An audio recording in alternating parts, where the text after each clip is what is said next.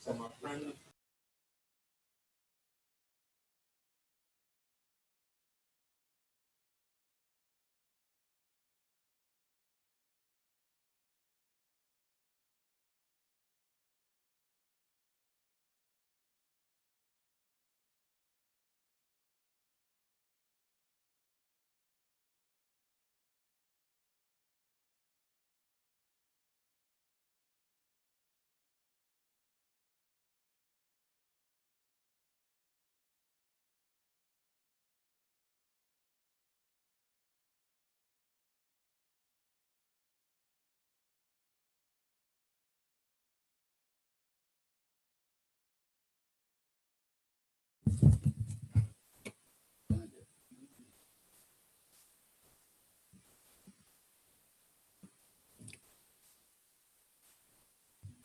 Oh, wait, and Mr. Cotton won't make it tonight either, so.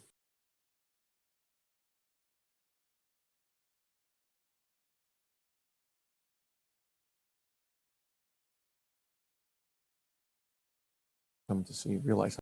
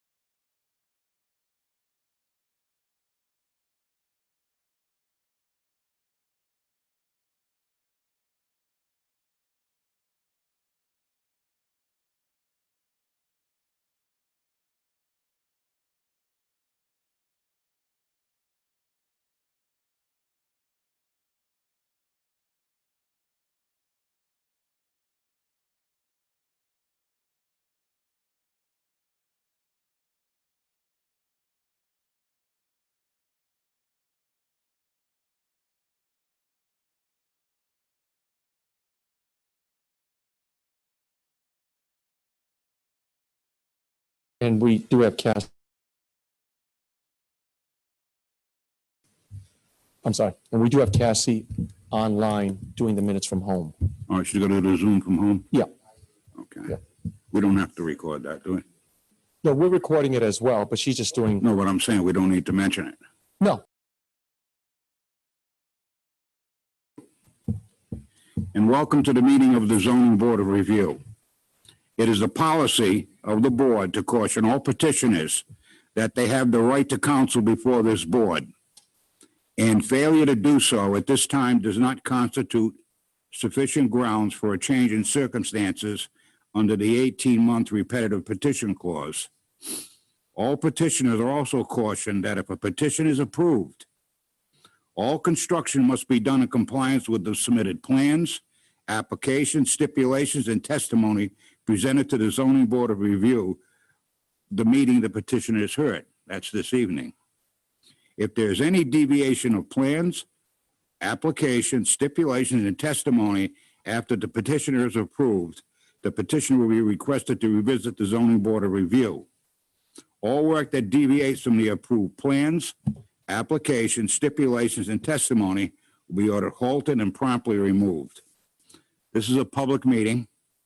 Comment from the public will be heard prior to any motion at the close of testimony by the petitioner and board members. Comment will be limited to the petition that is being heard. No testimony will be heard concerning any issues that do not appear on this meeting's docket. We have a curfew of 10:30. Basically, we're going to stop at 10:30 and continue, make a decision to either continue to finish the rest of the docket or set a future date to continue this docket. It's a non-smoking facility. If you want to smoke, you can go outside the building. And I'm going to ask your indulgence that after your petition is heard, if you have any discussions amongst yourselves or council, I would ask that you use the outer chamber where the elevators are and not the chamber here, immediately behind this auditorium, because it reverberates back here and either ourselves or a petitioner may misinterpret or not hear something that we should be hearing. I need to have you maintain, unless you're members of a family, you have to maintain the 6 feet distance. And I would request that your mask remain on, and that if you do come up to the podium, I may ask you to drop your mask and anyone around there, such as council, to back up at least 6 feet. All right, because it's a little difficult. I don't know for most folks, but for me to hear what's happening up here, okay, with these masks. Some people can speak well with them. Other people, because of the tone of their voice, it muffles it. So we don't want to miss what you're saying, and I don't want you to miss what we're saying up here. So with that, can I have the swearing in of the zoning officer, council? Council. I do. Seating of alternate members. Let's see. Only Mr. Cotton's missing. Huh? Mr. Cotton is missing tonight. Is he here? No, he's not. Not coming? Nope. Okay. All right, so we have 1, 2, 3, 4, 5. Who's missing? Okay, 1, 2, 3, 4, 5. So we're all here. Okay, there'll be no voting alternate member this evening or on the next case coming, as all 5 members are here. With that, approval of zoning board minutes. We have none. There was none this morning. Okay, zoning officer report. Nothing. Nothing. Correspondence and discussion. We have a request on the correspondence for a 6-month extension for Pace Development Corporation, 10 Trips Lane, by Attorney Christine Augustine. Yes, Mr. Chairman, this actually was pursued out of an abundance of caution. What happened was they had to pursue state approvals to do modifications inside this building. It's the opinion of council that did exercise the approval, but out of an abundance of caution, they didn't want to take a chance, and they're finishing up on that work before they go for the local permits. Okay, all right. With that, what are they looking for? So the most you can give is 6 months. 6 months? Okay, we'll do the full 6. Mr. Pasco, I'm going to need a motion to grant the extension for 6 months for 10 Trips Lane. Motion to grant the extension for 6 months for 10 Trips Lane. Okay, I have a motion on the floor by Mr. Pascoa to extend this, the extension for 6 months on 10 Trips Lane. Do I have a second? Second. A second by Mr. Bopalant for the record. All in favor? Aye. Anybody against? The ayes have it, so be it. Under staff reports, Planning Department Staff Report, October 30th, 2020. That's public record. Zoning Complaint List 2020 as submitted. Does any members have concerns with that? Hearing none. Yeah, one question. Yes, Crown Avenue. Crown Avenue, yes. where do we stand with that? That's the one with the sheds. Yes, so the individual who engaged in the activity has since passed away. And we're working with his widow on trying to resolve the issues. Thank you. But I think the one maybe your references are separate. There's a separate Crown Avenue one too on the list I'm talking about the one with all the sheds, yeah. with the sheds and the addition on the side. Yeah, the deck, yeah. Just the one with all the sheds and everything else? I think, well, that one's in prosecution. I think the one that's probably on the list is the new one on Crown Avenue that we're dealing with right now, where they put up some improvements. There's too much coverage and they got to go to the zoning board for relief.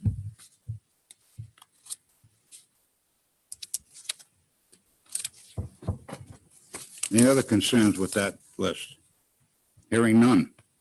Okay, we're going to move into agenda items. Continued matters would be Francis J. Souza, 6 Park Square. Yeah, yes, Mr. Chairman, members of the board. The individual actually purchased another property and he sold his shed. And as has been relayed to me, the shed has since been moved to an alternate property. They pulled their proper permits and actually that was placed on that property in accordance with all the zoning regulations. So we can now dismiss this without prejudice.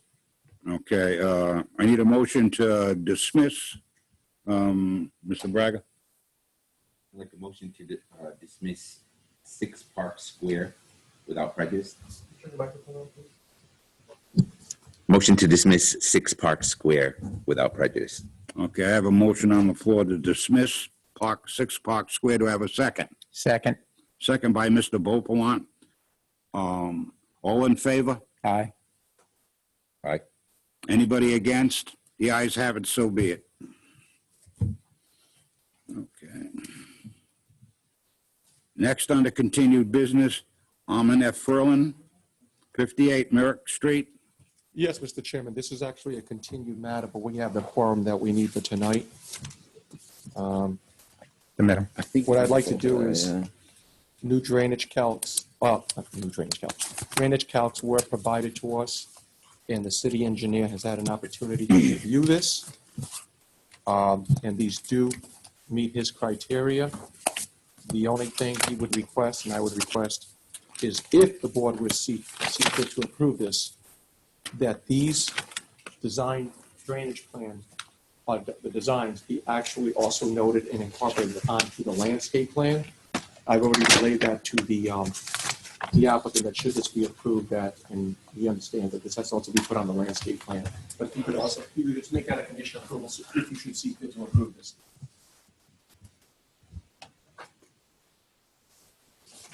Thank you.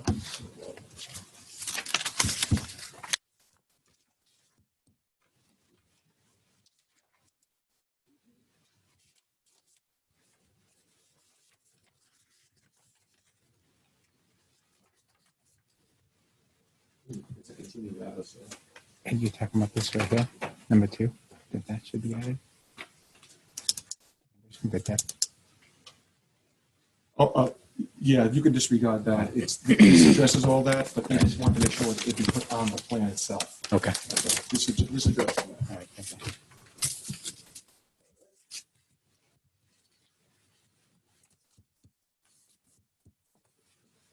Counselor.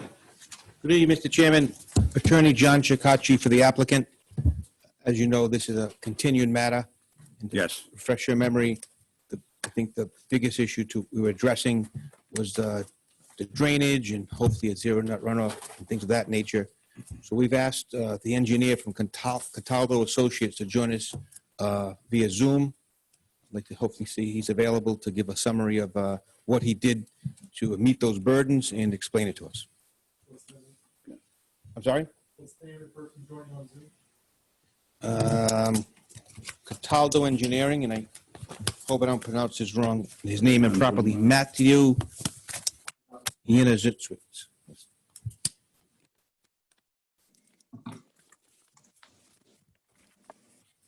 Sure as he Yanuskewicz, actually. Can anybody hear me? Yes, thank you.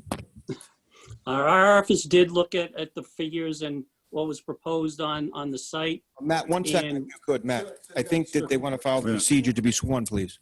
Okay. Sir, if you could just repeat your name for the record. Matt Yanuskewicz. Do you want me to spell it? Yes. Please. Yanuskiewi, C as in cat, Z as in zebra. Yes, Matt, so if you could Sir, if you could raise your right hand and do you swear to tell the whole truth and nothing but the truth, so help you God? I do. Thank you. Okay, so Matt, if we could start again, if you could tell your involvement with this project and how you came to the conclusions for the plans that were submitted, that would be helpful. Sure. Fred came to us looking for just confirmation on whether the dry wells and the trench drain would be sufficient. We looked at those numbers. They worked. Then we went even deeper into it to look at peak flows for the coming off the site. And we did analysis for all the storm events that we usually use for DEM, including and up to the 100-year storm event. And all those figures show that there's no increase in runoff as it's currently designed and shown. And to be specific, previously the abutters had some concerns. Will there be a zero net runoff towards the abutters and have no negative effect on them from a drainage point of view? Absolutely, up to and including the 100-year storm event. For every storm event, there is no increase in runoff. Thank you. So, Mr. Chairman, obviously we'll keep them available, but that's what we wanted to come to a conclusion with.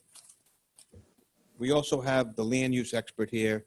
If you're done with this witness, we'd like to keep him here.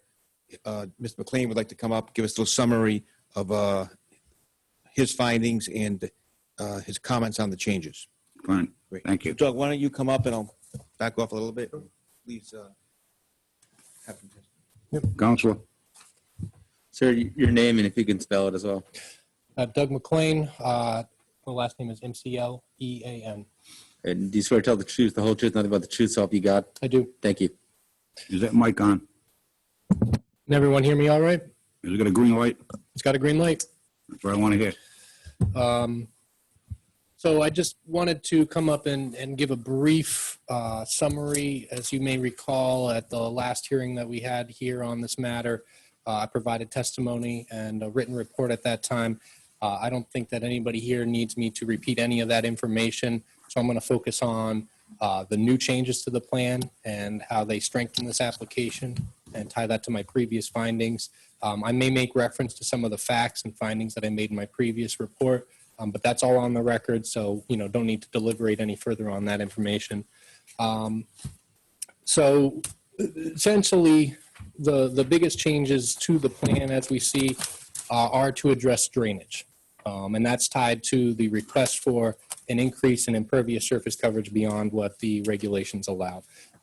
That includes 2 dry well installations, and those 2 dry well installations are, whereas the staff had requested 1, we are providing twice that many.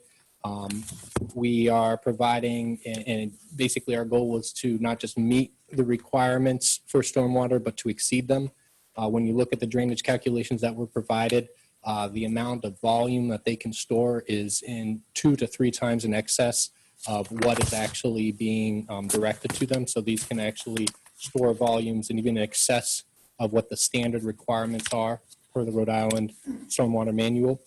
I would note that there's also a change to the treatment around the property edge particularly the rear property and basically the edge of the property that's nearest to any of the pavers. Those changes are to allow for a drainage trench, a drain that runs through these dry wells, as well as a berm on the other side of that drain to ensure that even in extreme storm events, there would not be runoff from this impervious area of these pavers to the abutting properties, and that everything would be captured and infiltrated on the site. I would note other minor changes to the plan. They've removed a hot tub that was previously shown on the plan. That's no longer there. The area underneath the hot tub would be more pervious, so that is increasing the pervious ability of this plan. We had the city engineer, upon our request to make a site visit that was made this afternoon. I'd like to relay some of the discussion that we had and some of his statements that he made during that site visit. We thought that this, as a technical issue, it was important to make sure that the city staff was completely comfortable with what we were doing here and what we were proposing. So essentially, the engineer did comment that what we are proposing is an over-design, that the calculations show what we're trying to achieve, and what is there in terms of a capacity of storage. It is an over-design, and he acknowledged as such. I think we are, again, trying to exceed the expectations. I asked him if he had any concerns about drainage on this property. He said he had no concerns at all. That's a relation to our changes to the plan, and also a denotation to, you'll find in that engineer's report, listing the soil types that are on the site. That's new information to you as well. Those are all fast draining soils. This is a site that naturally drains very well. So he again reiterated, yes, these are fast draining soils. This is a site that naturally would not have heavy drainage concerns, but we are designing it in preparation for any increased storm events, any increased stormwater volumes. Another statement that the engineer made, and I would pause here to note, this was something that I discussed a bit in my first report. The pavers that are being installed here are not truly impervious pavers.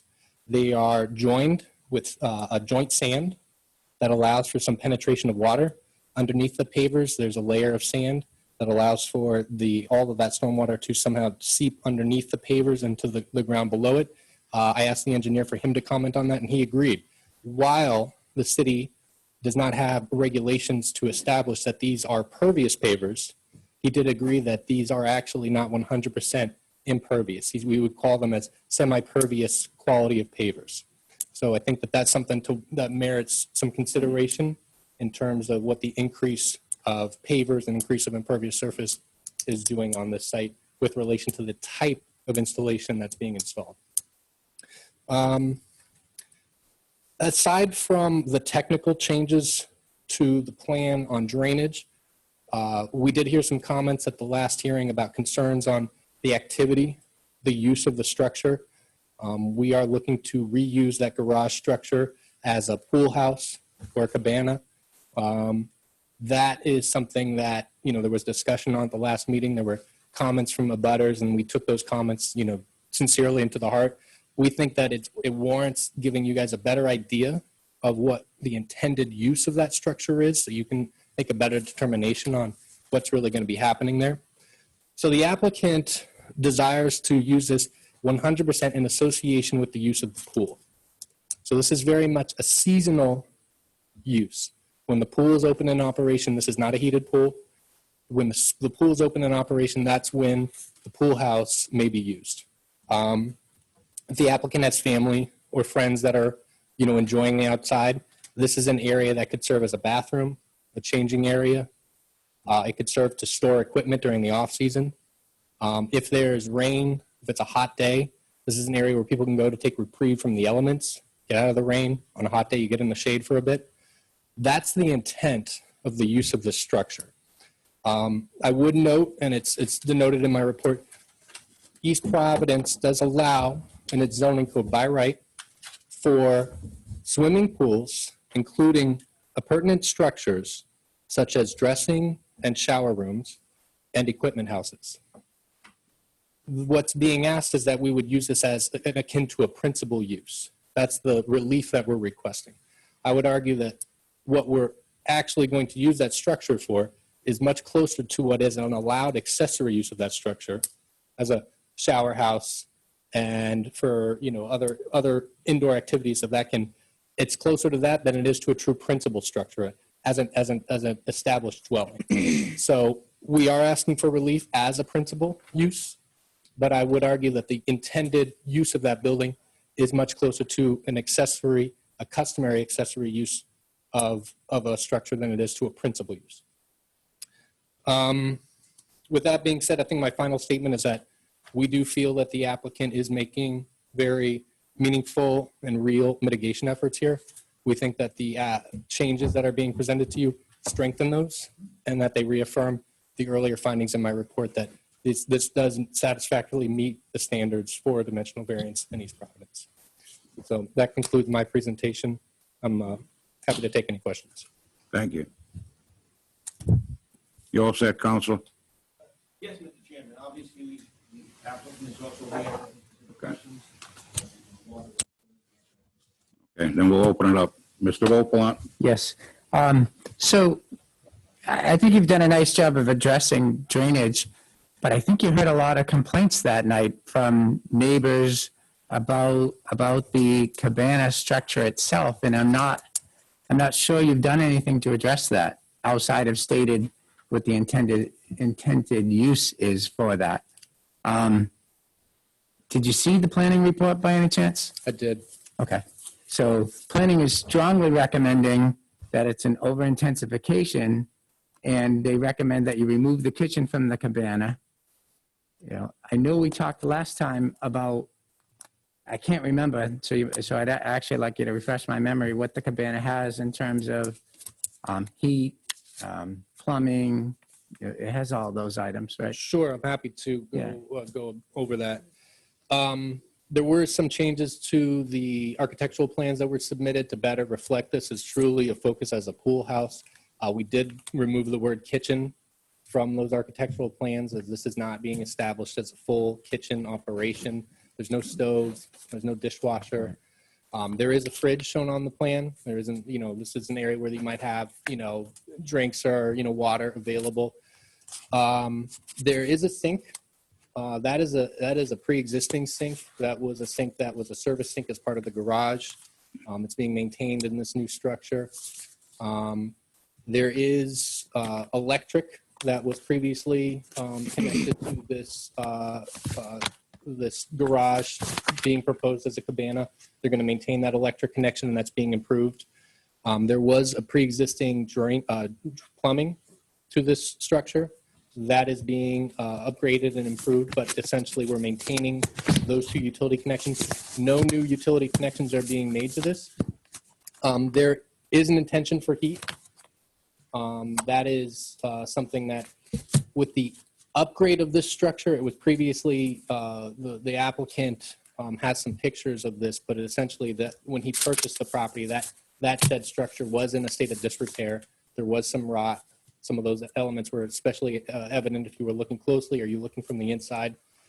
The upgrade to that structure is going to be significant. This is going to include sort of more modern building standards, plaster, and with that, we think heating throughout the season, at least to keep it above that 55 degrees, is important to make sure that the structure actually has integrity and lasts, as well as making sure that there's no issues with the plumbing connections there as well. So I don't know if that answers all of the questions you had. If there's any part of that, you can ask me to get you out. In terms of the planning report of a intensification of the use, it certainly is being applied as a principal use. But I hope my discussion of what the intended applicant's activities there gives you some better understanding of what we're looking to do, which is it is a seasonal use. It would be something that would only be used when the pool is in operation. So there's no kitchen in the cabana, just a refrigerator. Correct. Okay. All right. I mean, I do have some concerns about the heat because I do worry that the next person that comes around, after Mr. Furlan leaves the property, turns it into a second apartment or something like that, which we really don't want to happen. But I'll listen to what the other folks. So, and I can just make a quick comment on that. And I have asked our your city building official about that question in particular. If there was a future, occupant of this home who did seek to use it as an accessory dwelling unit, what's being granted tonight does not actually allow for an additional unit in and of itself. I understand that enforcement is always a challenge, but if there was ever someone that witnessed someone living out of that unit full time and was able to make those determinations, the city could be called, and in response to a request for enforcement, there certainly would be scrutiny of that issue. But what's being proposed and what would be granted if the ZBR saw fit would not allow for an actual independent dwelling unit. It would only allow for it to be considered as livable space. Thank you. And if I may add, we're more than happy. If I may add to that, we're more than happy to put a condition into any potential approval that there can be no use in the winter months, and that can be recorded in the land evidence records as enforcement. I have no further questions right now, Mr. Chairman. You all set, Mr. Wilpont? Yes. Mr. Pascal? I'm all set, Chair. Mr. Croak? Yeah, I'd like to get back to the heat first. Most bathhouses, they don't have heat. Why is this one being heated? Again, I think Before you answer the Go for it. question, don't tell me you can't put antifreeze in the sink or the toilet, which can be done. You can shut the water off and drain it back, which can be done. So what would the reason be to heat the bathhouse in the winter? It's a good question. I asked that question of the applicant myself in between the last meeting and this one, and essentially it comes down to the building standards. The quality of the build is going to be very different than what was previously there as a garage. This is going to be built with insulation, with plaster, with elements that may see deterioration over time if it wasn't maintained to at least a certain degree of heat, at least a 55 degree of heat. So I think that is one of the principal reasons. He wants this improvement, which is being built to a livable improvement by code as required, to last and not see that kind of wear and tear that exists when you go below freezing temperatures. Where do you intend to get the heat from? The heat would be electric heat, so it's coming through the electric connection that exists. Okay. I am concerned about the coverage, especially when you put the driveway in. The other question that come up in the planning board report, I believe, you have a fireplace or a cooking area next to the neighbor's house on Merrick Road.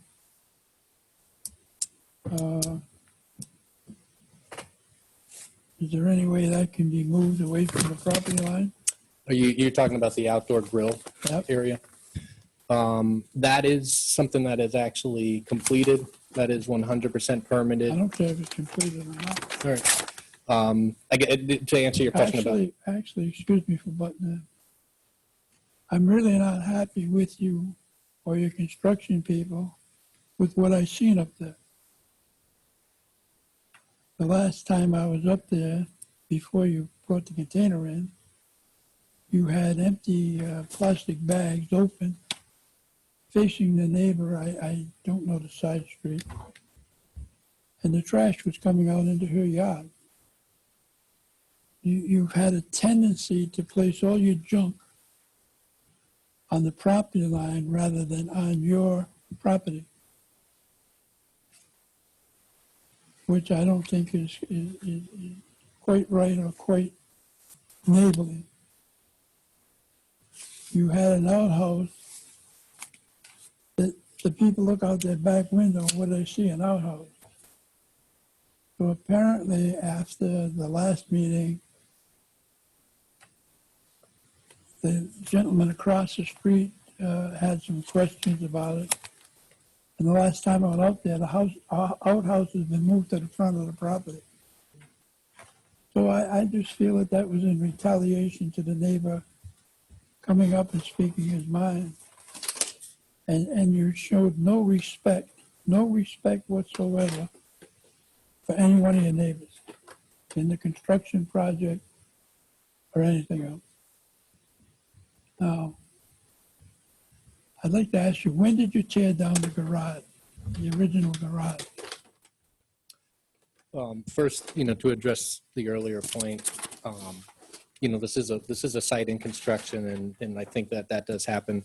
But on behalf of the client, I apologize to any of the neighbors that feel as though that there was a disrespect to them due to the siding of the porta potty or the materials. This is a site that is in construction, and they are looking to wrap up the construction. But clearly, they're waiting for this board to have a review before they can move forward with that. But to answer your question, you first had asked about the grill. That is an improvement that has been permitted in its final inspection, so that is allowed by right. I understand you're curious about the safety issues there. That is something that is 100% meets fire code, has been reviewed from that standpoint, and is considered safe at that location to have a grill that is fed by a gas line at that location. And remind me, the last question you had, remind me of that, please. When was the garage torn down? Within the last calendar year. I don't have the specific date in hand. Fred, do you? I need to have him sworn in. Yeah, the applicant or the client, the property owner could speak to that specifically if you want him sworn in terms of the specific date, but it was within the last calendar year, I believe. No, prior to that? Sir, I need to have you up here sworn in so the stenographer can record.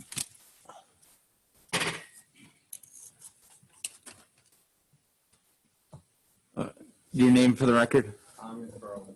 And do you swear to tell the truth, the whole truth, and nothing but the truth to help you God? Thank you. Okay, what was the question? Mr. The grill? When did you tear down the garage? When we get the permit to rebuild it. When we received the permit to rebuild it. And how soon after that did you build the bathhouse? The pool house, Yeah, a few weeks later. thank you.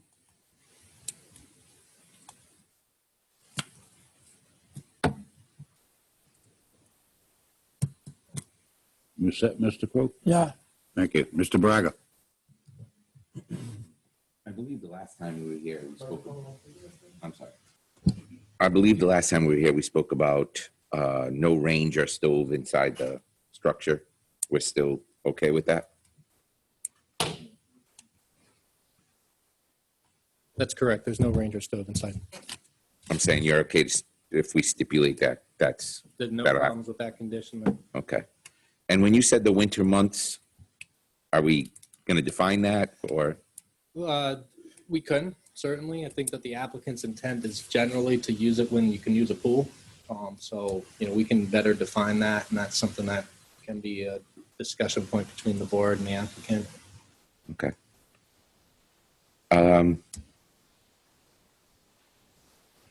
And just to be clear, there's no gas, right? There's no gas in the. No gas inside the structure. As the other member here pointed out, there is a permitted gas line to the outdoor grill area. Okay. But there's no gas to the proposed pool house at all. Only existing utilities were maintained for that pool house. No new utilities. So the heating of the water, is that coming from the house or so somebody takes a shower? Yep.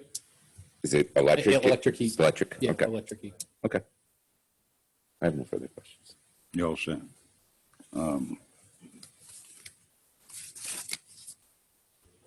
Matt? No questions, sir. No. Okay. Quick question. The height of the cabana and the height of the original garage are the same? Yes, sir, they are identical. Per code, the structure had to be built to the exact specifications of the previous. As a grandfathered non-conforming pre-existing, it could only be built in that location with that condition. And the building department did maintain that through their reviews and inspections of the structure to ensure that it was built to those same specifications exactly. Okay. All right, and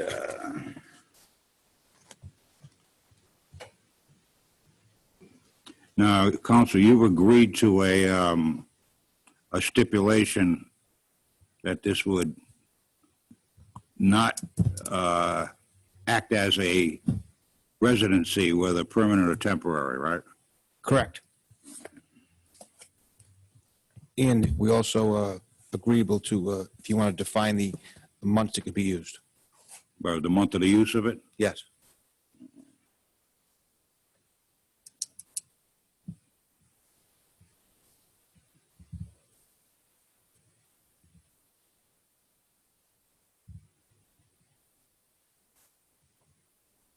No, those were my concerns, I'm looking for that stipulation that if in the future the property's sold, we have something for our solicitors to hang their hat on too, okay? For an argument, so that's why I wanted that in there.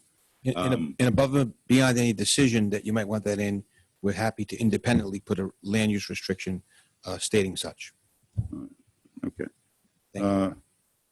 I'm all set. Any other questions from members of this board or concerns? Mr. Chairman, Yes, please. is somebody going to recommend those months that are? If somebody requests it from this board, I don't have a concern with it.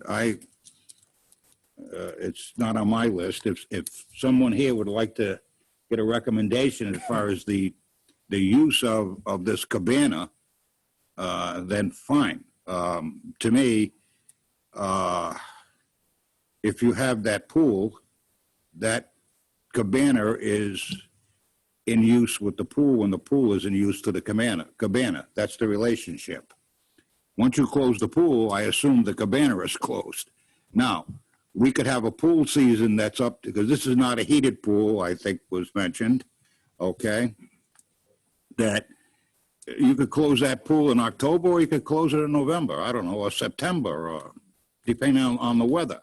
You could open it up in April and maybe you have to wait till May. I don't know. It's very cyclical to me. Now, if it was a heated pool, then maybe we'd question it a little bit, okay? On a personal basis, no. I don't know what everybody else here is thinking. To me, it's not an issue, Matt. All right, so. Mr. Chairman. I think the applicant is considering heating, is that correct, Fred? What was that? The applicant is considering making it a heated pool.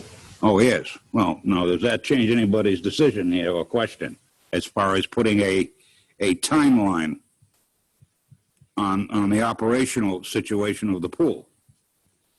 From Memorial Day to Labor Day. From Memorial Day to Veterans Day. The only reason, excuse me. Yeah, just, The only reason to heat it is because of Rhode Island weather. You never know. Yeah. It could be May and we get 30-degree weather, or it could be 80. So sometimes you like to get a jump on it at the beginning of the season to get the heat up a little so you can use it in May or June. Yeah, or early season too. Right. Yeah, so I mean, no, I know I don't want to say it's the normal practice around here, but it's the assumed practice around here. Most people open their pools on Memorial Day, all right, and by Halloween they're done, Typically. Like, that's kind of the typical, but again, I don't know what a heated pool, say so. Right, because last never week had we that had luxury. snow, and this week we're going to have 70-degree weather. It's crazy. Yeah, so if someone would like to, Mr. I don't have a Ferland, concern what would you for it, Mr. propose? Beauplan. I mean, I'm okay with up to Veterans Day. What would you propose to? That would be fine. All right. Are we saying Memorial Day to Veterans Day? What's Memorial Day? It's Huh? May? May. Yeah, that's the End end of of May. Yeah. No, Well, like let's a say May. little 1st. earlier. I'm okay with May 1st. May 1st. Yeah, May 1st would probably be fine. May I say something? Yeah, please. How about to make things really easy? Close November 1st to April 30th. Open be May 1st to October 31st. That's fine. All right. Okay, So so. November 30th and April, November 1st? 1st to April 30th closed, that's fine. May 1st to October 31st open. That's fine. Mr. Ferlin, I'm going to include the stipulation, provided other people support it, of course, to not be used as a residency. Oh, it absolutely will never be used as a resident. What's that? I'm sorry. That it will not be used as a residency. That it will not be used as a residency. Oh, no. It will never No, be I used. think we, yeah, I think I asked that, either a temporary residency or a permanent residency. Temporary means you Okay. can stay here for a week instead of being in a hotel. Okay, that's what I'm concerned about. Not on this gentleman, but it could be the next people who own that property, you know? So what I'm saying is I'm requesting that stipulation that that cabana cannot be used as a temporary or permanent residence. That means overnight or a 3-year lease. I think if you just say no overnight stays in the structure, you kind of. However, all-encompassing the right verbiage there. we want to put it, that's fine. As long as the stipulation is agreed upon by both parties, us and you. We're okay with that. All right. All right, Mr. Beaupont? Is the meeting closed to comments from the neighbors and everybody else? Yeah, I want to know if we're done. No, I'm all set. Everybody set here? Okay. I can find the paper. With that, is there anyone in the audience wishing to speak in favor of this petition? Would you please come forward? Hearing, seeing none. Is there anyone in the audience wishing to speak against this petition? Could you please come forward?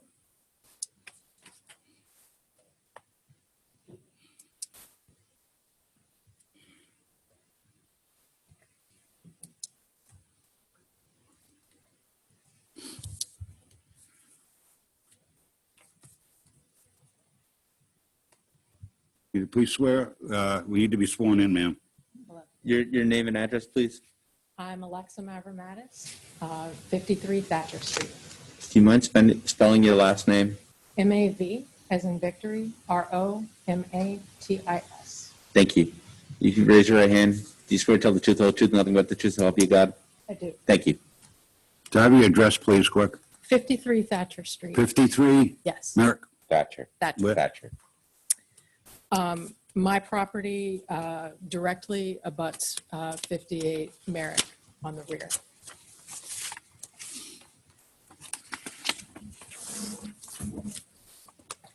I can actually address your timeline question about the cabana.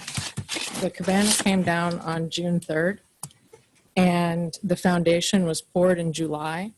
The frame actually went up the night before the September zoning meeting. So, Thank you.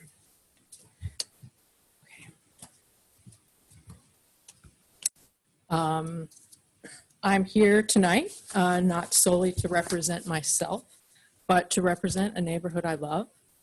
My understanding is that the zoning board is charged with objectively considering the cases before them, taking into consideration laws designed to protect neighborhoods, properties, and property owners, and to protect the aforementioned from unreasonable requests. At the zoning meeting on September 2nd, the petitioner submitted into exhibit 21 letters of support. I requested the letters from the zoning officer because I was confused about who could have written them. The neighbors I'd spoken with were all opposed to the petition. Upon review, only 20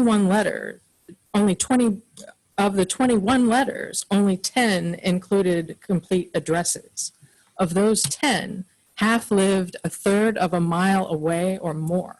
One person lived a mile away.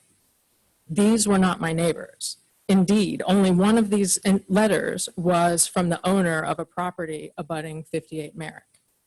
I'd like to submit into exhibit a map I created for you. I have copies of it here. Who should I give them to? I'll make a motion to accept the, an You have a second? opposition. Second. All in favor? Aye. Anybody against? The ayes have it. We'll call this Exhibit A.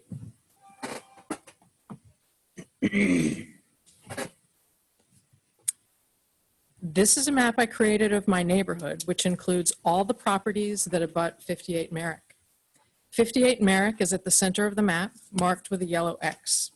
The 16 properties shaded in red are owned by neighbors opposed to the zoning variances proposed for 58 Merrick. This opposition is outlined in a letter that I would like to read into the record.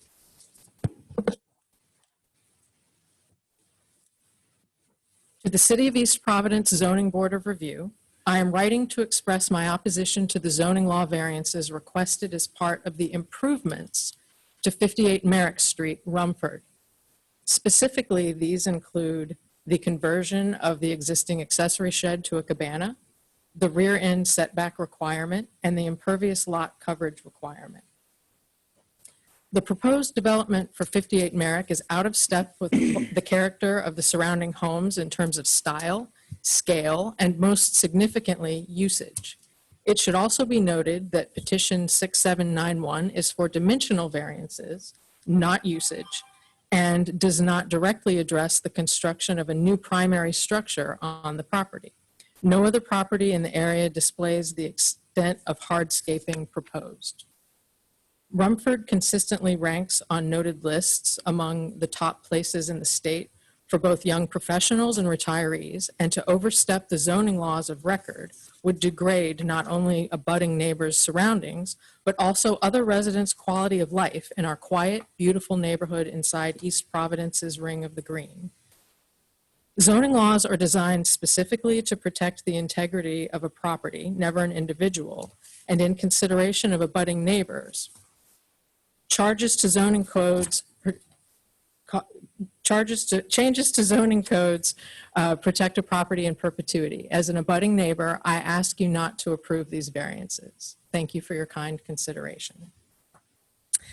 I have and would like to enter into exhibit a packet of letters from my neighbors opposing petition 6791 for each member of the zoning board. Included with the letters is a full list of the letters' signatories, organized by address. I'll make a motion to accept the Exhibit B from the opponent. Second. I have a second. All in favor? Aye. Anybody against? The ayes have it. So be it.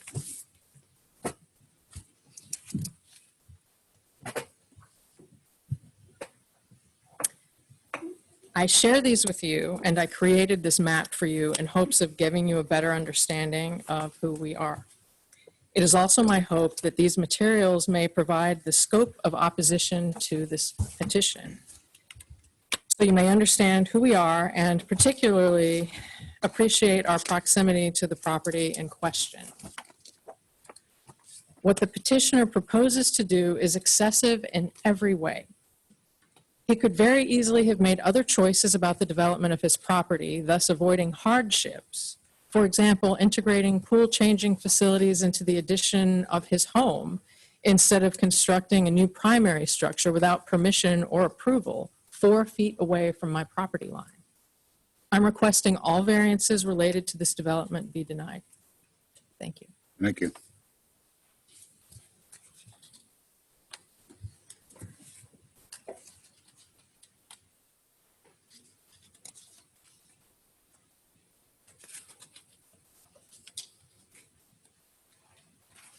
You got one in the back of the room. Hmm? Come up, please.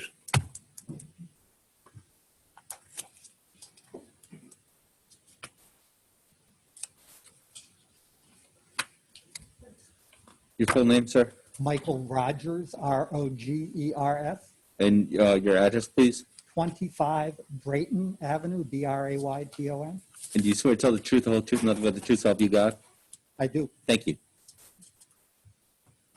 Hello, Mr. Chairman, members of the board. I'd like to start by thanking you for your commitment to the people of East Providence. Through this process, I've become aware of the incredible hours you put in, including the late nights, so I want to acknowledge that. I also want to thank you personally for acknowledging the trash and other issues in our neighborhood. I realize those are not zoning issues, but it is much appreciated that you've recognized those. I acknowledge the apology of Mr. McLean, a very nice young man whose in-laws I've known for decades. I note we've heard nothing from the applicant in terms of an apology. My wife, kids, and I live at 25 Brayton Avenue, overlooking the 58 Merrick property. We've been in that home since we bought it from relatives in 1994. Our family has been in this neighborhood since the 1950s. I realize in East Providence, some people go back 200 years. I've only been before the board once before. In 2004, after 10 years living in the neighborhood, my wife and I were looking to make some changes at our home. We learned we need a zoning variance. We knew we didn't want to do anything the neighbors wouldn't like, so we went to all those abutters on the list to ask if they were okay. I came before the board with letters from 6 of the closest abutters in support of the variance. There was no opposition. We wouldn't have come here if we didn't have that support. Tonight, it's a very different situation. The abutters have come out in force in the middle of a pandemic to oppose the variance. As I look at the request, I'm particularly focused on the conversion of an accessory shed to a cabana and the request to exceed maximum impervious lot coverage. These changes will materially impact the quality of life for those of us in the neighborhood. The shed and garage were used intermittently, while a cabana will see regular usage and generate much more noise. It's quite a structure. You've seen the pictures. On the coverage issue, the ask is to cover 59% versus the maximum 45%. That's not a near miss. It's a major increase. Approval means less green in our neighborhood, more runoff onto the street or abutting property, etc. All the things we try to avoid by keeping people from paving over their backyards. One of the reasons that the proposed project goes over the maximum is the applicant has previously greatly expanded the footprint of his house. He was within his rights to do so, as zoning allowed it, but to then seek further coverage is inappropriate. I understand that the applicant has pleaded hardship. As I think of that, I'm reminded of the Abe Lincoln story of the man who killed his parents, then asked the judge for mercy because he was an orphan. The applicant has created this problem, and now he requests relief. I believe the applicant is a sophisticated real estate developer. He's owned the property for over 3 years, has not yet moved in, and you could argue that he has deliberately incrementalized the project in a subterfuge to get around the intent of the rules. I see that here tonight as they talk about the intent of his usage. And as Mr. McLean talks about our ability to call the police if there's a violation. We don't want to do that in our neighborhood. I support the rights of property owners to make changes in conformance with zoning. We all have the right to improve our property. What I don't support are variances that will materially and negatively impact the quality of life in our neighborhood. I request you deny this variance and allow the applicant to submit a plan that conforms to zoning and our neighborhood. I thank you for your consideration. Thank you. Thank you.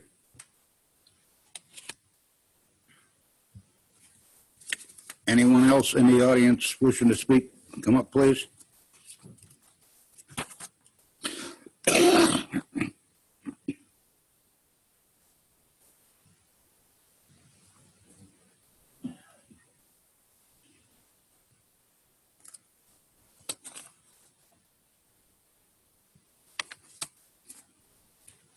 Sir, your full name, please. First name's Nicolau Pereira. Nicolau, first name. Last name's Nicoulau. Last name's Pereira, Pereira. Your address? 57 Thatcher Street. You can raise your right hand. Do you swear to tell the truth, the whole truth, and nothing but the truth, so help you God? Thank you. Good evening. I'd like to submit some photos. I have 8 sets here. One council member. I'll make a motion to accept Exhibit C, opponent Exhibit C. Second. All in favor? Aye. What are you against? The ayes have it, so be it.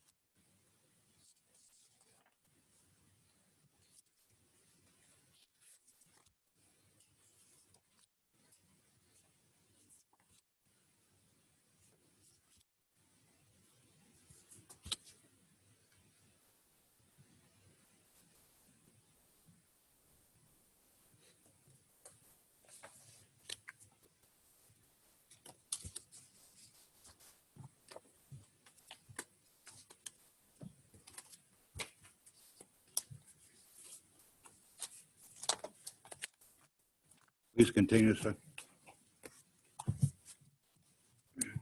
Okay, the reasons that we have zoning laws is to protect the budding neighbors, neighborhoods in our community.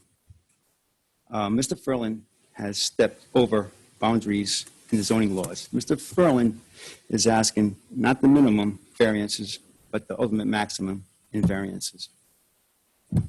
Mr. Ferlin did not rebuild an existing garage. He has already pre-built the cabana way before the September 2nd, 2020. So on July 8th, I was home that day, and as you can see in photos 1 through 5, some activity started happening in the backyard. I called Mr. Pimentel that afternoon to find out what was going on, and he didn't have much of an idea what was going on.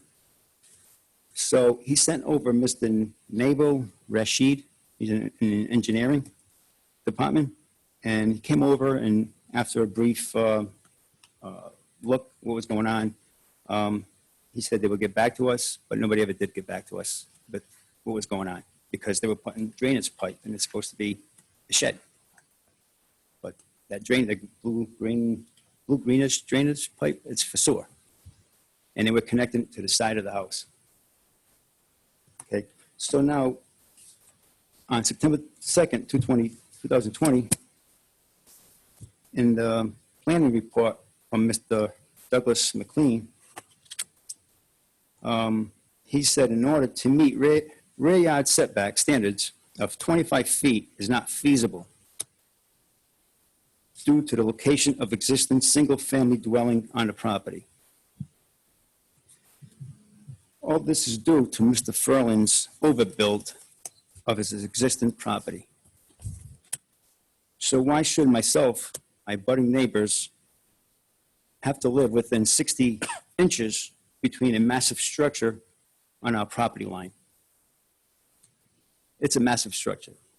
You would have to be in my backyard or my neighbor's 53 Thatcher Street to actually see the structure. There's pictures of the existing garage. I understand the last meeting we had, the zoning codes have changed. But that's a massive structure. And it's only 60 inches from my fence.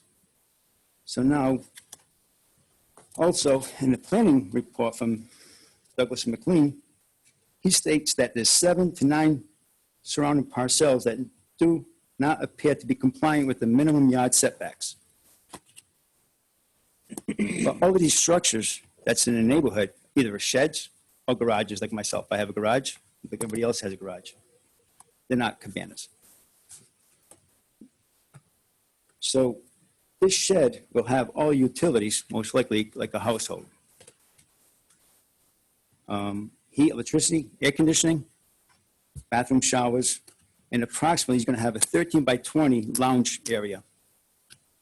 About half of that cabana is going to be a lounge area. It's wide open. There's nothing there. So this pool house becomes a 4-season structure, which I know we had gone over that earlier.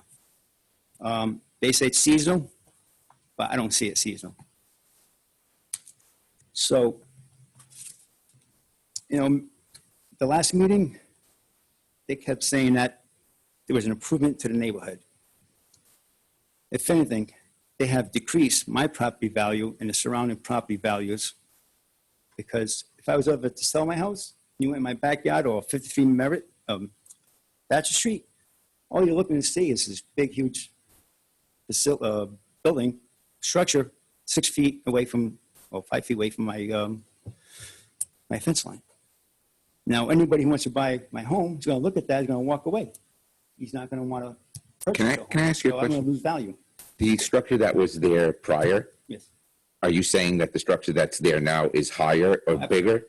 No, not bigger. It's 20 by 20. Well, I haven't measured, but okay, I believe it's 20 by 20. The height on it, its towers at least 3 or 4 more feet higher than originally. So we have testimony in front of us today by Mr. McLean that the height, or did I misunderstand? No. that the height is the same as it No, was. it's not. You look, there's a picture there, one of the last pictures, which is number, existing garage, picture number 13.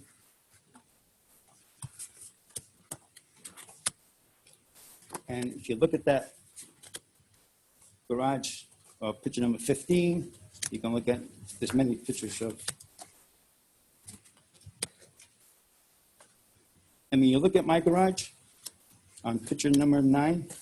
I mean, I know I'm taking a picture from overhead. So, but so the in peak is picture, so much higher. in picture number 15, that's the new cabana, correct? 15. Yes, that's a new cabana. 15. And in yeah, 13, that's the old structure. But it's taken from a completely different angle. Right, but it's. And honestly, it's the same shape roof. I can't tell that that's, I don't know. I don't know that it is or isn't, but Okay, now, There's the if you fence. look at picture number 8, that clearly shows you my garage and his cabana.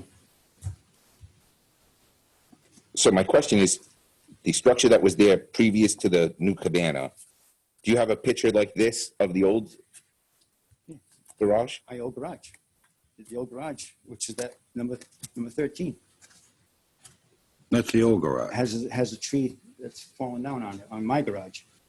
Part of the tree that fell off.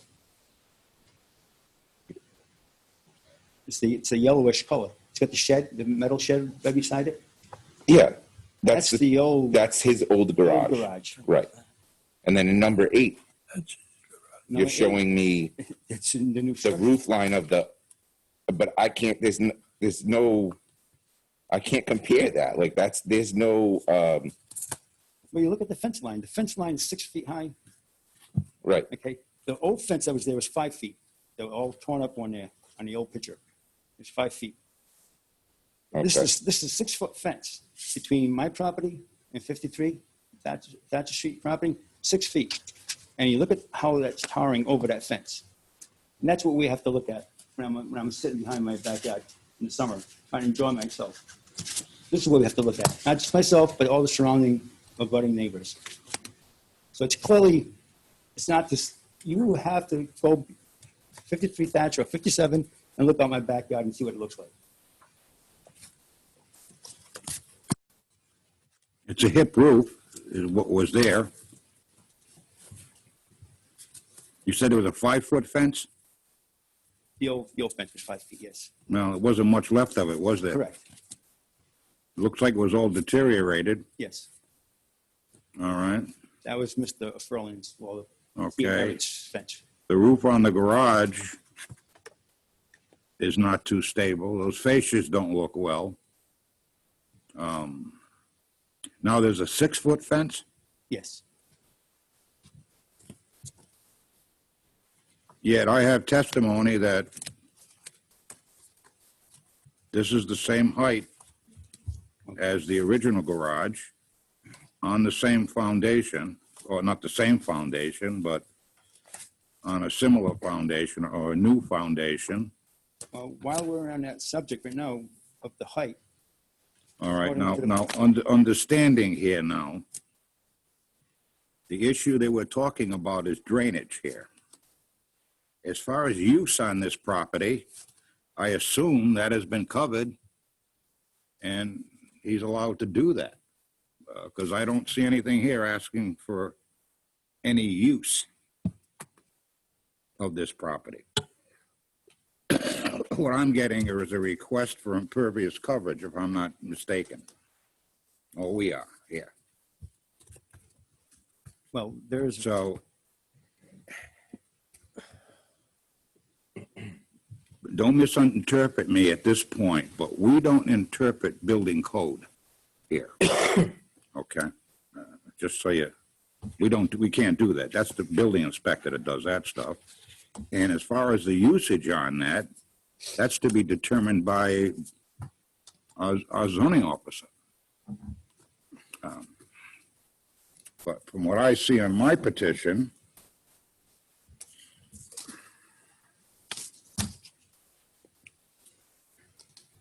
There is no use variance, right? no, I don't see one. Did I miss it?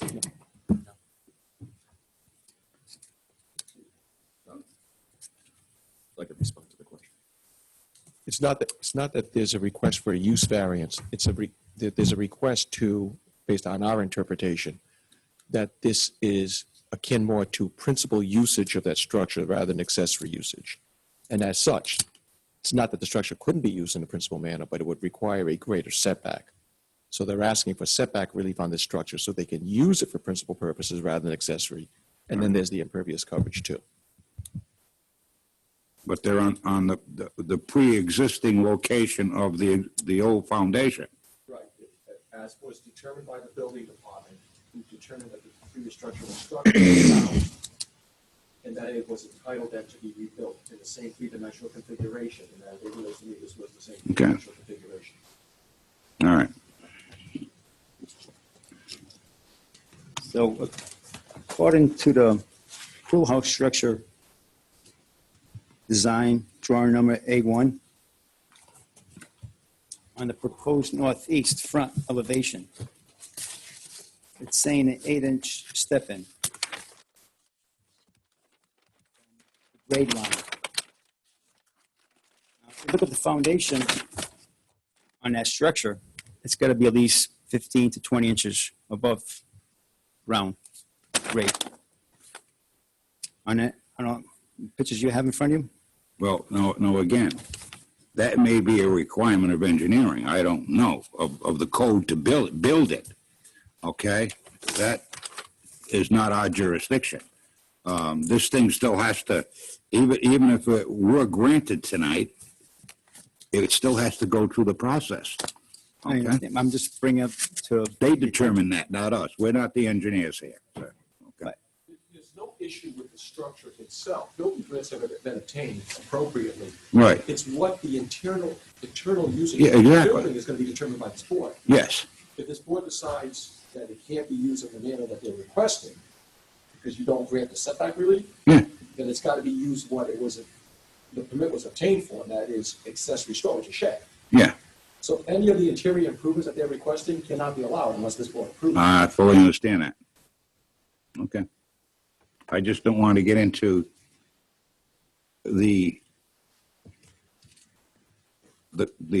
code of what's being done there. That's not my There's purview. no issue with the structure, the shell of the structure. No. That was improperly obtained. Yeah, that's what I'm saying. I just want to make sure I want to bring it back to the point we're here for, is what I'm doing. Okay. So this 8-inch step-in, there's nothing to be conducted here then? What do you mean, as So- far as us changing that foundation? Or changing the Well, it's not requirements by of that what- foundation? That's not what's on here, recorded on this plan. Well, that's his submittal. That's his plan. That's his plan, right, but it says here, it's 8-inch step-in from the grade. From the grade? That's what it says here. Floor line grade, 8-inch step-in. That's not we're just determining what's happening with the building and the drainage. That's it. That's all we're dealing with today. That there should be up to the building inspector, or I would think in the grade part of it, the engineering group. It has to meet their So- requirements. If he doesn't meet their requirements, then he has an issue. So our last meeting we had in September, we didn't get much of a chance to come up and speak as neighbors, abutting neighbors. The We last didn't- meeting? We didn't allow that? No, you did, but we had quite a few abutting neighbors here and Yeah. they didn't get the chance to come up and speak Why? because the meeting was cut short and you It had was to go continued. Well, because we were continued. Be continued. Well, So they these are have things a that right we- for that continuance. Right, but this was things that we wanted to bring up back in September. We didn't get a chance. I didn't get a chance. Okay. So, again, that's got to be reviewed by engineering. That has to conform to them. Can I just offer some We- clarity? We can't determine their regulations. I do have an associate in civil engineering, but I don't sit in this position as that. Mhm. Okay? I don't have the authority. Well, because there's other And concerns. neither does anybody on this board. Landscaping. But, John, you had something? No, I'm not, I don't know. The structure is going to that structure that's built is built to the code of the city in replacement of a structure that was already there. So there's nothing that's going to happen here today where that structure doesn't exist. It was legally put up. It was determined by the city that it needed to come down, and it was rebuilt to code to today's standards. So the structure itself is staying. It's like what Mr. Pimentel said. We're just here to. For the usage, I understand. Well, it's not, because we have, when we're here, we do have use variances, and that's not what we have in front of us. What we have, which is what the chairman was explaining, what we have is a dimensional variance in front of us, which is basically this property is coming up to, and cannot, or with the way he used the property, he wants 59% coverage, right? But he's mitigating that with a drainage plan and dry wells and that type of stuff. For me, I'm one vote, I'm sitting here, I'm looking at this and saying, with the things that they've agreed to, the stipulations that they've agreed to, I think as a board, with what we're charged in doing, if this was to be approved and these stipulations existed, hypothetically, I think we've done all we can do to mitigate we could say, no, that structure is going to stay there. He won't have a big pool, but I don't think that's right either. I think, we all have a right to use our land as we please, as long as it's not impacting the neighborhood. And I think planning agrees with me, and I don't believe that it will impact the neighborhood. I don't. Well, I mean, he has overbuilt in his property. When you say overbuilt, what do you mean by that? Between his house and I'm not He saying. never came in front of zoning for his house. I know. So he's not beyond the law, which is what we're dealing with. He's not beyond zoning regulations. Exactly. Yes. So to say that he overbuilt his house, maybe, I think that's just subjective. That's not objective, because if it was objective, he would have built his house outside his building envelope, and he would have been in front of us saying, I need this relief. But that didn't happen. So he's well within his rights. Okay. So then all my concerns I have here with the landscaping and the trees that he's going to put around the surrounding, the border of his property. You can speak to them. Yeah, sure. Well, I wish not to. Existing trees, existing landscaping? Excuse me? Existing? No. What he's proposed to proposed. landscaping. Yeah, again, that's going to be done when he comes in for those permits, or to get that corrected by our development. Mr. Chairman. So I imagine he has the permits already. You can address it. You can. There's there's a few things there. I'm concerned, and my abutting neighbors are concerned, because,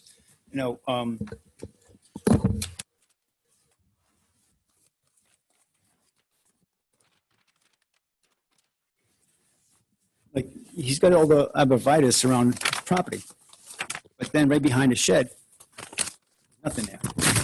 I understand. I read the report why there's nothing there.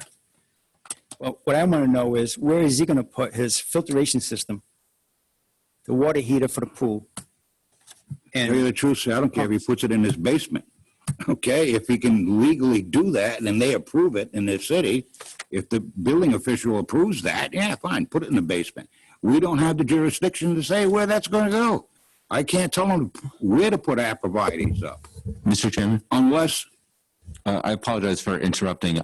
I was hoping to provide the most narrow sort of description of what's really in front of us. Yeah. And it's whether or not there will be a toilet in the shed, and whether or not he will be able to maintain the amount of pavement that he's seeking. Anything other than the toilet or pavement, he's doing by right, and this board does not have the authority to change any of those things. Thank you, Counselor. There it is. Mm-hmm. Okay.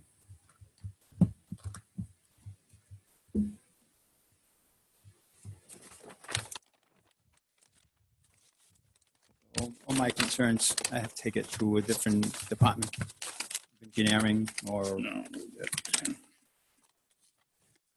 Correct. With these concerns I have with the landscaping, who would I contact? These, I guess they have a landscaping plan. That would be, All of this is being done by right. The city doesn't have any oversight over things that are being done by right. Unless he's putting equipment there, which it would have. The only way I could do that is if he was abutting a commercial zone, then I'm required to have a buffer. But that's not commercial. Yes. If he's granted the impervious coverage, you need a permit for the pool, you need a permit for mechanical permit for the equipment. Yeah. But the ability for me to tell him he can't put a pool in there, I can't tell him that. No. I cannot. He's entitled to this stuff. We haven't gotten that far in this society yet. We're close. but- It's just that Sorry, sir. we were handed all the plans of his layout of what he wants to do, and there's some certain things that were not there. You know, same thing with, he's got all these air conditioners on one side of the house, 2 feet away from the property line of the neighbor's property. You know, that's what Tell I'm the truth, concerned. I wouldn't put arborvitae's or nothing behind that garage either because it's gonna pull the foundation up and push the fence down. Yeah, my fence. Yeah, exactly. My fence. That's why he probably stayed off of that. Okay, I'm just getting logical this- here, this but that's fence- not my business. Yeah, I know, but this fence all the way but, around the property, on the back end of the property. Yeah, if you can continue, you know, but So I but guess, back to what Mr. Braga said.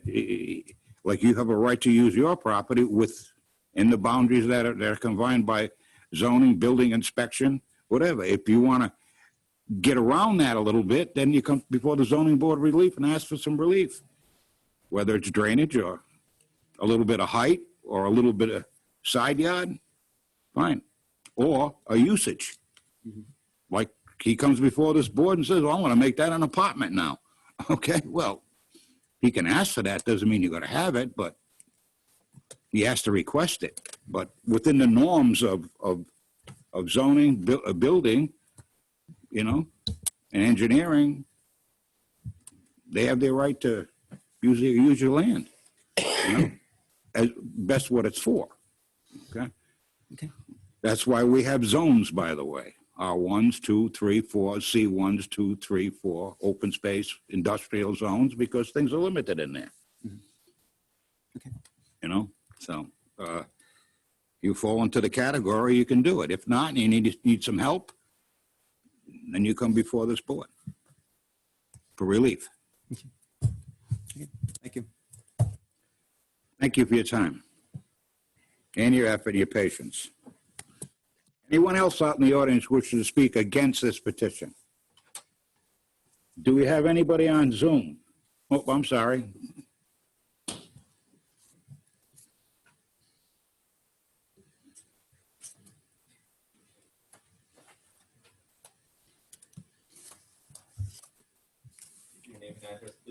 Carolyn Beaudry, Beaudry, 45 Thatcher Street.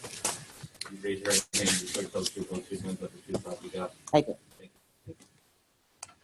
Gentlemen, thank you for your time. I don't have anything prepared, and I'll be brief. And I don't think I can offer more than what my neighbors have already shared, but I would, however, like to echo just a few points. There have been consistent mention at this meeting and at our previous meeting about the style and character of a neighborhood as a consideration in your decision-making.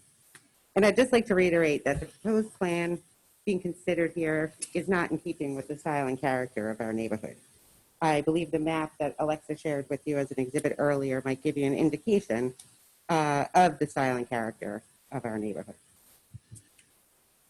So while I certainly don't want to prevent Mr. Ferland from enjoying his new property when he moves in, but I would also like us to enjoy ours. And that includes the style and character of our neighborhood. So many of the reports and discussions today have cited words like excess, over-intensification, overbuild, over-design. They've just been words consistently used. And it's essentially excessive for our neighborhood, and I ask that you approve the request. Thank you. Thank you, ma'am. Sir?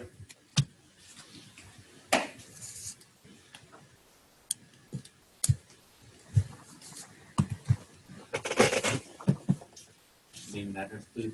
My name is Philip Norton, and I'm at 55 Merrick Street in Rumford.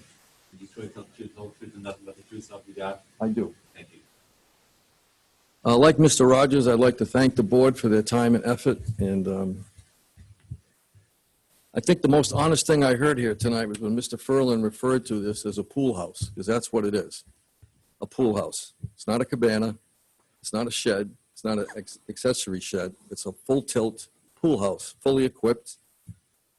I think the record will note that his attorney offered on the October 14th meeting to take out the heat on the pool house. That wasn't discussed tonight. I also thought it was very interesting that the expert witness, Mr. McLean, stated early in the evening the pool would not be heated. And then 30 minutes later, Mr. Furlan said, we are going to heat the pool. I'm a guy across the street, and for 3.5 years, this is what I've witnessed. Changes, aggressiveness. Yes, he's a builder. He knows how to get in and out of the neighborhood. As recently as 2 weeks ago, a stone cutting crew showed up, started to cut the stone for the backyard, and then it stopped. Why? Because they didn't have the permits. My concern tonight is, if this full use facility is granted, how many other aggressive moves will he make?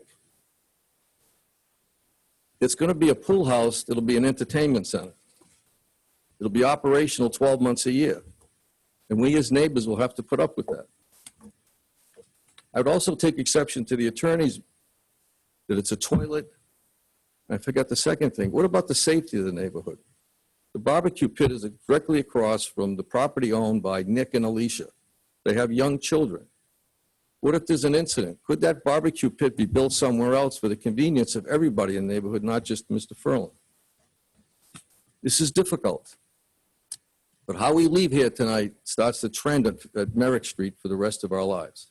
I would ask the zoning board to please refuse the petition tonight. Thank you. Thank you for your time.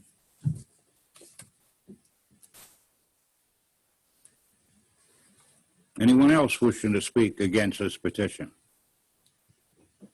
Hearing, seeing none, do we have Zoom? If you'd like to make a public comment on Zoom, click on participants at the bottom of the Zoom window. In the next window that pops up, click raise hand. If you're on a phone, press *9. Ben, you had your hand up first. Please state your full name and address.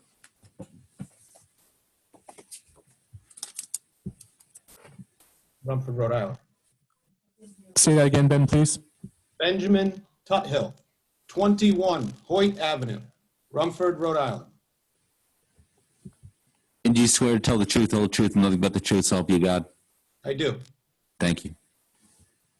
What I've heard tonight is a lot of my neighbors' opinions on what Mr. Furlan's done with his property. And although I sympathize with, perhaps their frustration in dealing with the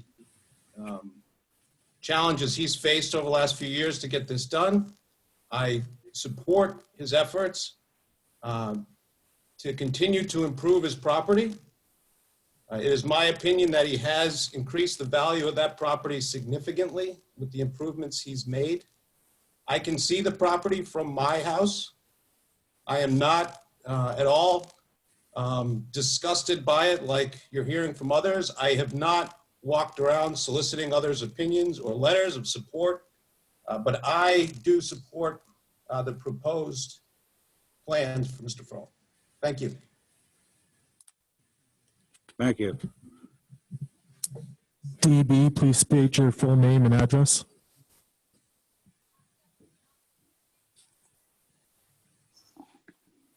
Yes, can you hear me? Yes. Yes. Yes. Yes, thank you. Dolly Brooks. Do you swear to tell?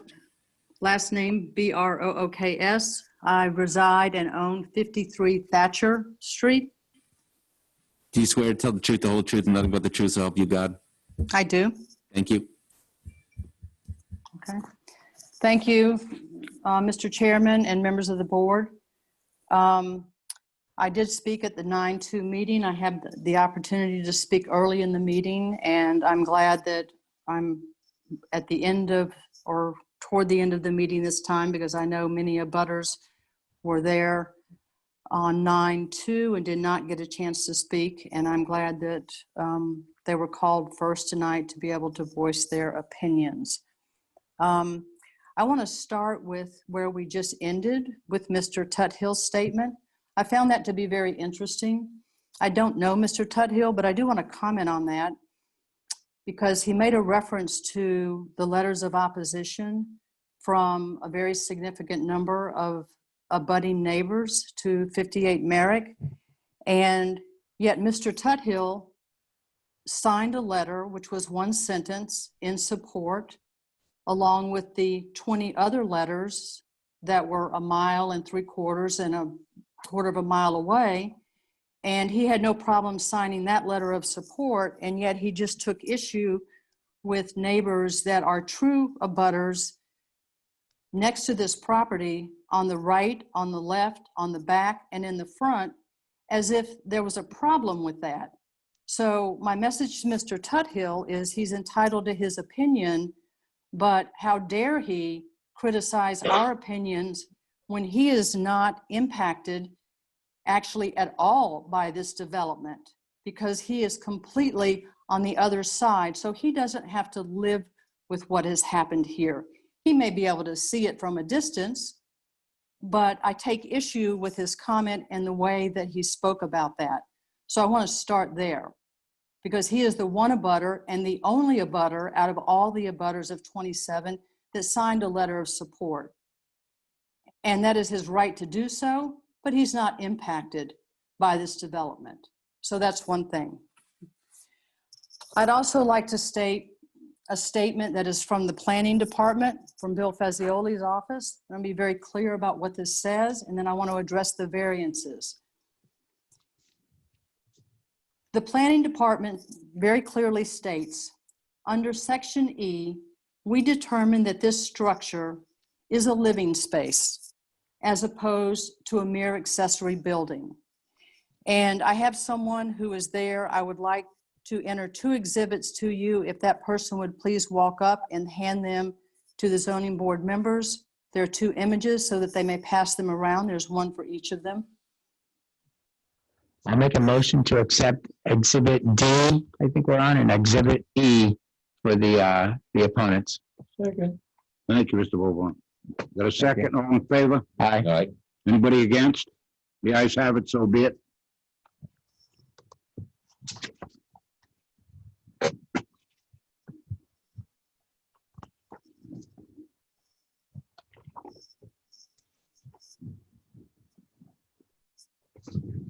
We have this.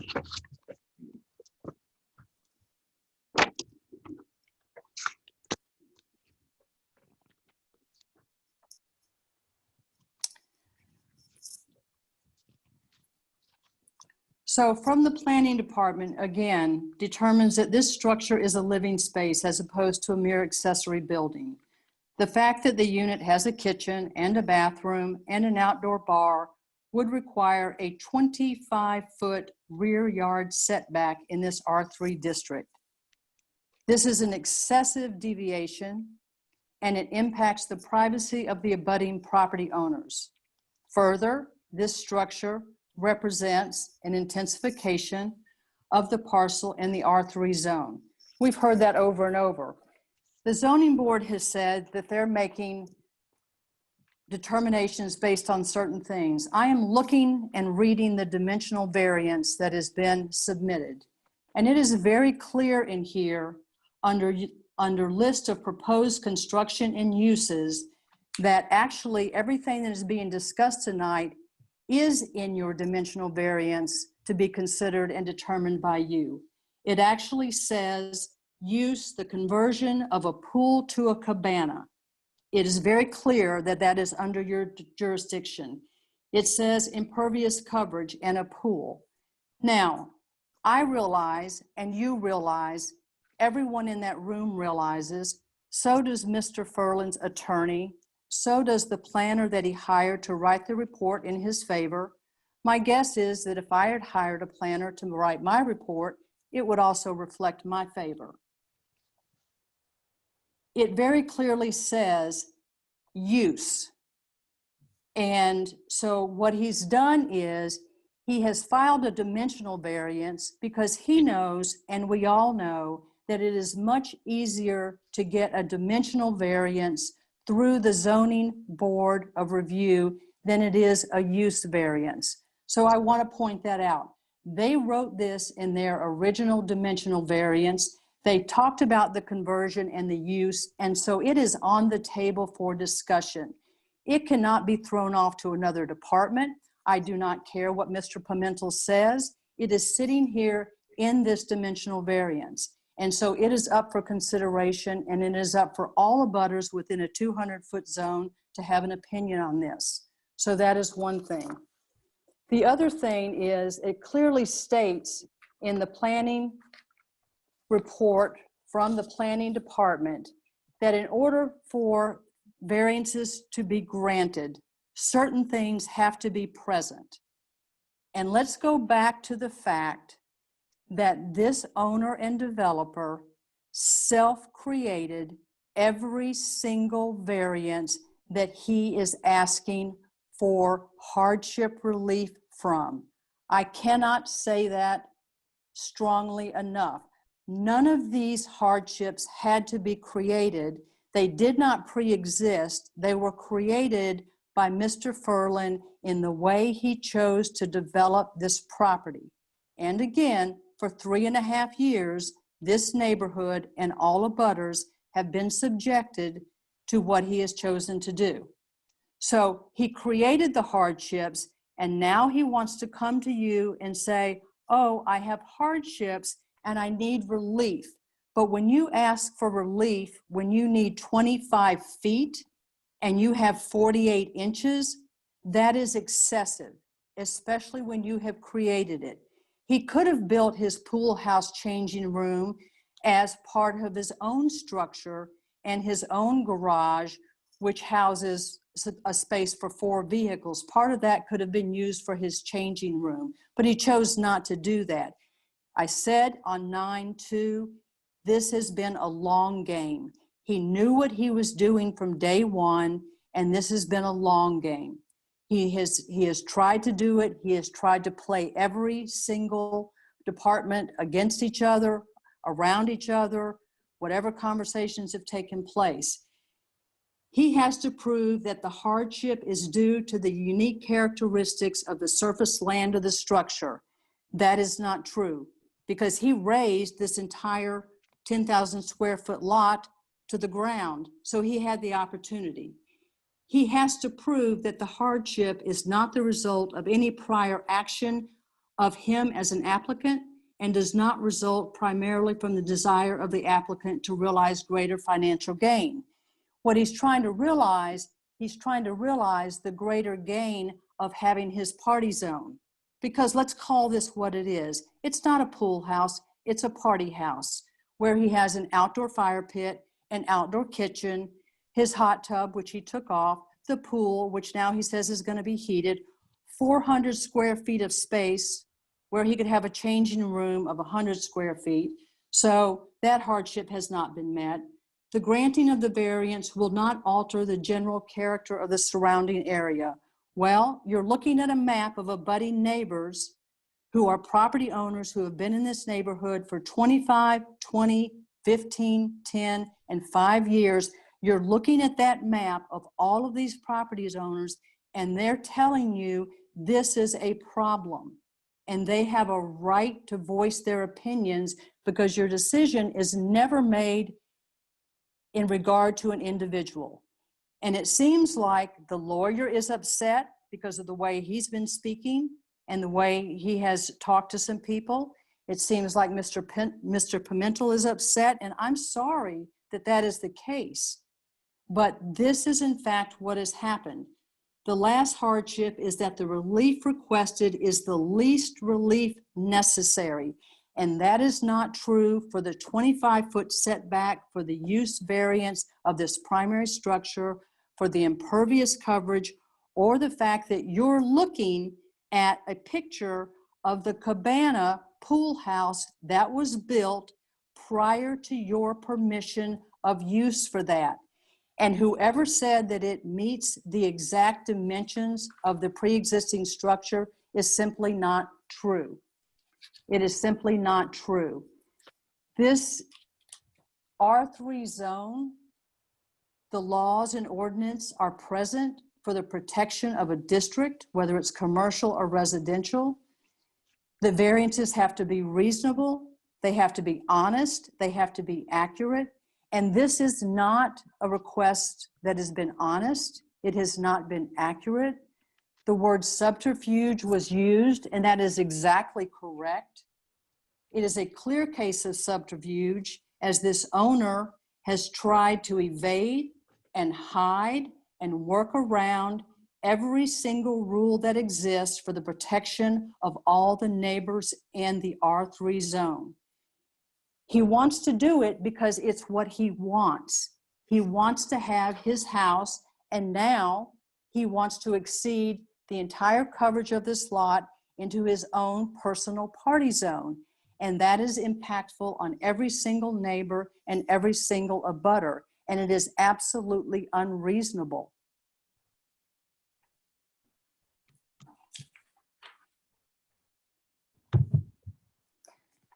I am asking that every single variance that he has requested be denied because the hardship cannot be proved. I am stating for the record that he has not been honest in his development. I think he has been deceitful. I think he has been calculated. And now we're at this point and he wants what he wants. And he thinks that he can get it because he doesn't have to obey the law. He doesn't have to follow the rules. And he expects every abutter within 200 feet to just say, well, that's okay with us. And it's not okay with us. This does not fit into the character and quality of this neighborhood. It's an overreach. The planning department knows it. The zoning department knows it. He knows it. And every neighbor in this neighborhood, with the exception of Mr. Tuthill, who is a true abutter, knows it. I ask that every single variance be denied. And I would ask that the zoning board of review ask that this structure actually be taken down because it never should have been built in the first place. It is a primary structure and a primary use structure. It is not a replacement of a shed. So I'm asking that all variances be denied and that this petitioner has not been honest with any department in the East Providence zoning department or otherwise. Thank you. Okay.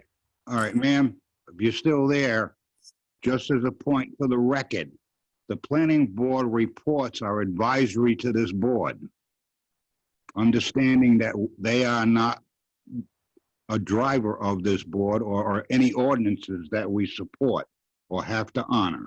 So just for the record, we all understand that. Thank you. Well, they're also honest. So I would put that Well- on the record as well. Well, again, you know, they're advisory to us. That's it. They help us to get information that we need to make a decision. So, thank you.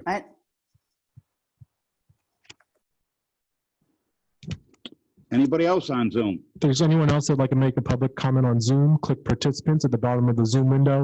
On the next screen, click raise hand. If you're on a phone, press *9. Nick, please state your full name and address. Hi, Nick Craig, 34 Brayton Ave, Rumford, Rhode Island. Do you swear to tell the truth, the whole truth, and nothing but the truth, so help you God? I do. And can you spell your last name? Craig. Thank you. Thank you. So I'd just like to say I think Ms. Brooks actually did a pretty good job kind of assessing all of our sentiments.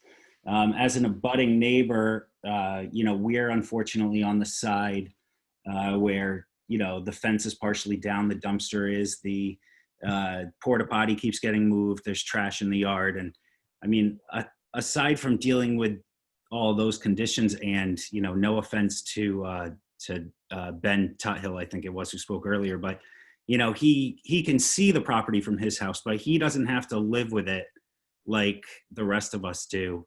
And honestly, it's been constant oversteps, and I'm not really sure why Mr. Ferland is even seeking this. But, even if you do, as Mike Rogers alluded to earlier, you know, when he needed to come before the board in the past, he had talked to his 6 abutting neighbors and had addressed any concerns that they might have with whatever plans he was going to move forward with prior to ever starting any kind of construction. And I think that that's probably what has a lot of the neighborhood upset here. We feel like, you know, none of that was done. He's clearly overstepped. He's, you know, just obviously hasn't had any of those kinds of communications with any of the neighbors. And then, you know, furthermore, I do believe that variances should be granted when there's a need or in order to circumvent outdated or irrelevant law. And these requests don't meet any of that criteria. There's no need for the lot coverage requirement to be circumvented. It could have been designed to fit within that in the first place. There's no need for anything to be so close to an abutting property that a variance even needs to be requested. And the entire improvement to this property could have been engineered to remain within those existing requirements. You know, we're basically going to be looking at a paved lot back there. So we are in opposition, again, to all of these requested variances. All set, sir? Yes, thank you very much. All right, thank you for your time. Mr. Chairman, he brings up a question that I had though for our council. In my notes, we had indicated last time that there would be a 6-foot fence around the perimeter of the neighbors, right? I mean, I have it right here. Okay.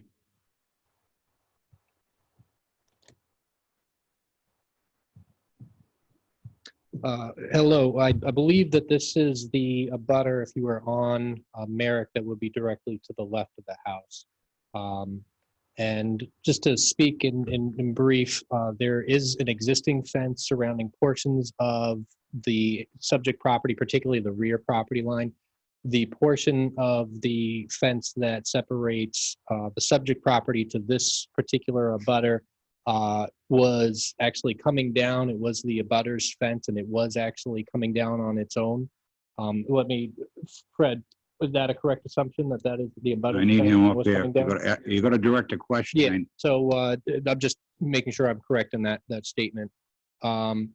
The subject property will have a fence that will be established around the pool area, and that's delineated in the landscape plan. There is not an intent to put a fence back up along the entire length of that property line, but I would call in that calls for a series of abrevieties, dozens of abrevieties that are surrounding the property. And in that particular section between the 2 principal houses, there are actually quite large abrevieties that are being planted that in just a few years are going to grow to significant height, 10 feet plus. So that would actually, in my humble opinion, present a more attractive and actually more robust and taller screen than a 6-foot fence, which is the tallest fence allowed by right in the zoning area. You understand that pool has to have a 4-foot security locking gate? Correct, yeah. Whether it's the perimeter? Understood, yeah, that pool will be surrounded with a code compliant fence and a gate and a locking gate. I'm not sure I understand your reluctance of putting a fence over there.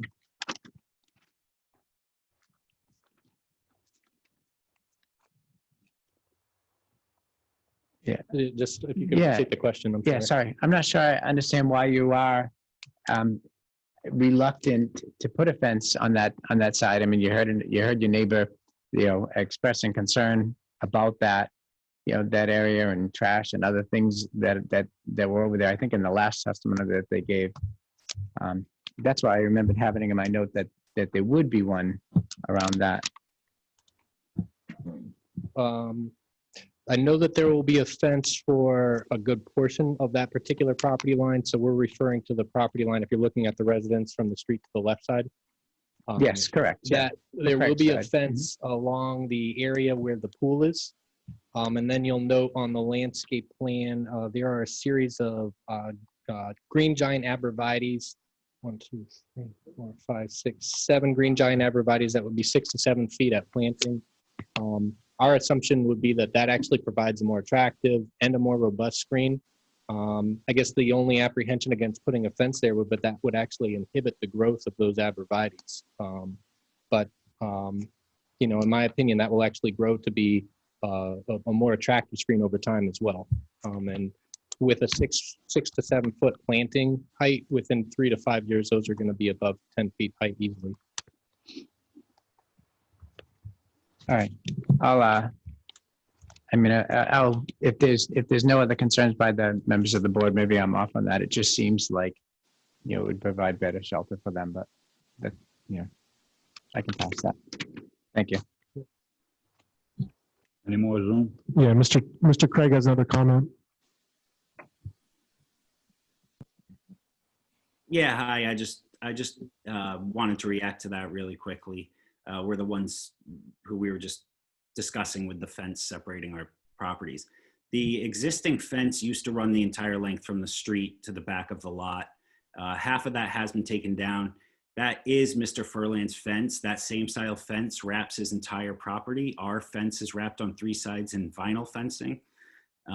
So that is definitely theirs, and it is, you know, dilapidated and half down at the time. And they did, in the other meeting, say that they would put a fence there. Can I ask Mr. Craig a question? Please. Mr. Craig, would a fence enhance your privacy, or are you fine with the arborvitae's providing your privacy? I think the fence, honestly, just because of the dogs and children and, you know, traffic going into that driveway, the fire pit, the pool. So I think we would certainly be more comfortable with a fence. Okay, thank you.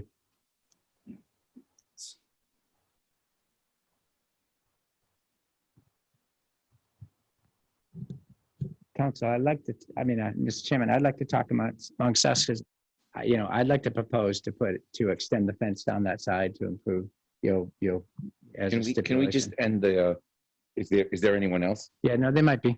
If anyone else would like to make a public comment on Zoom, please click participants at the bottom of the screen. The next window pops up. Please press raise hand. If you're on a phone, press *9.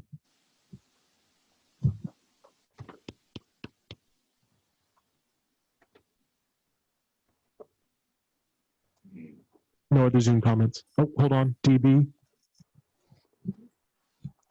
I quickly want to add that on the rear part of the property, my property line runs the entire length of the Furland property. And I do not want him using my fence to say that he has a fence. The fence that I put up cost me thousands of dollars to do. I'm worried that whatever he does is going to compromise the stability of my fence. So he does not have a fence along the rear property line that is adequate. That is actually my fence that I paid for, that I put up, and I do not want him compromising it by digging and compromising my post or having any damage done to my fence, nor do I want him saying that he has a rear yard fence, half of which is dilapidated and down, and he's actually using my fence saying that he has a rear yard fence. He does not. That belongs to me. I just want to put that on the record. Thank you. Anyone else? Mr. Bopalon, you had something? Yeah, thank you, Mr. Chairman. So I would like to propose that he extends a 6-foot fence down the side of the Craig's for additional privacy as a stipulation. Counselor?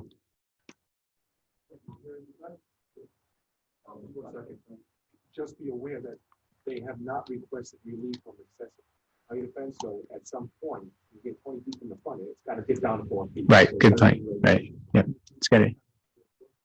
Right, 20 feet in from the front property boundary, the first 20 feet can't be higher than 4 feet.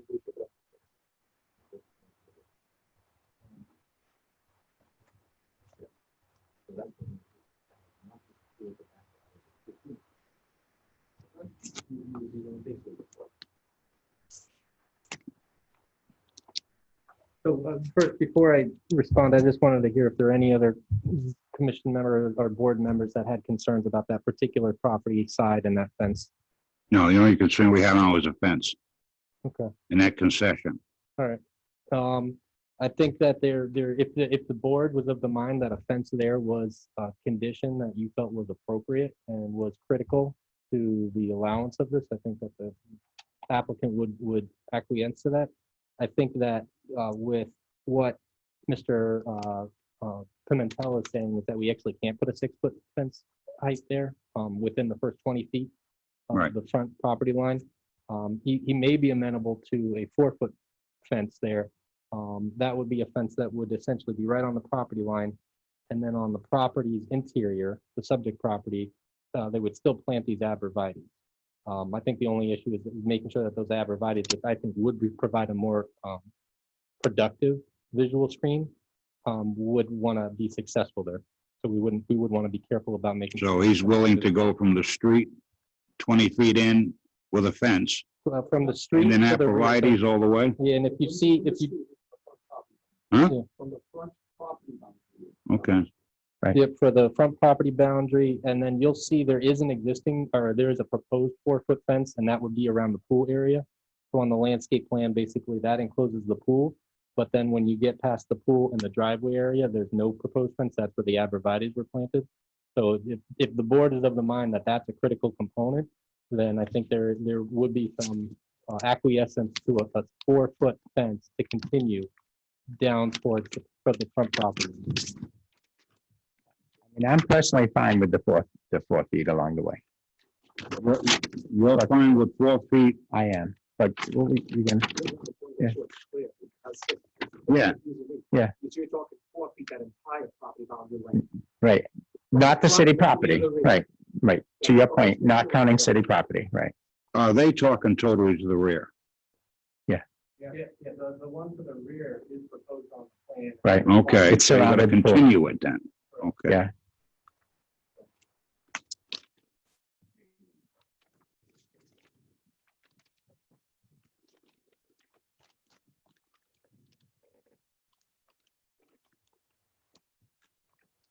Any more Zooms? If you'd like to make a public comment on Zoom, please press participants. In the next window, click raise hand. If you're on the phone, press *9.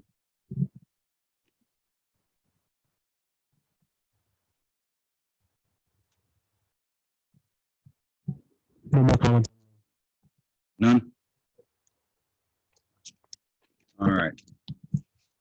Hearing that, Mr. Beaupont? Yes. Mr. Chairman, based on all the evidence presented to the zoning board of review and personal knowledge of the members of the board of the land in the area of the city of East Providence, the zoning board of review hereby finds pursuant to section 1945 of the city of East Providence zoning ordinance, the hardship from which the applicant seeks relief is due to the unique characteristics of the subject land or structure and not due to the general characteristics of the surrounding area, and not due to the physical or economic disability of the applicant, accepting those physical disabilities addressed in RIGL 452430. The hardship is not the result of any prior action of the applicant and does not result primarily from the desire of the applicant to realize greater financial gain. The granting of this requested variance will not alter the general character of the surrounding area or impair the intent or purpose of this chapter of the city's comprehensive plan upon which this chapter is based. The relief to be granted is the least relief necessary.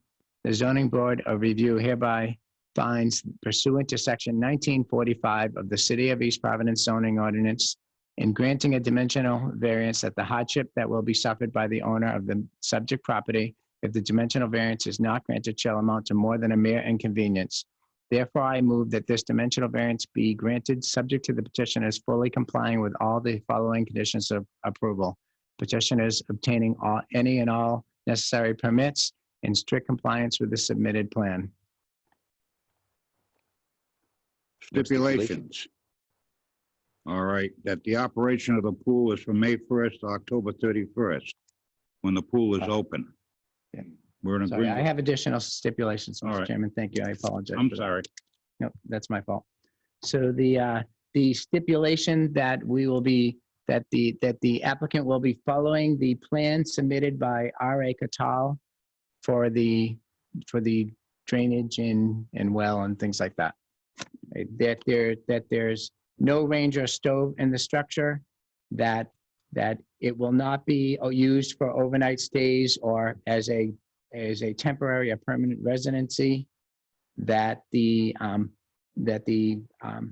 cabana will be used from May 1st to October 31st, and that there will be a 4-foot fence coming down the left-hand side of the property as you're facing the applicant's property.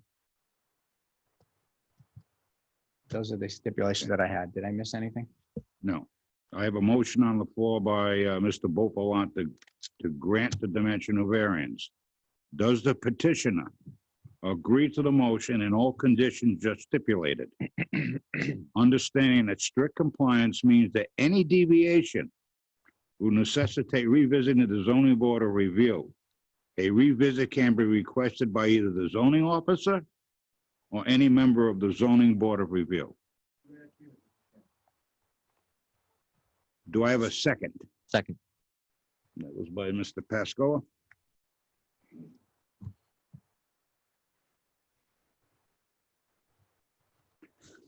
Okay, on a roll call vote, Mr. Beauplan. Yeah, Mr. Chairman, this is a difficult case. I mean, I do sympathize with the neighbors.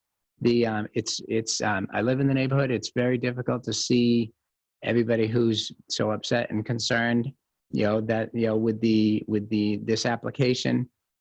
I do believe that unfortunately, if the applicant had handled relations and communications with the neighbors, the abutting neighbors specifically around this, there'd be less emotions and concerns at this time with this. So the issue with this really, as the Solicitor Conley said, we're looking at two things. The applicant has the right to the structure there and at its location, and it wouldn't go anywhere. It would still be 4 feet away, from the property line. It would just be whether or not it wouldn't be a cabana, it would be an accessory shed, and he'd be storing things in there. And then we're looking at the excessive coverage, for the property. I do believe that they've been mitigated in this case. I think the stipulations that we made, for the cabana, help mitigate the fact that we're the way it's being used. The structure again it's going to stay there. It's going to be 4 feet away. So I think we did the best we could in mitigating that situation and make it, making it work for both parties. I also think that the expert testimony that they have with the changes for the well and the drywall and things like that, and that it could withstand a 100-year storm. I think that in this case, the applicant went above and beyond and has ensured that there would not be any drainage problems, really mitigating the variance that he's seeking with that. So with that said, I think there is some argument of hardship for the applicant based on the fact that this shed, the cabana / shed was located in this location, from the start, and it predated zoning. It was still going to be at this location.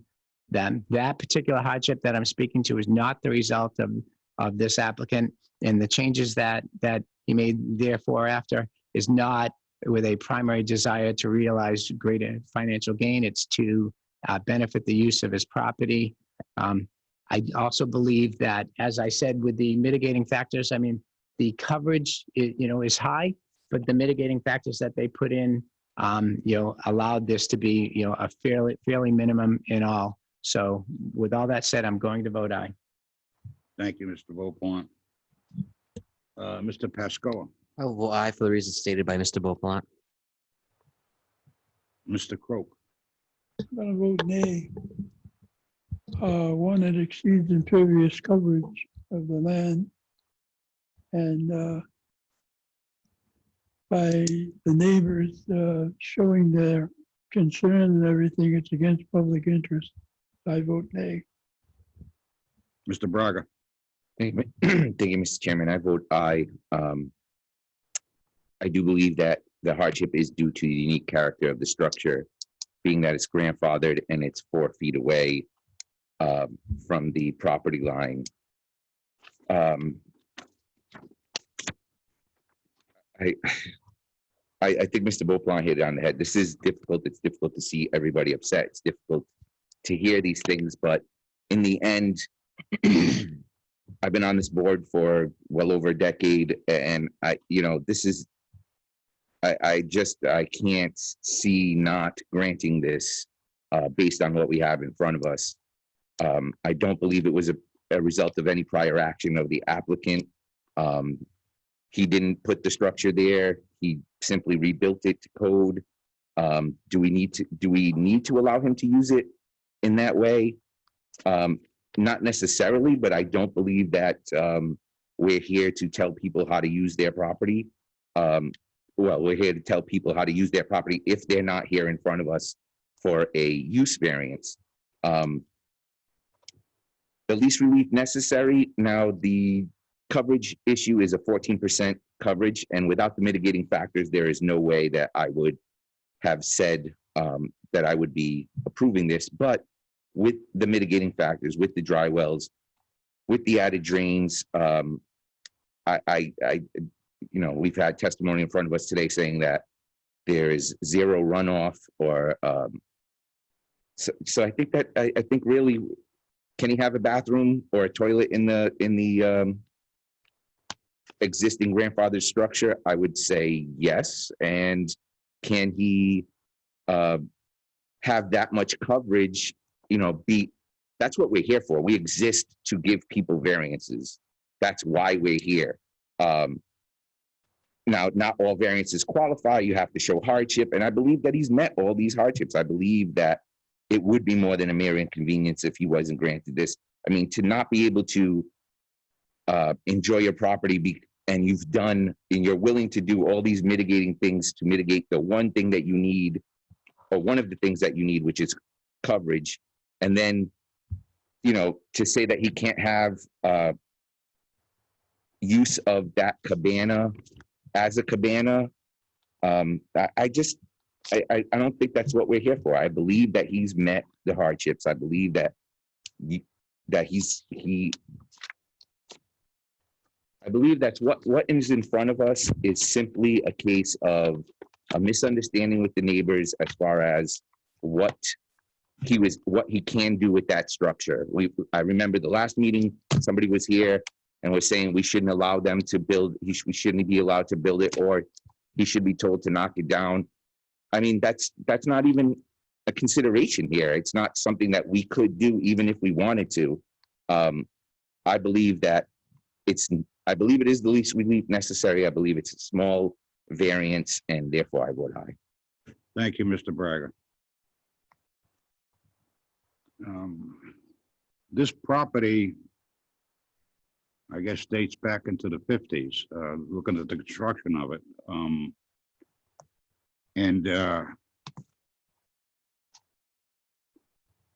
There have been some very reasonable stipulations made here. There's been acceptances made on these prints. The hot tub got eliminated. We got rid of the stove. We got rid of a few things on this. We're getting back down to the basic right to improve your property, use your property, enjoy your property, because that's your home. The drainage was an issue with this, and that issue has been resolved. All right, where this property is not causing any type of infusion on abutting properties as far as drainage. So based on the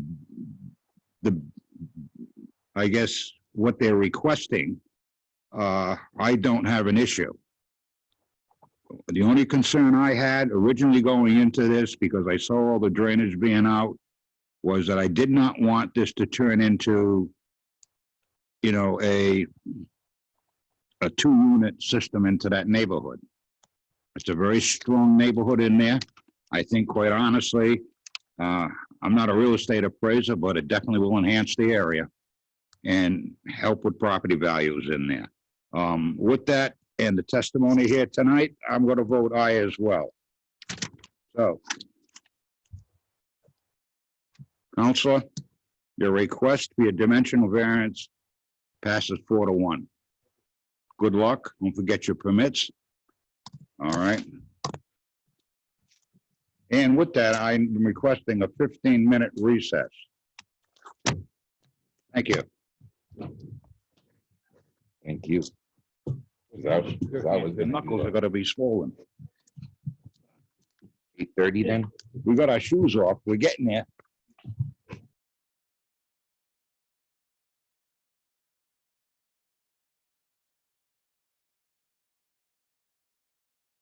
We're going to resume this meeting at 8:28. Next case on the docket is St. Margaret's Church. Counsel?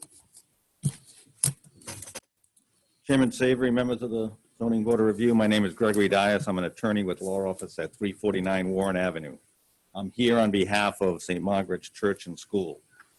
This is a request for a use variance to allow construction of a sign, which includes an electronic message board. And it's going to be located in relatively the same position that it is. I'm sure all of you took a ride by to where it is now. It is a use variance because it includes the electronic message board, which is prohibited in a residential area.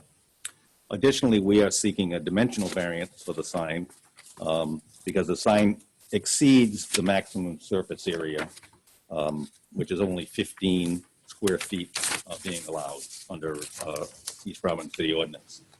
At this time, I would like to make a motion to modify our petition because, as correctly pointed out in the Planning Department report, my math is not very good, and I had the incorrect number as to the relief needed. I believe the zoning officer may be able to give us the exact amount. Well, it's in the staff report. The situation is that this is a two-sided sign, so 15 square feet would have been the maximum, or 7.5 square feet per side. So when they noted what the measurements were, they were only counting one side. So what you got to do is you got to double up the sign and then subtract the 15 from that, and that's the actual dimensional variance that's required. So we're taking the square footage from what? What was the measurements on the, right here, 15.8 square? 36.81 square feet. 36? 0.8? Yeah, Right, total with the message. Rounded up to 37 per side, correct? No, No, total. Total. So 37 per side? And then the board itself is 15.81 square feet on each side. Okay. So so if you say 37, you subtract 15, so 22 would be the total. So whatever the difference is of the 15 is what the relief they seek because it's dual-sided. And that's what they require for relief. We're still seeking relief. It just Oh, so we're just. It's the same side, nothing has So the changed. petition is going to be modified to adjust the square footage of the board. Correct. Well, yeah, right. So it's to acknowledge that it's a dual-sided sign. There's going to be messaging on both sides. Doesn't it say, it already says proposed 36.81 though, right? Isn't that what we're proposing, or we're saying 37? Is that, am I misreading that? Yeah, but that would have been, that 37 would have only reflected one side. Okay, all right. Yeah, so, All right, so then doubled so would then be that has to be doubled. 73.62. Right, so the 37 reflected one side. Yes. Multiply by 2, that's a 74. All right. Yep. And then you back off the 15, so it's a 59 square foot variance. Okay, thank you. Thank you. Okay. Counselor, I'm sorry. No.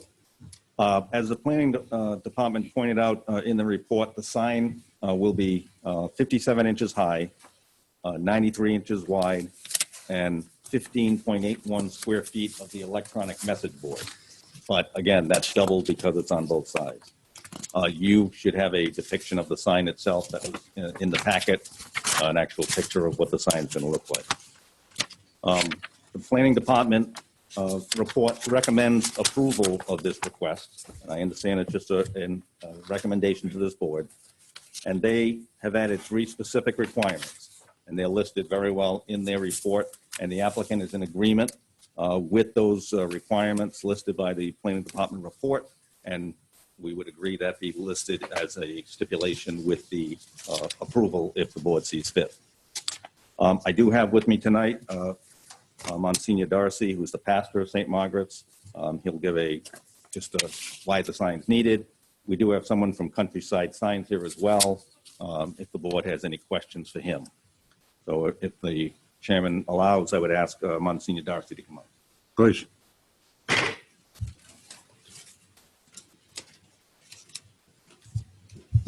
Counsel?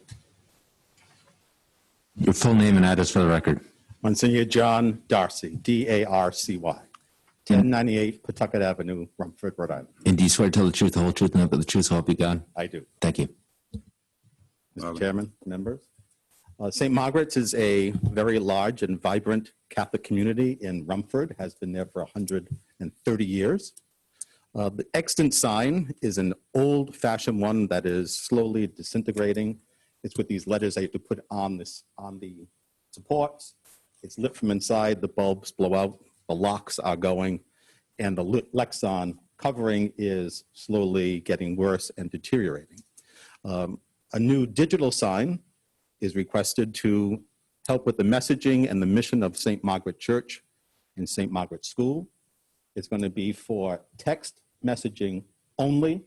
There will not be videos or any active motion on the board. It's only to announce our mass schedule, worship schedule, school activities that are appropriate, as well as, and I'd like the board to hear this very carefully, also to participate with the city's Amber Alert and Silver Alerts, because presently there is nothing in Rumford that alerts anyone, especially us having a 150 student parochial school, for any dangers to them or to the elderly who might be lost in our neighborhood.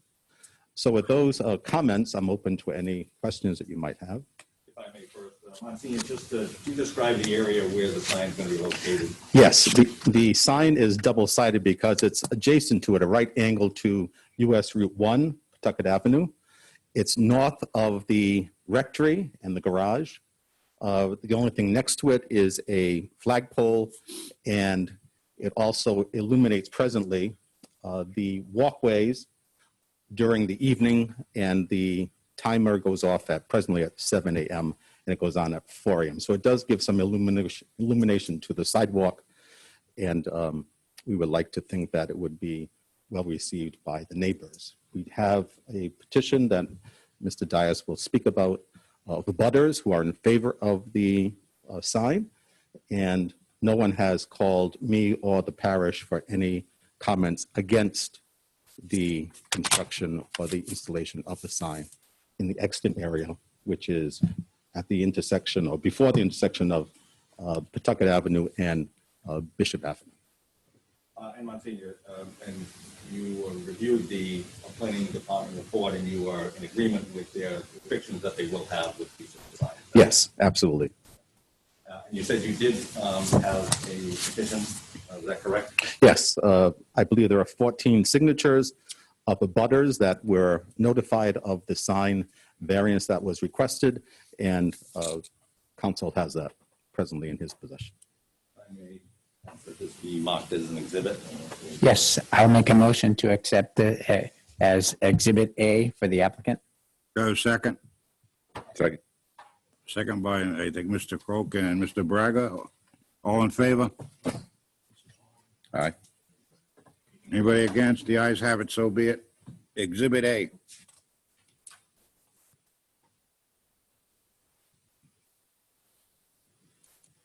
Mr. Chairman, also, I would ask to be marked as exhibit B. We actually did a map showing the individuals that did sign the petition, so I get to see where it is in location for the sign. Okay. I'll make a motion to accept as Exhibit B the mapping of. Have a second? All in favor? Aye. All right. Anybody against? The ayes have it, so be it. Does anyone have any questions of the? Oh, I'm sorry. Not at this point, council. Okay. So at this time, we have someone from the sign company forward. Give your name and address for the record. Jason Sozars, I'll spell the last name, it's S-Z. Send him back. C-Z-O-C-Z-A-R-Z.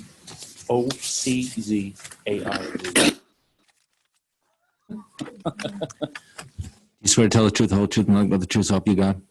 Thank you.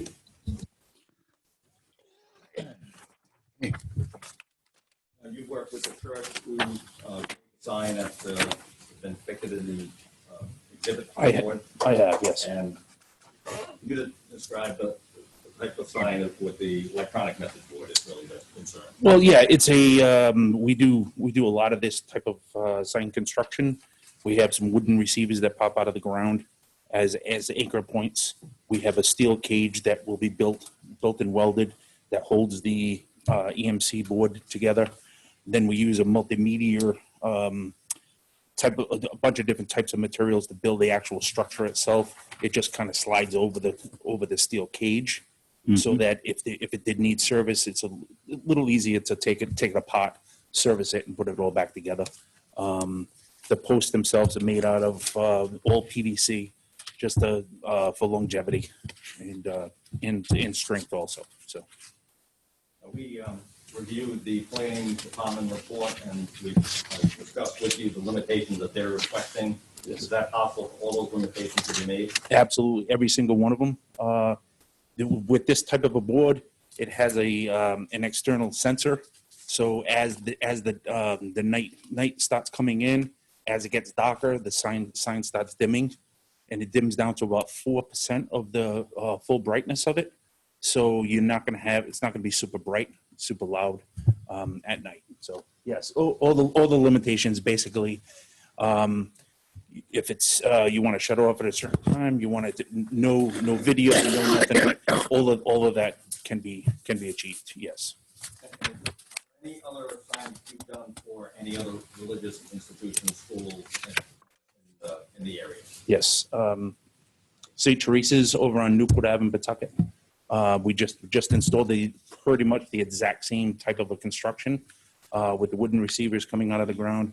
All the same restrictions. They can't do certain things with the board as far as video, things like that. And yeah, everything worked out well in that situation. And you went to the zoning board in Pawtucket as well? Yes, we did. Yes. I have no further questions. Obviously, if any members of the board have questions. Okay. Mr. Bopalat. Yes, Mr. Chairman. So I'm glad to see the stipulations that you accepted through planning. I haven't come to accept, digital signs yet.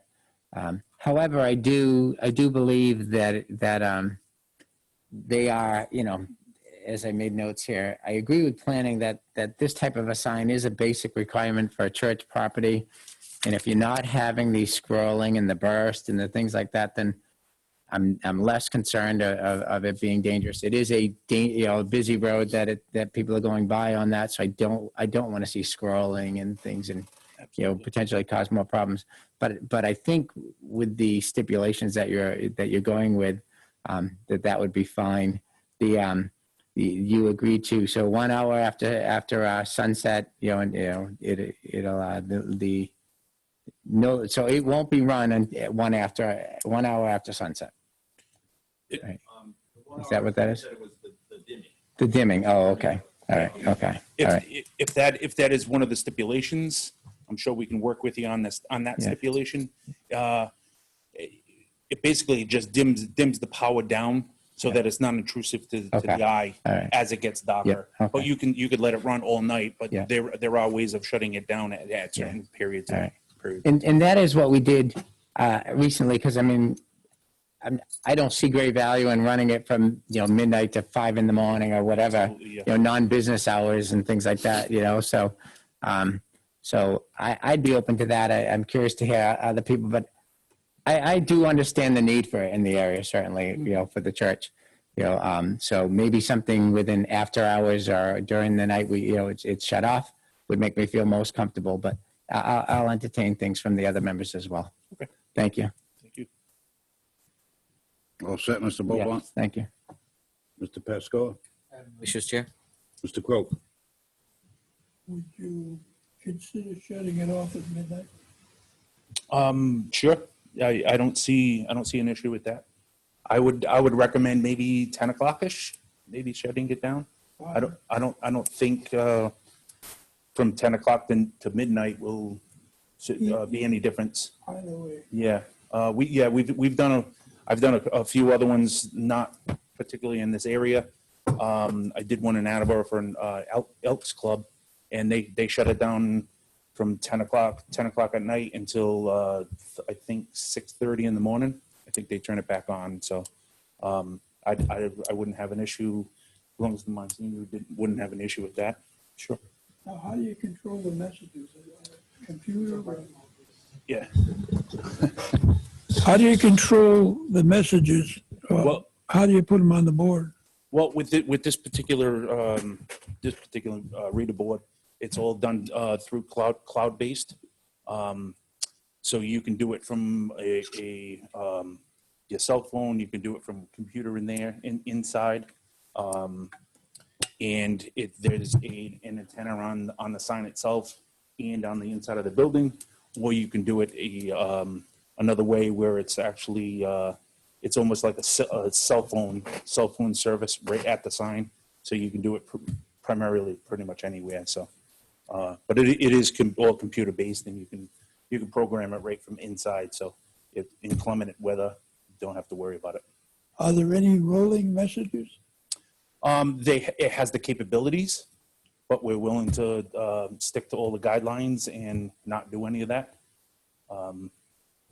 So we're willing to stick with any restrictions that you're giving us. Thank you. Thank you. All set. Mr. Braga. Thank you, Mr. Chairman.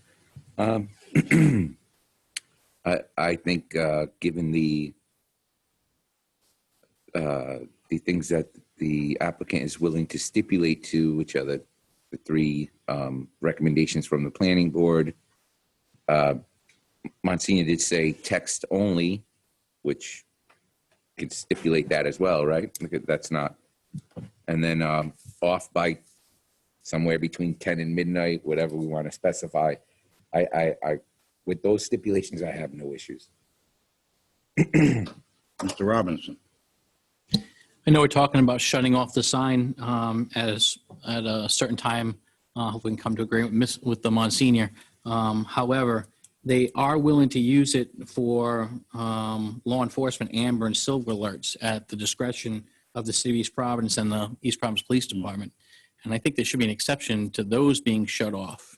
And again, leave that to the discretion of the police department. If they need an amber alert up 24 hours and straight, that's an important thing. And they are allowing us use of their equipment for our public safety and for the welfare of our citizens.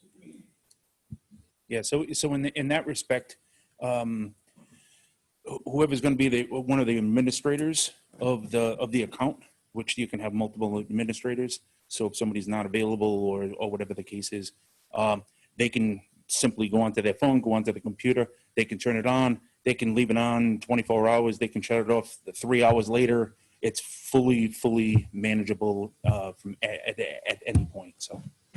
So that would help in that respect also. Then you could just automatically just put it back to shutting back off at 10 o'clock, right back to the restrictions as needed. We'd be willing to do that, Monsignor. I'm sure would agree to that as well. Yes, I'm not opposed to shutting the sign off, but I'd like to state that presently it's been on since I've been at the parish. So I don't see why it should change with a new clearer sign than it is right now. So I'm open to shutting it down, but I think it's excessive. No, sir. Matt, I had a question for you, actually, out of curiosity. So when an Amber Alert occurs, will they contact them and say, all right, it's cleared now, or how will they know? There's going to have to be there's going to have to be some type of an agreement with the police department so that the police department knows, the officer in charge knows to contact them and ask to put that signage into effect. Okay. All right. But that's going to be something that would be outside the purview of this board.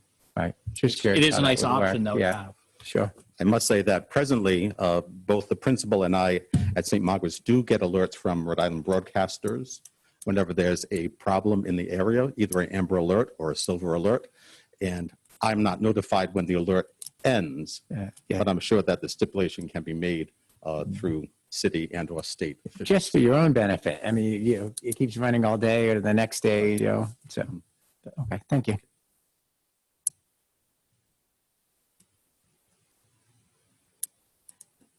All set? All set? All right, my turn.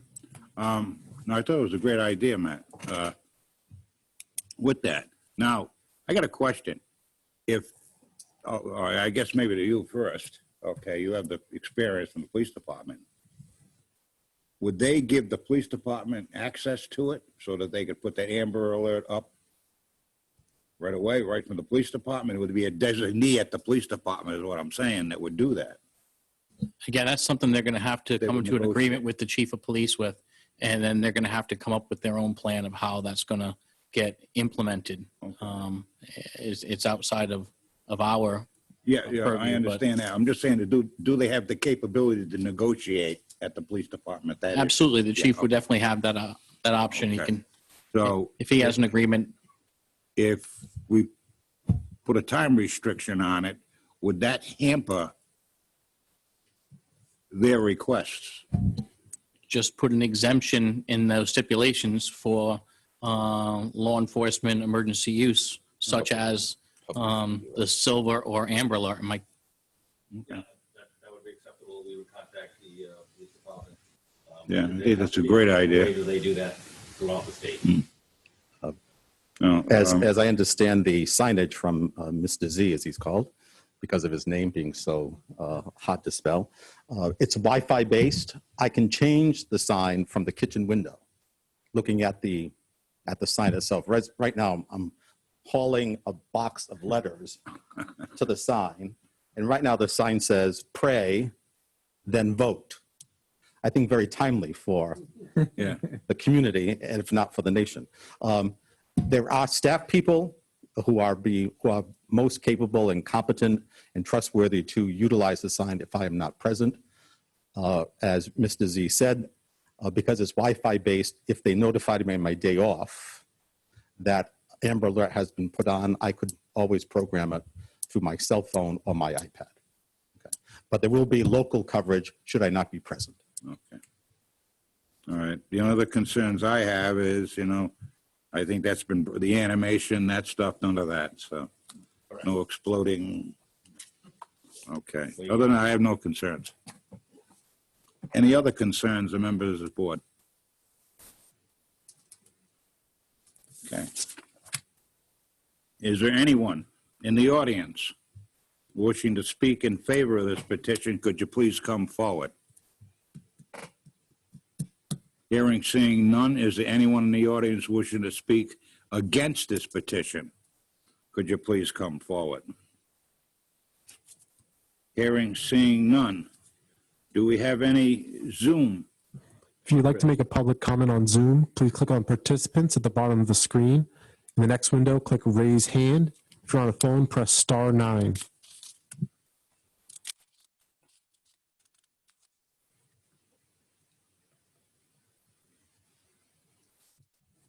Comments on Zoom? None? Okay, with that, Mr. Beauplan? Yes. It's a use variance, I think. That's correct. Mr. Chairman, based on all the evidence presented to the Zoning Board of Review and personal knowledge of the members of the board of the land in the area of the city of East Providence, the Zoning Board of Review hereby finds pursuant to Section 1945 of the City of East Providence zoning ordinance, the hardship from which the applicant seeks relief is due to the unique characteristics of the subject land or structure and not to the general characteristics of the surrounding area, and due to the physical or economic disability of the applicant, accepting those physical disabilities addressed in RIGL 452430. The hardship is not the result of any prior action of the applicant and does not result primarily from the desire of the applicant to realize greater financial gain. The granting of the requested variance will not alter the general character of the surrounding area or impair the intent or purpose of this chapter of the city's comprehensive plan based upon which this chapter is based. The relief to be granted is the least relief necessary.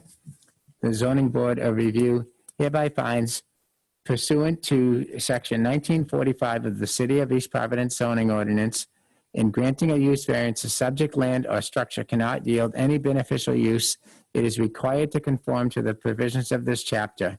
Non-conforming use of neighboring land or structures in the same district and permitted use of land or structures in an adjacent district shall not be considered in granting a use variance. Therefore, I move that this use variance be granted subject to the petitioners fully complying with all the conditions of approval, the petitioners obtaining any and all necessary permits, strict compliance with the submitted site plan, and the stipulation that the applicant accepts the stipulations provided by the planning board, and the stipulation that the system will be shut down from 10 p.m. to 6 a.m. except for any public safety messages.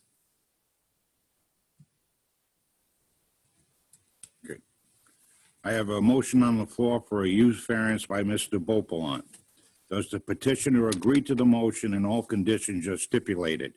Understand that strict compliance means that any deviation will necessitate revisiting the zoning board of review. A revisit can be requested by either the zoning officer or any member of the zoning board of review. Yes, again, I'd like to reiterate that the sign presently is on all through the evening. So I find shutting it down, the new sign being excessive. Since the new sign will have a light sensor, which the present one does not. The concern is the type of sign that we're implementing, can be more distracting to drivers than the typical or almost old-fashioned illuminated light. Yes, and I have no objection with shutting the sign off in the evening. But I just wanted to note that. All right, thanks. I didn't ask you, so I do want to make sure if you're fine with 6 in the morning. I figured it was earlier than the 6:30 proposed and seemed to be fine in terms of business. 6, it's fine because our worship service starts at 8 o'clock. Okay, perfect. Good. Thank you. Thank Okay, you, now that we're in the middle of a motion, there's been no changes to your There is stipulation. no Am I changes. correct? That is correct. Okay, thank you. Do I have a second? Second. Second by Mr. Croak.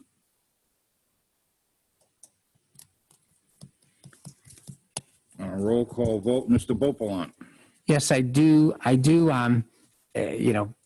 We all struggle with the use variance for these types of signs. I do think that that, as I stated earlier, this type of business does warrant this type of sign, especially with the stipulations and how he's using it. I did see the St. Teresa's sign, and I think it looks fine, and this sign on drawn up looks fine too. So I do think that would be the hardship for the applicant. This hardship would not be the result of any prior action of this applicant. I think that the sign as stipulated and working during the day and not scrolling images and bursting and things like that will not alter the general character of the surrounding area. And, in fact, I think it'll look fine, as designed. The design is nice. So I also think that the request is fairly minimum. So therefore, I'm going to vote aye on the use variance. Thank you. Mr. Pascal. Oh, aye as well. Mr. Croak. I'm going to vote aye. The reason that I mentioned turning it off at night is that road.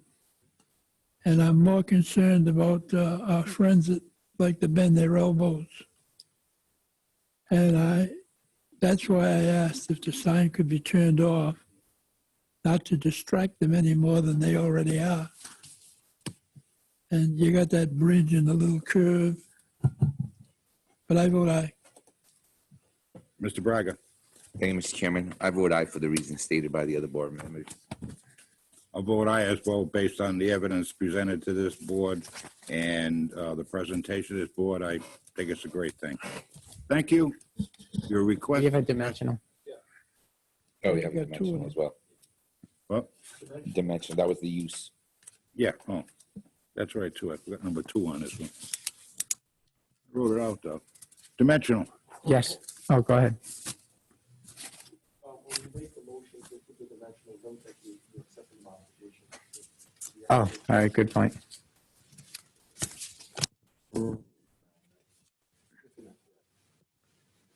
Wait, where I list stipulations? Can I state it there? All right. All right.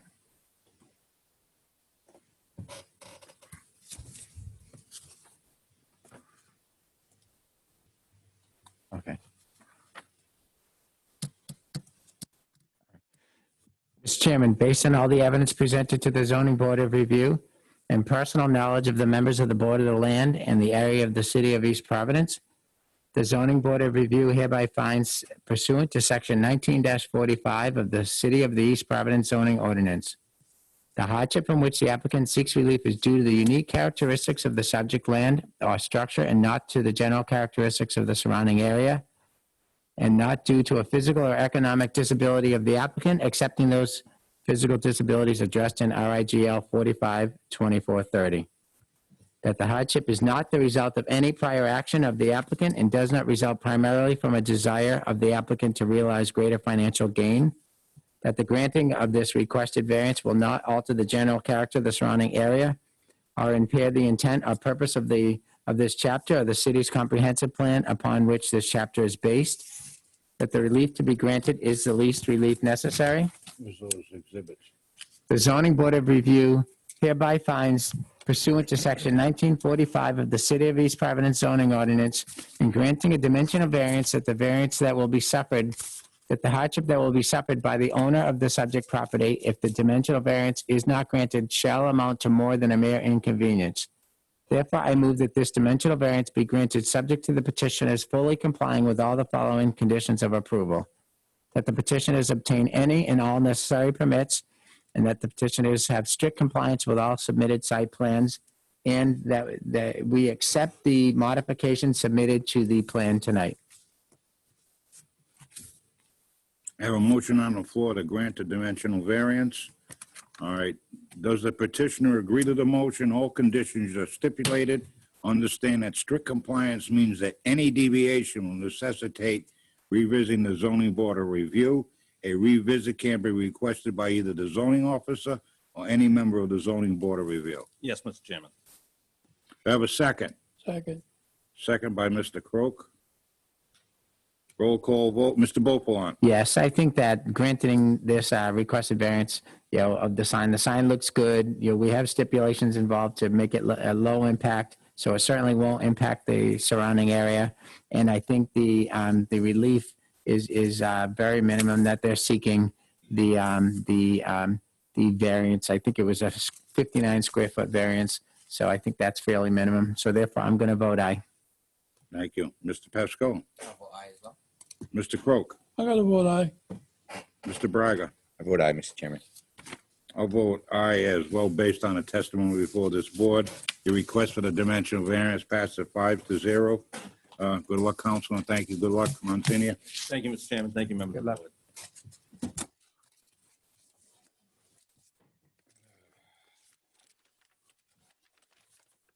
Mr. Chairman, if, with your discretion, the last item on the agenda that was scheduled for 8:30, since we're past that time and there may be people on Zoom, that matter has to be automatically continued to December. That was the matter of Randall Romanoff on Narragansett. The survey, 260 Narragansett? Yeah, Narragansett, Randall Romanoff, number 9. Yeah. They're still working on the survey to complete the survey, so if I could have a motion. Oh, actually, can we step back? We need to schedule a meeting in December. Unless the board doesn't want to meet in December, but I think we have enough items on to pile up. I already got 2 or 3 in the pipeline. I've got encumbrances the first couple of Wednesdays. I'm looking, is anybody available on Thursdays? Does that work for anybody? Thursdays in December? Depends the Thursday. I can, right, it depends. I'm sorry?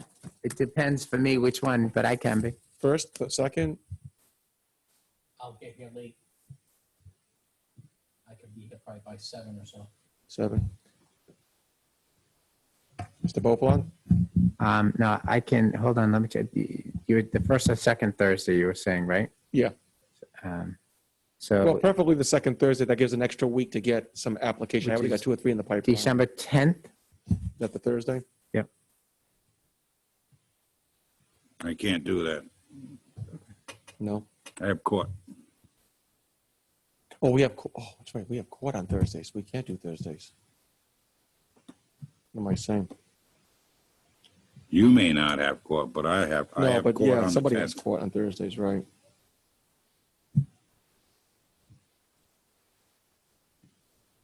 Monday.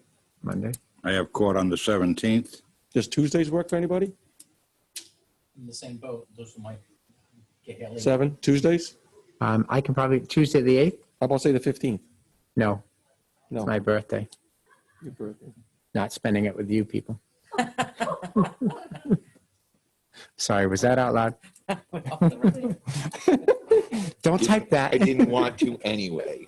I guess what I could say is we could just kick to January and skip December. It's up to the board. So I was going to suggest that we skip December Okay. and go to mid-January if possible, but Okay. So I'm going to try to get back on the regular schedule the first Wednesday. You know, things got screwed up. But I usually skip, right, on January, I usually skip that first week because people are away for New Year's. So we'll kick off starting January 13th. That's kind of some time from this point, but if that's up to the board. Or do you want to try to do a late Wednesday meet? I mean, the 23rd is before Christmas. People are going to be away, right? Yeah, that's a tough one. 23rd of December? Yeah. I'm How about a Monday in December? For the reasons stated. How about a Monday in December? Does that work for everybody? A Monday in Mr. Braga, December? Monday? 2nd? 22nd. The- Oh. There's the 7th, the 14th, the 21st. You decide. 22nd, can't. No, a Monday. 7th, the 14th, the 21st. I can't do the 7th. How about the 14th? Can you do the 14th? No, I can get someone else. I have nothing.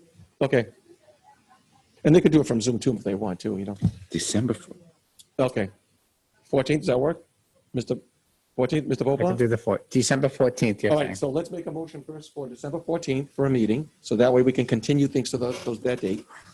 Okay, all right. So let's put a motion on, somebody give me a motion for a meeting on December 14th. So moved. Do I have a second?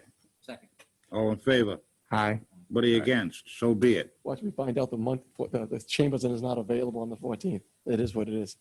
Yeah. Now, if we can have a motion to continue Mr. Romanoff to the 14th.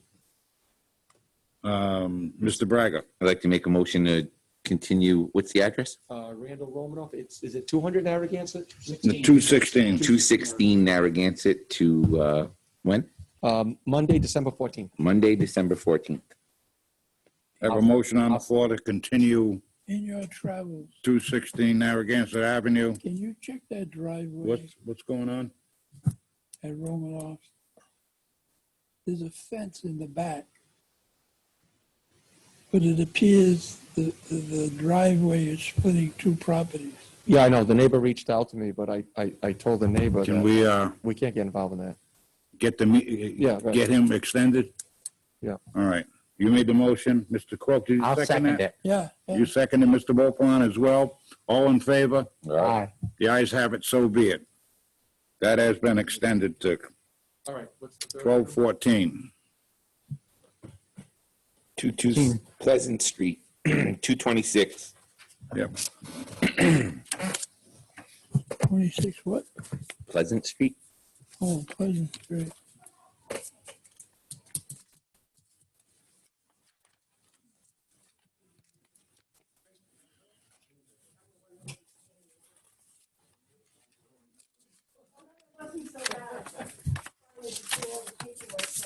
Good evening, everybody.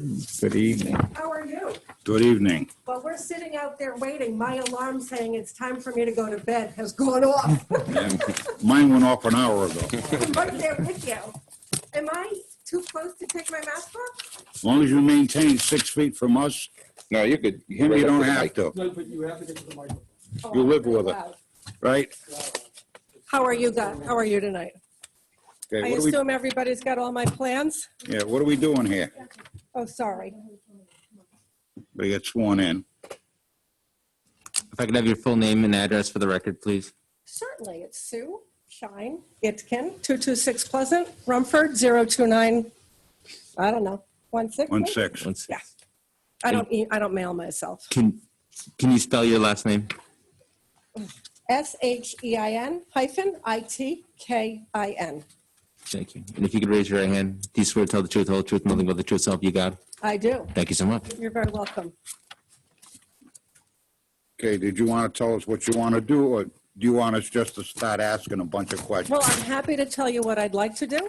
Okay. So I received Edward and I drove poor Edward crazy because my goal was to create a workout space for myself and my husband. We're avid cyclists. And typically in the winter, we would move indoors to a gym, but with COVID, senior citizens, and asthma, that's no longer an option. So the goal was to turn the garage into a workout space. Unbeknownst to me, a workout space is considered living space. So all I really want to do is put a door on the front of the garage so that I can keep it as warm as possible so he and I can work out during the winter months. That's the goal. Okay, so you got to, all right. That's it. Mr. Beaupont? Yes. So I was surprised because you started work already, it looked like, so. Well, I had a whole bunch of termite damage that needed to be fixed. Okay. And I would think whoever your contractor is would have told you, yeah, you need a variance to do. I would agree with that. Trying to do that, but, so I have two issues, but I don't think they're that big, and I think you can probably, calm my concerns about it. The first would be, any semblance of this growing into something where you'd run a business out of and you'd train people or anything like that. No, and I appreciate you even going there. Retired, soon to be. So absolutely no. All right. The second is, there were a few, when I can't remember what day I went down, but there were a bunch of cars around. So eliminating your garage, how many cars do you have? I have in my driveway, without the garage, I have spaces for 3 cars. Okay. On the lawn where I have a vegetable garden in the winter, if I needed No, space. don't tell us that part because you're not supposed to do that part. Oh, I'm not? Well, No, I so don't. you have space for 3 cars. I have space for 3. All right. Okay. So at least now you know. At least now you know legally you can put your 3 cars, I think, in that driveway. All right. Okay. All right. Otherwise, I really don't have any questions. It's going to be open up into your residence, right? It won't Well, be shut there's up. a breezeway that goes Yeah, between. yeah. So it'll be breezeway between what I will still always refer to as a garage Yeah. and the home. Okay. All right. Yeah. I don't have any further questions, Mr. Chairman. Thank you. Okay. Mr. Pascola? I have no concerns, Chair. Mr. Croak? Are you going to put heat there? We'll see how the insulation does, and then we'll deal with that later. I'm hoping that the insulation and us working out is sufficient heat, if you know what I mean. Well, I will have to look at your property. We're outside working around. Mike? Kind of ducked into the garage, didn't think I seen him. No, there isn't anything. No, I'm just stating a fact, Oh, okay. that's all. Thank you. Thank you. That's it. Mr. Braga? I have no concerns, Mr. Chairman. Okay. Okay, the electricity in the garage? Pardon? Electricity is in the garage already? Correct. Okay. Any water in the garage? Not a bit. Nothing piped in there? Okay. Nothing. You use any type of heat? Not at this moment. Right now, we're going to see how insulation works, and hopefully that's sufficient. Okay. And then you're pulling the main garage door off and putting a single door in? Correct. All right, and this is going to remain a fitness room? Yes. Not an extra bedroom, not No. an extra No, kitchen? no, no, not an no. ex- Old, no children, no grandchildren. We're done with that. No. Okay, all right. Okay, Thank you. that's all the concern I have, and this is strictly a dimensional, huh? Yeah. Mr. Beaupont, you all set? I am. Because I'm all set. Any other concerns of members of this board? Or questions of the petitioner? Hearing none, is there anyone in the audience wishing to speak against this petition? Could you please come forward? Hearing, seeing none, is anyone wishing to speak in favor of this petition? Hearing, seeing none, Mr. Beaupont, we have a dimensional variance. Yeah. Oh, I'm sorry, Mr. Zoom, what do you think? If you would like to make a public comment on Zoom, please click on participants at the bottom of the screen And the next screen, click raise hand. If you're on a phone, press star 9.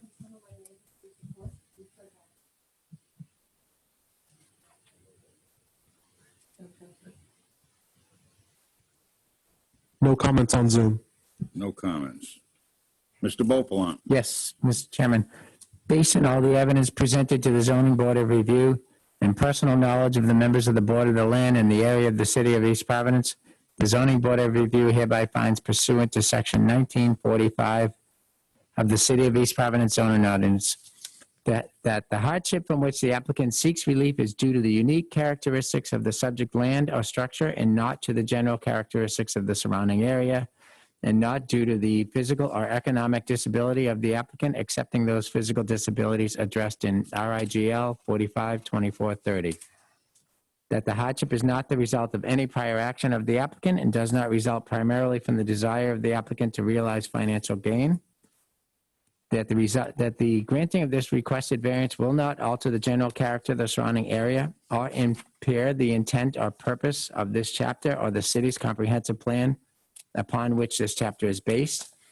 That the relief to be granted is the least relief necessary. That the zoning board of review hereby finds pursuant to section 19-45 of the city of East Providence zoning ordinance, in granting a dimensional variance, that the hardship that will be suffered by the owner of the subject property if the dimensional variance is not granted shall amount to more than a mere inconvenience. Therefore, I move that this dimensional variance be granted subject to the petitioners fully complying with all the following conditions of approval, that the petitioners obtain any and all necessary permits, and that the petitioners have strict compliance with the submitted site plan. I have a motion on the floor to grant the dimensional variance by Mr. Bopalant. Does the petitioner agree to the motion in all conditions stipulated, understanding that strict compliance means that any deviation will necessitate revisiting the zoning board of review? A revisit can be requested by either the zoning officer or any member of the zoning board of review. You do. I do. Do I have a second? I'll second it with the stipulation that in the future, if the gym don't work out, the property will revert to a garage, not living quarters. You- I may. You agree with that? I absolutely agree with that. Including if the property is sold. Yep.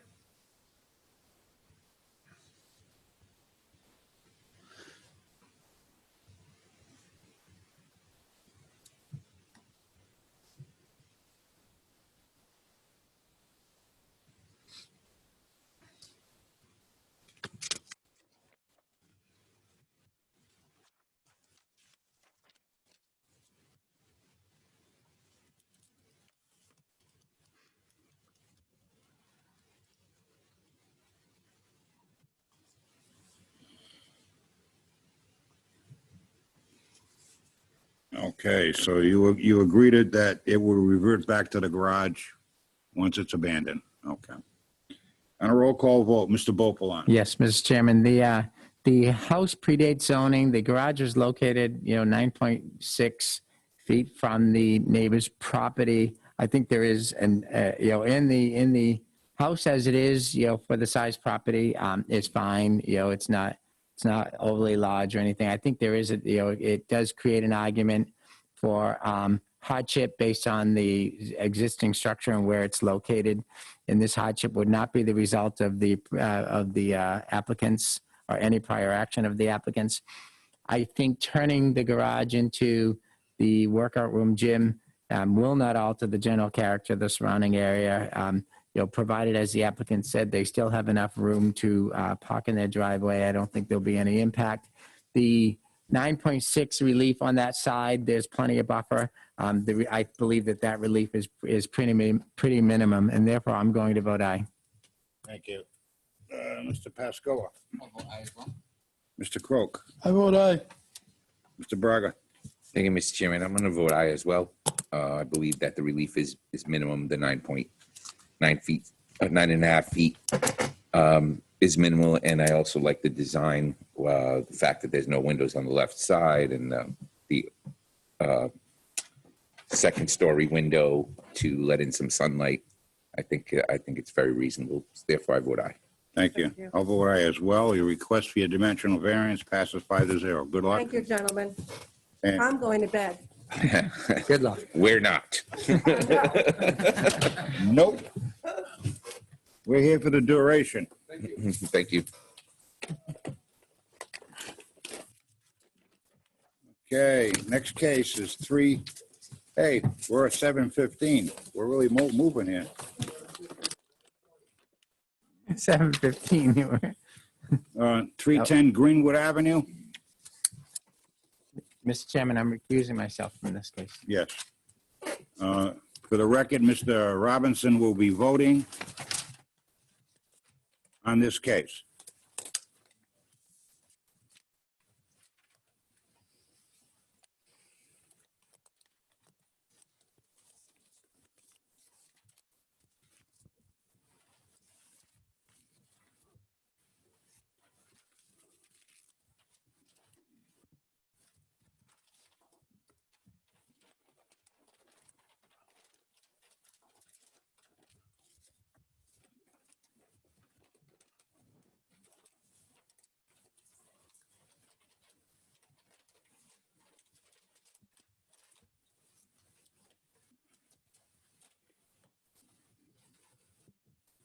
Counselor.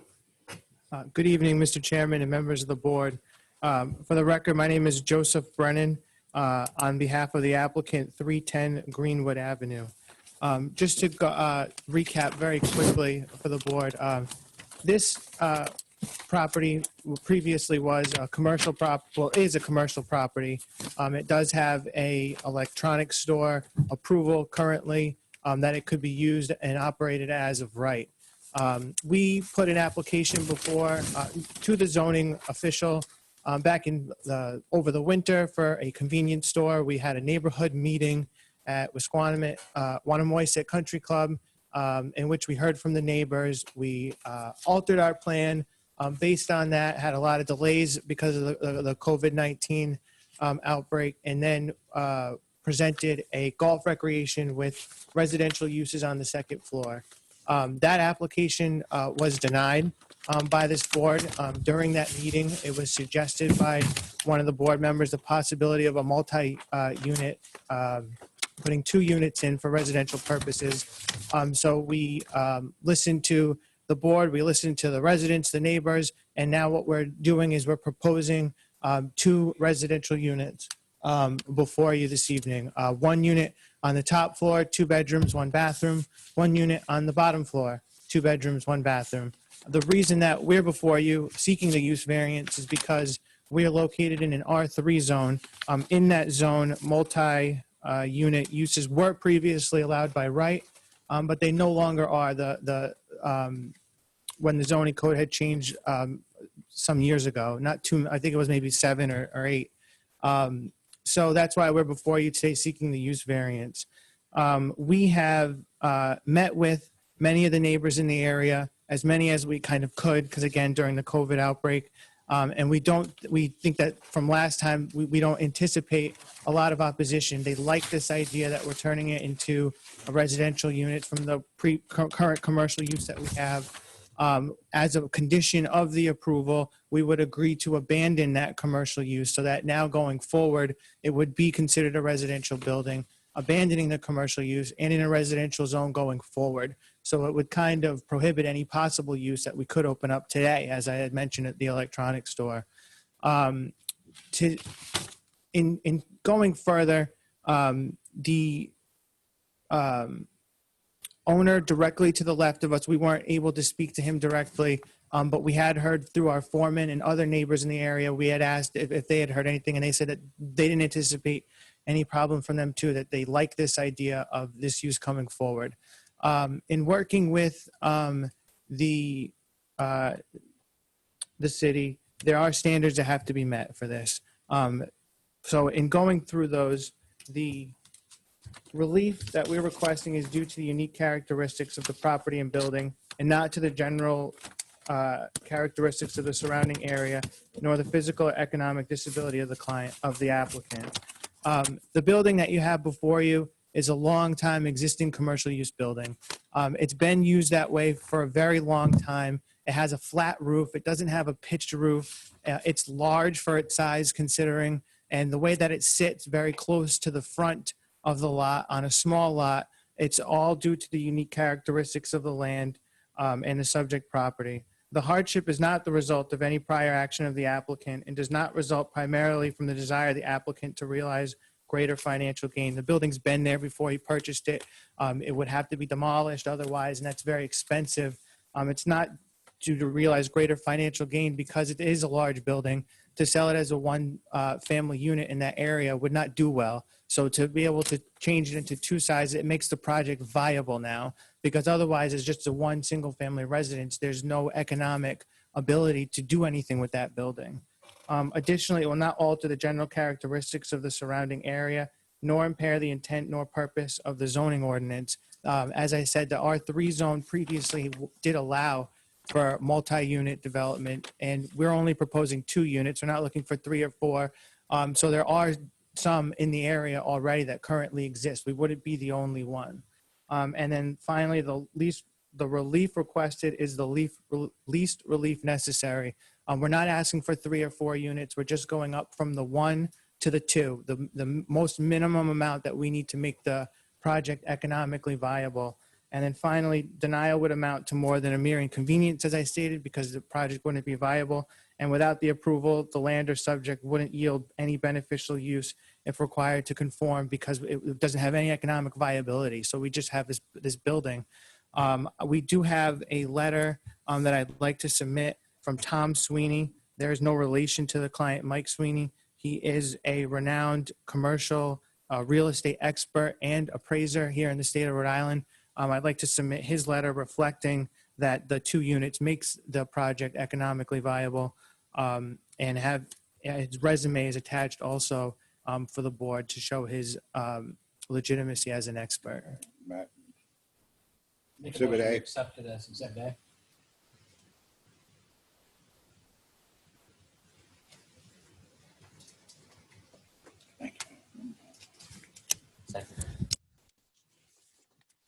Second by Mr. Pasco.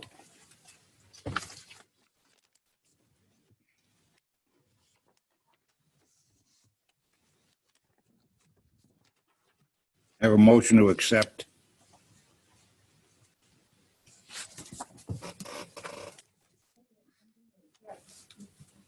Can I have a motion to accept from somebody? He made a motion. I made a motion. Oh, you did? I'm sorry. Gary seconded it. All right, all in favor? All right. What are you against? I didn't hear it, I'm sorry. Thank you. And then additionally, as we go through this, we realized that when we were at a previous meeting, we discussed that there was a possibility of a disputed easement on the property. There was an abutter who got up and spoke about it. It was my recollection that the board determined that, and what we agree is proper, that we're here for a use variance and we're only speaking to the use. We're not here for a dimensional variance, and we're not here to dispute any private rights of any neighbor or anyone else. I'd also like to submit another letter on behalf of another attorney working with us that further outlines those requirements. It explains that the zoning board is an enabling board that's been enabled through Rhode Island general laws. And in the Zoning Enabling Act, you have certain powers and purview. In that, private rights and easements are not one that should be discussed and should be further decided by this board. That's a issue for another court or who has jurisdiction over it. Additionally, if for some reason the board did determine that they did have jurisdiction over it, which we disagree with, this property has a previous commercial use with parking that was in well excess of 4 spaces, and that 4 spaces is what would be required under the ordinance for a 2-unit residential. That commercial approval was given by the zoning board in the 1970s. For then to allow someone to have a private easement that would usurp the zoning requirements for that parking, for the uses at the site, would be inappropriate, we feel. We don't think that anyone could privately usurp a zoning ordinance by just recording a deed or a zoning approval. and passed it. So I'm going to ask to submit this letter as well into the record. And I have a copy for the solicitor, which we also did provide to Attorney Marcello previously before the hearing, although I know that he's not here tonight. Make a motion to accept this as Exhibit B. Do I have a second? Second. Second by Mr. Braga. All in favor, aye. Aye. Anyone against? The ayes have it, so be it. Thank you. And then finally, I would just add that even if for some reason, so we are here before you for a use variance, even if for some reason there were some issue with parking, that we believe that that would be a determination at the building permit level that the building official would make. If the building official, because we're here for a use variance, so we should only speak to the use. If we apply for the building permit and the building official decide that there was some dimensional or some other discrepancy that doesn't allow for us to have a building permit, he would put us before the zoning board again, or deny the permit. So we also would like to add that into our analysis for this, any kind of possible easement issue that we don't believe should be before the board. That being said, that really sums up the entire project. We're just looking to use 2 residential units in an area that has 2 units around. It's within the characteristics of the neighborhood and the zoning code. And I do have the applicant, the owner of 310 Greenwood, Mike Sweeney here. If the board has any specific questions that I may not be able to answer. Okay, Counsel. All set? Yes, thank you. Mr. Robinson? No question at this time. Mr. Pascoe? No concerns, Chair. Mr. Croak? Thank you. Where do you intend to put the 4 parking places? The 4 spaces that we currently have on the property, Where are we're they? going to extend the front side. So there's no sidewalk currently in the front of the building. So we're going to extend that sidewalk out to the current driveway down the front of our building. So there's 2 parking spaces that we can provide as a driveway, because these aren't commercial spaces that have to meet a code. So they're just driveway spaces for residences. So we would put them right against the building. There's 2 spaces, and then we're getting rid of the in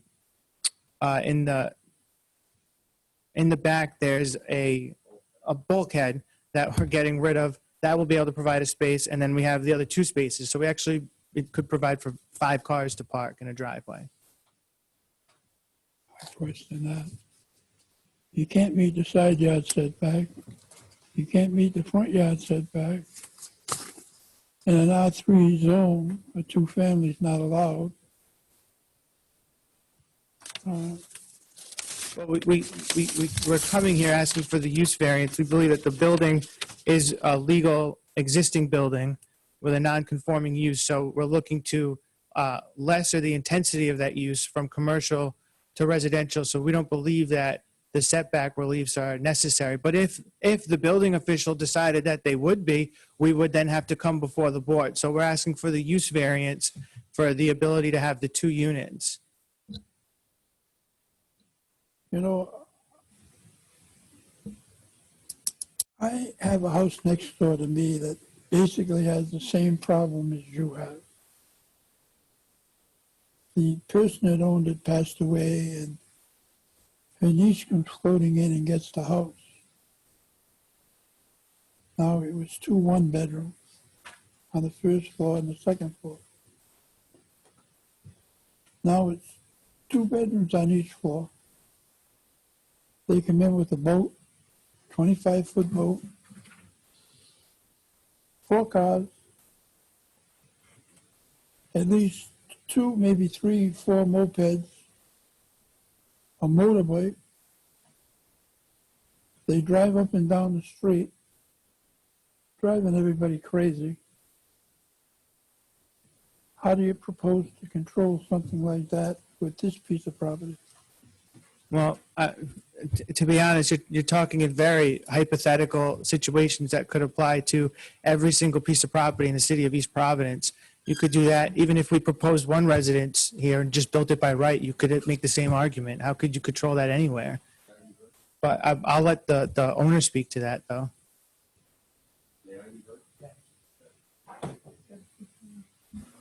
You gotta be sworn in, sir. Full name and address. Michael Sweeney, Sweeny, 322 Blackstone Boulevard, Providence, Rhode Island. And you swear to tell the truth, the whole truth, nothing but the truth, so help you God? I do. Thank you. Thank you. I know it's late. I know it's election week.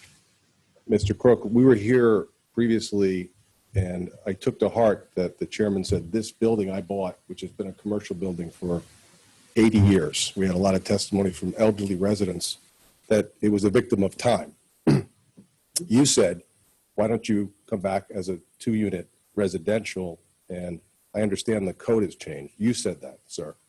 I've taken to heart, I'm going to build the sidewalk. I've spoken to all the neighbors. I think the only abutter you'll see here tonight is my neighbor, Mrs. Kane, who I'm sure has spoken to a lot of you about this. And Mrs. Kane owns a 12-unit that shares my driveway, goes over my driveway.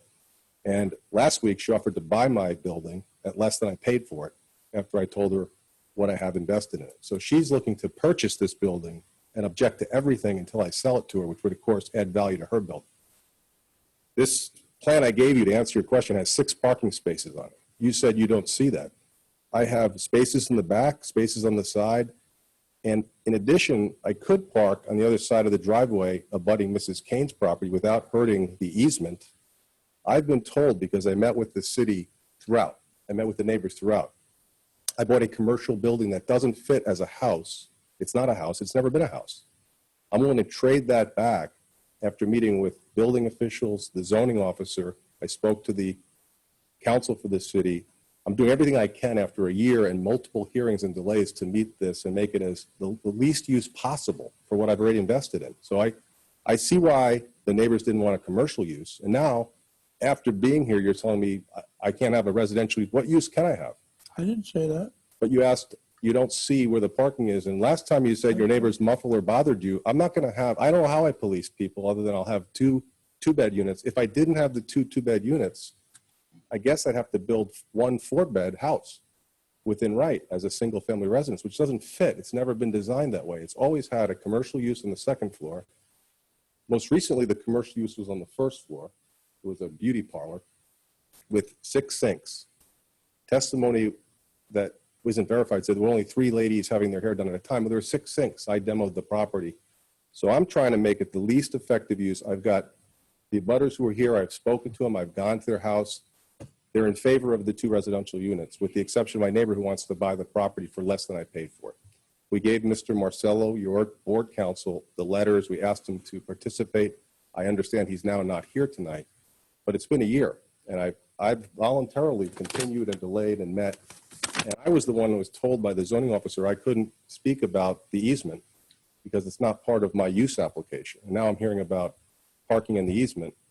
I'll follow the building code. I'll do it right. I've moved my commercial use elsewhere in East Providence. So I'm here to say I've tried to follow. I agree it's a victim of time. This building was commercial forever, and now I have to use it.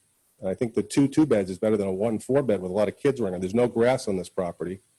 There is no setbacks. If I put a family in a 4-bedroom, they're going to have kids running on asphalt. I'd rather put two beds that are younger people or couple. Typically, a renter wouldn't have a family. That's my plan. So I appreciate your time. Thank you. Any other questions? I'll answer one. Not yet. Counselor? He addressed it, Mr. Chairman, so I have nothing further unless You're all the board set. has any other questions. Okay. Mr. Crowe? You all set? Mr. Robinson. No, it's on you. Oh. No, I have no more questions.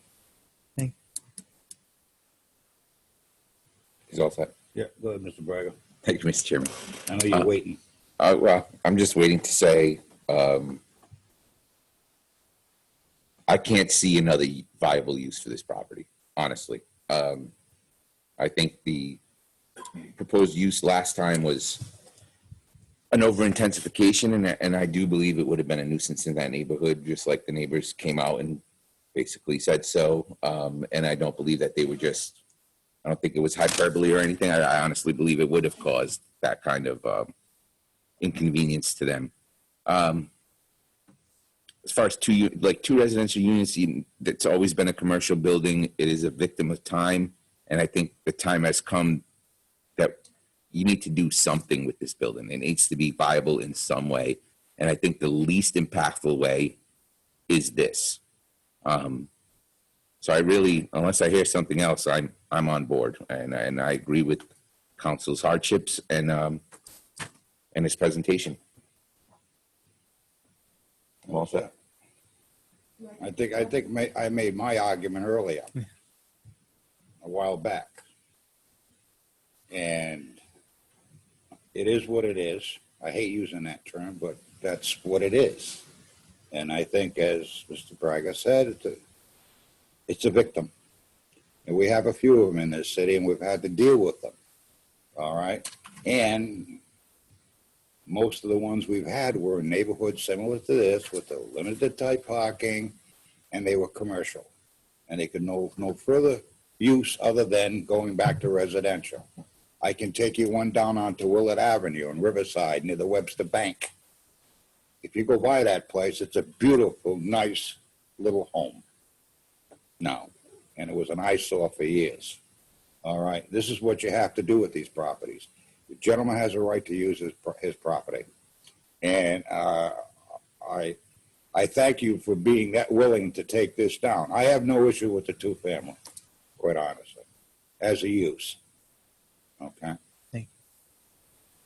No, I have no other questions. So any questions from members of this board? Council, are you set? I am all set, unless something else pops up. Thank you. Okay.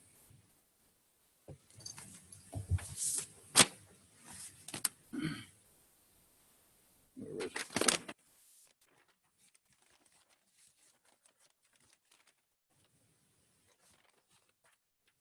All right. Is there anyone in the audience wishing to speak in favor of this? Hearing, seeing none. Is there anyone wishing to speak against this? Come up, please. Now, you're going to tell me why the use. We're not going to get into boundaries. Ma'am, I can't do that. Okay. Okay? If you need to settle this property line, you're going to need to go to court. We cannot make that decision. I think we went through this the last meeting, and it's not our jurisdiction. What is this referring to? This is my objection. This is Rhode Island the law objection to it being a two-unit. to it being a two-unit, yes. Okay. Okay? That And has nothing to do with boundary lines, does it? I don't know what you mean by boundary. It's not boundary Easement. line. Easement. It has to do with parking capability. You're not going to adjudicate the easement, and I'm not asking for you to. It's already recorded. They provided their parking here for us. They're saying that. They're saying they have parking. It's not their parking. There are all these Thank you. council. Are these parking places all on your Mr. property? Chairman, I continue to struggle to swear people in tonight. Oh, we didn't swear her in? I'm sorry.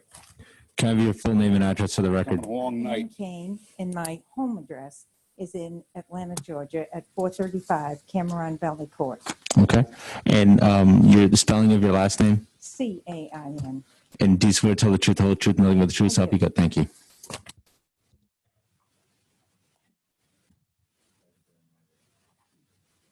So you're objecting to their parking? Yes, I'm just going to. You have an exhibit? I do. And I'm just going to read my objection. Okay. Mr. Robinson? Make a motion to accept this as Exhibit C. C, right? And it We is got on C's top on this one. of- There's two here. Miss, I don't need this paperwork here. This is with all your notes. My notes? No, that's part of it. but Oh, this is the whole packet? That's it. This is parking? It's just got 4 things in it. It's got Rhode Island law, City of East Providence law, Thank you. my deed.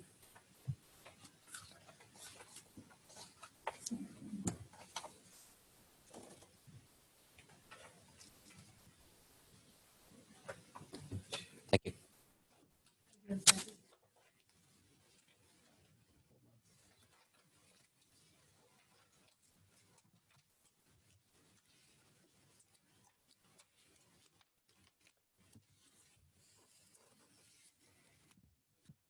Of 16 pages of different items. different I like letters. it. It's really just 4 sections, sorry.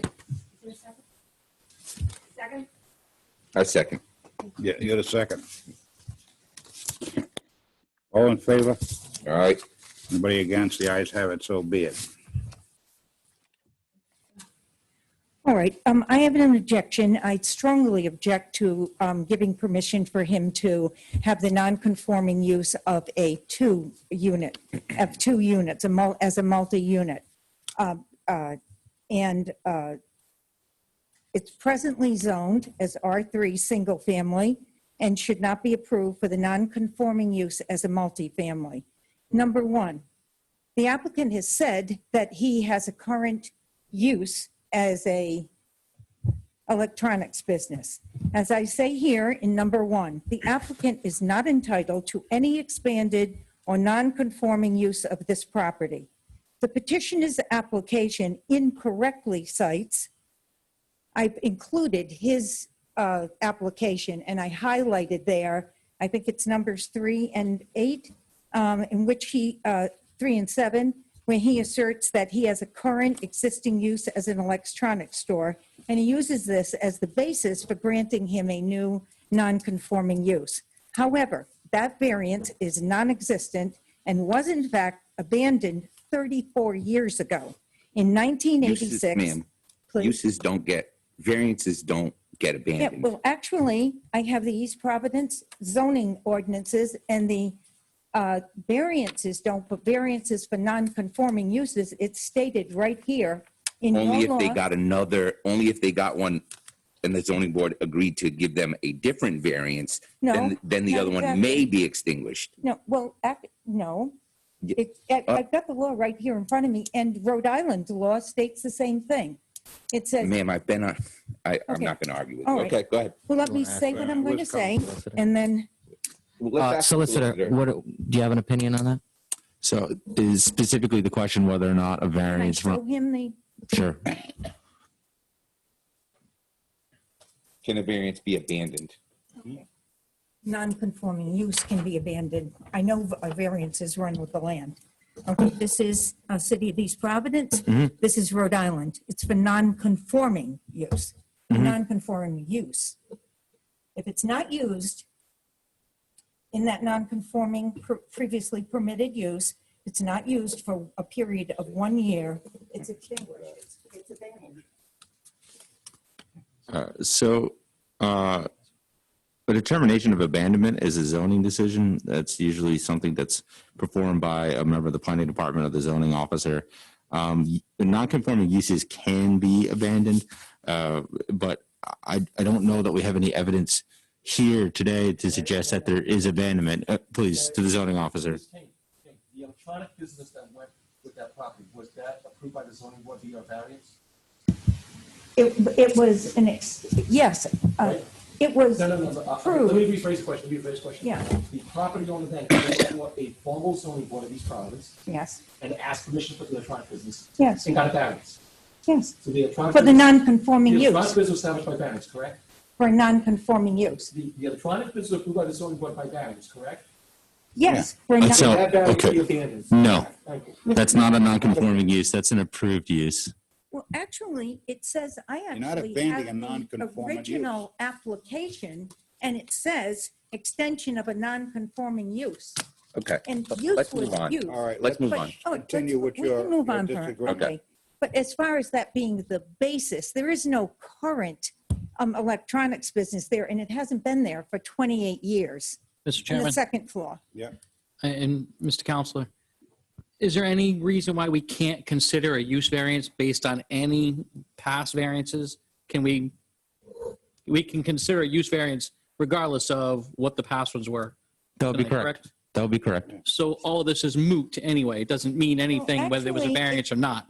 That would be Actually, it correct. says- Okay, so Miss, Okay. whether there was or wasn't a variance, whether Whether there I is or agree with isn't you a or I current, don't, you mean? it doesn't matter. We can still consider the use variance for tonight. Tonight, we are considering a variance, and we can still Okay. consider that variance regardless of any past Look, variances. I Am don't I correct, disagree with Counselor? that. I just That's meant correct. there is not Okay. a current use It there. doesn't matter. That you can base it on. But it doesn't matter. If you want to consider another do. and new, All That's right. why he's here. We do want to consider it. That's why we're here. All right. The only thing I would caution the board on that kind of line, that kind of is that the argument, right, for granting a use variance because the burden is so high, is that why then shouldn't you just use it for single family purposes? Their argument is because I can use it for more intense, otherwise be prohibitive uses, Right. which runs inland.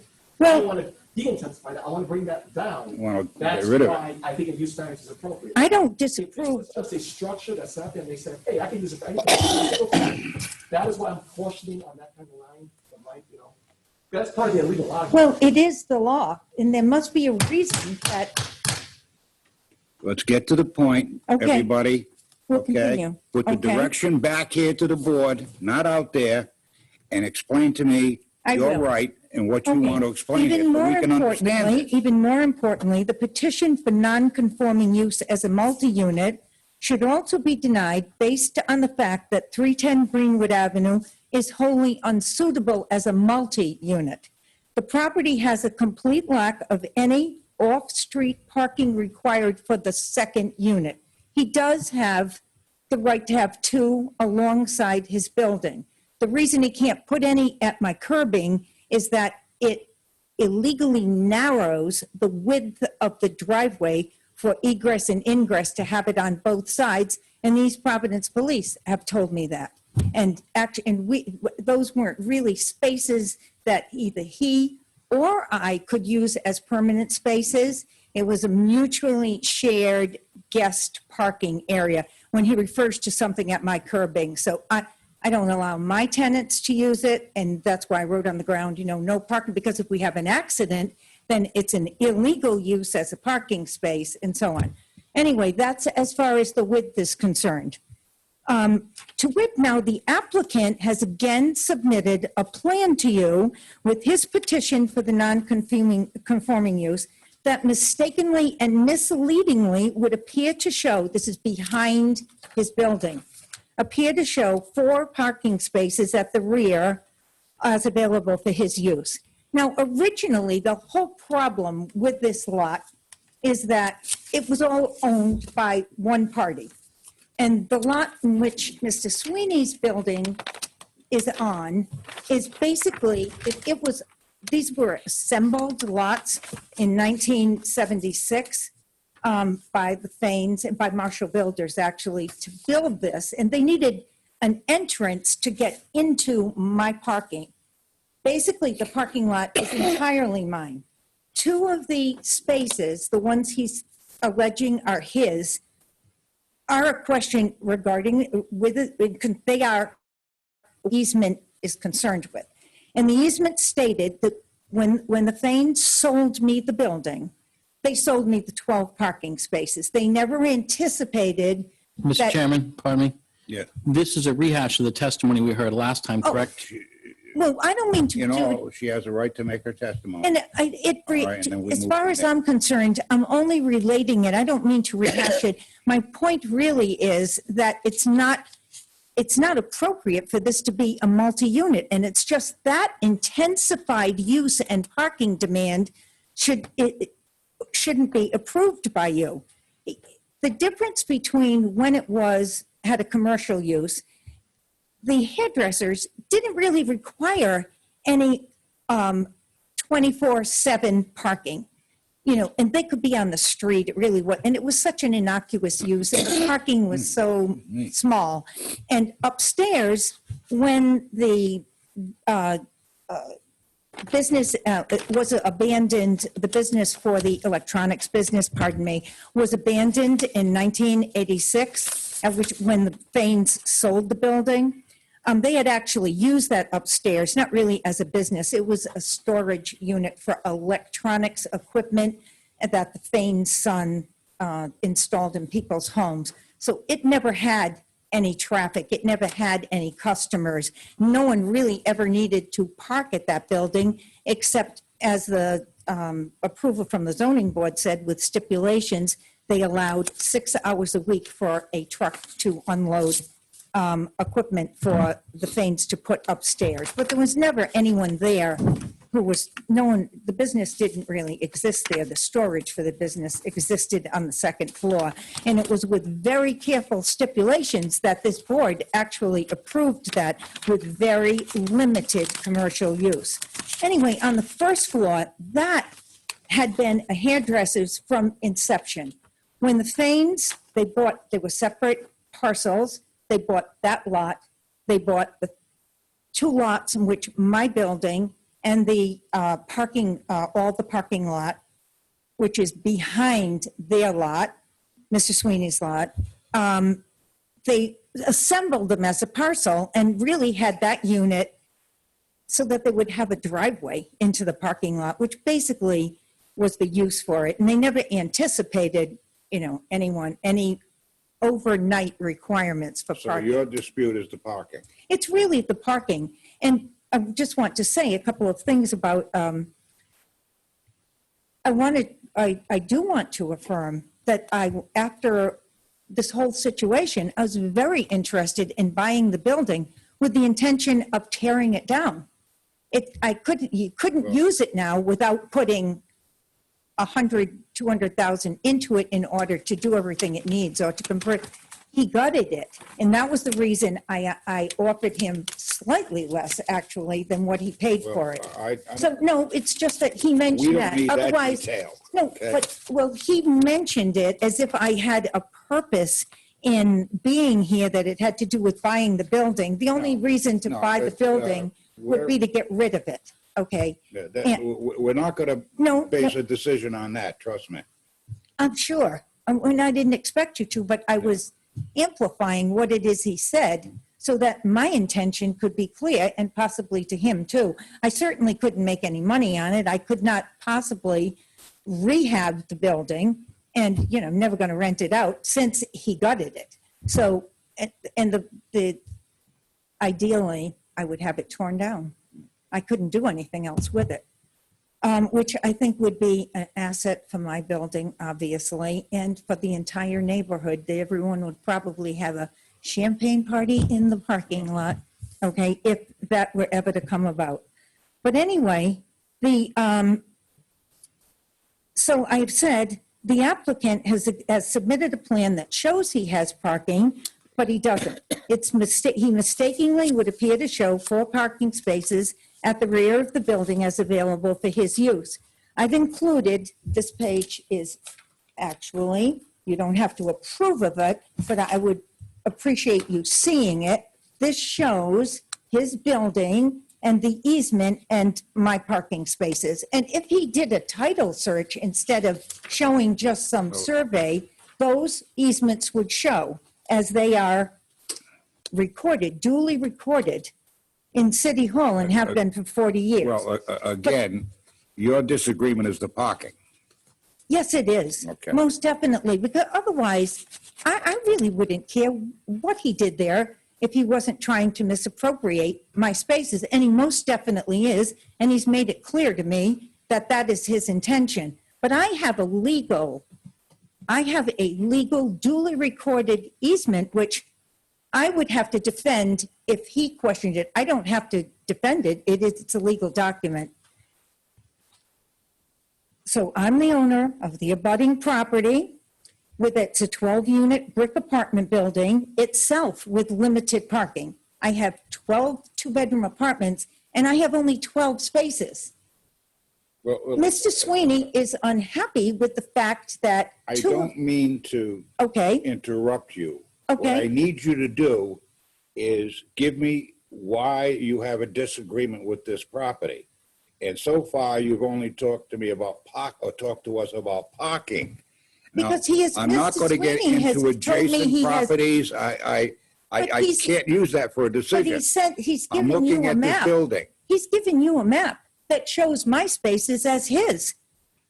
Well, ma'am, I can't decide that.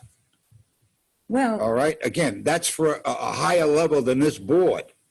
All right. Now, I have a lot of people out there in that lobby waiting. And I see they're young, they probably have children. I'd like to say that while I the would like board to satisfy their needs as well, so. Well, I don't really think that it's being addressed that he doesn't have the parking.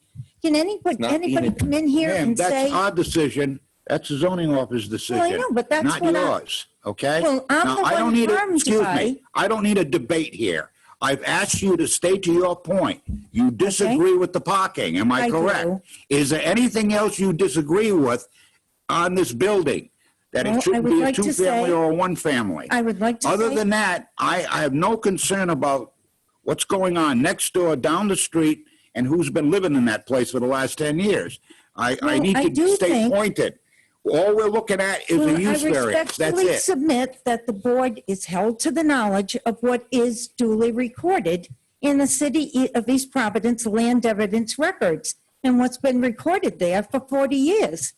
I mean, I don't think it can be ignored. In some, the board's approval of a non-conforming second unit would be detrimental and disruptive to the peaceful operation of my business and the quiet enjoyment to which my tenants are entitled. And this is definitely occurring and would occur. Granting the petitioner any expanded non-conforming use for this building would create an extreme hardship for my tenants and interfere with their peaceful use of their assigned parking spaces and the peaceful operation of my business. The petitioner does not show on his plan submitted, but has verbally informed me of his further intent to erect a fence situated at the edge of his physical property line that's right in the middle of the driveway into my building. It's within the mutually shared driveway, thereby narrowing the width of the driveway itself, which is used principally for the ingress, egress to my building. It's not your concern, but that's obviously. Well, ma'am, we can't, Okay. we can't take it into consideration. Okay. The petitioner meets none of the standards for granting a new non-conforming use of 310 Greenwood. A multi-unit is not the least relief needed. The least relief is a single family zoning he already possesses.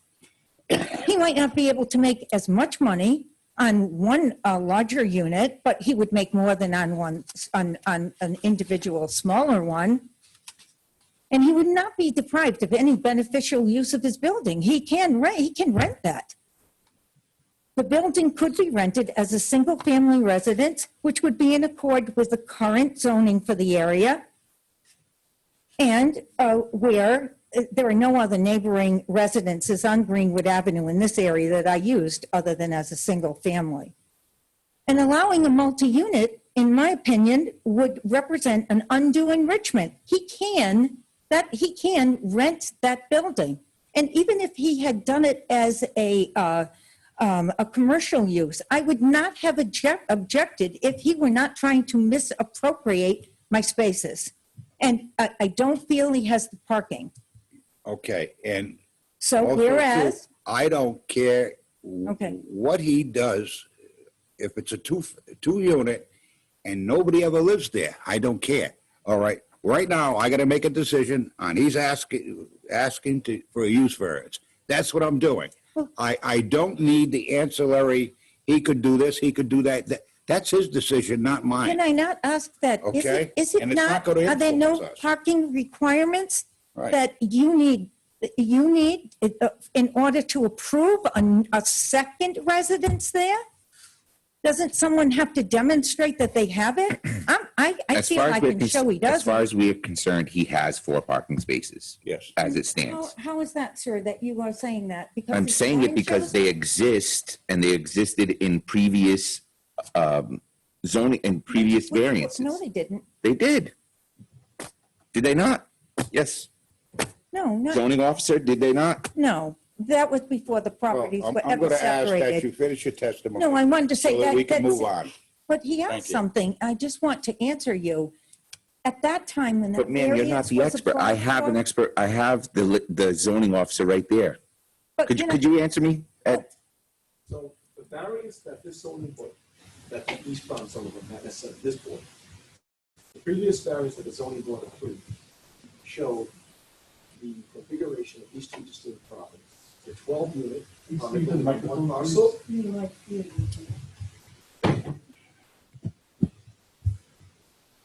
So not to confuse the prior owner, and Mr. Fain with Ms. Kane.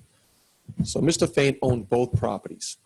Mr. Fain had the 12 unit on one parcel along with X number of spaces.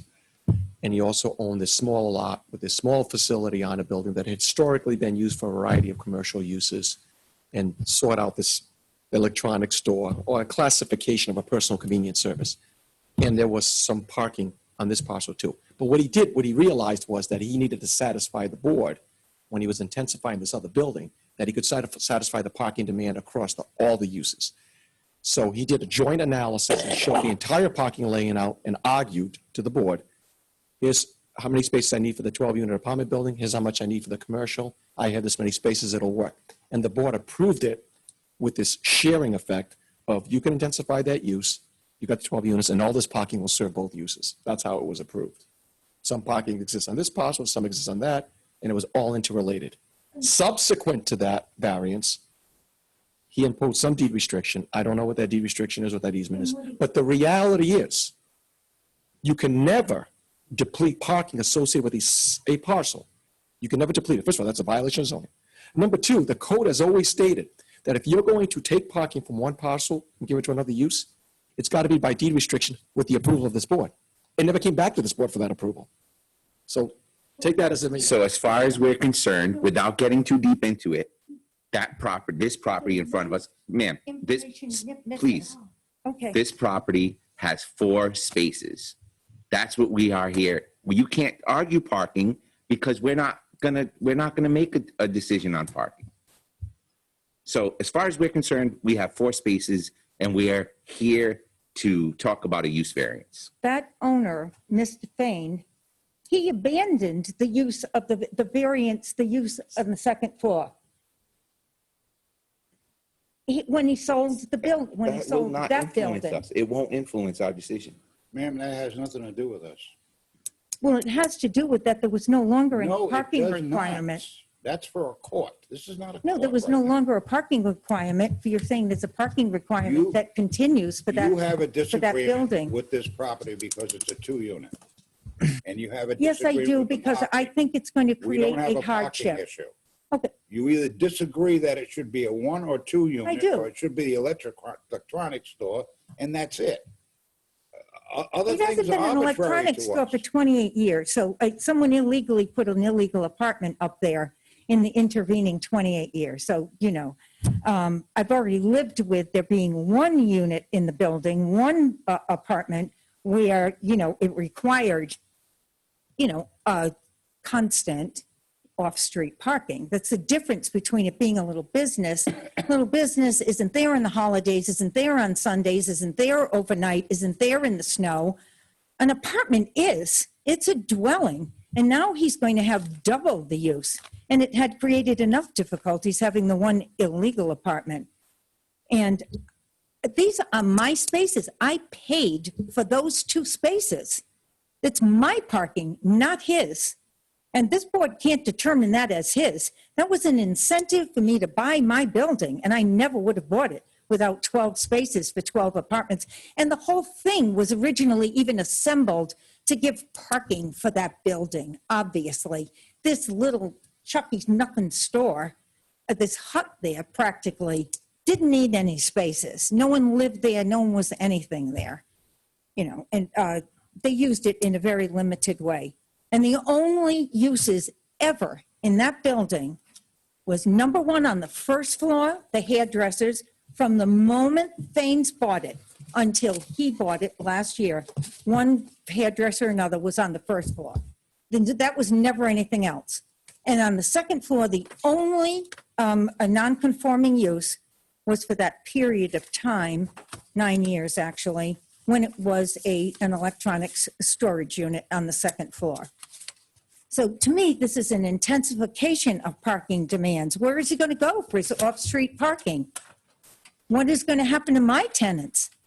What is happening to my business, which I'm legally entitled? My deed, my easement, my plot, legally recorded right here in City Hall in the land evidence records. I've had undisputed use for 40 years of those spaces. I would own them by adverse possession at this time. for heaven's sakes. That takes only 10 years. They've never been anyone's but mine. And my only objection to Mr. Sweeney, who I think will probably make the building far more attractive than anyone has.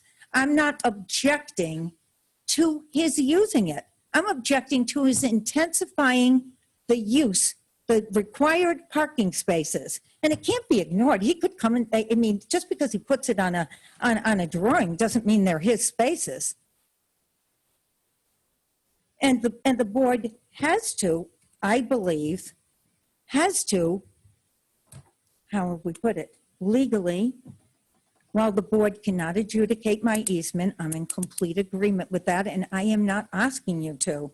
I respectfully submit that the board is held to the knowledge of what is duly recorded in the City of East Providence land evidence records, and what has been in fact recorded there for 40 years. Thank you. Thank you. Anyone else wishing to speak against Mr. Zoom? If you'd like to make a public comment on Zoom, please click participants at the bottom of the screen. In the next window, please click raise hand. If you're on a phone, press *9. Variance, you got Lucci, please state your full name and address. Lucy started 5 Carolina Avenue, Riverside, Rhode Island. You swear to tell the truth, the whole truth, and nothing but the truth, so help you God? I do. Thank you. Yeah, good evening. I was the listing agent for that property at 310 Greenwood Ave.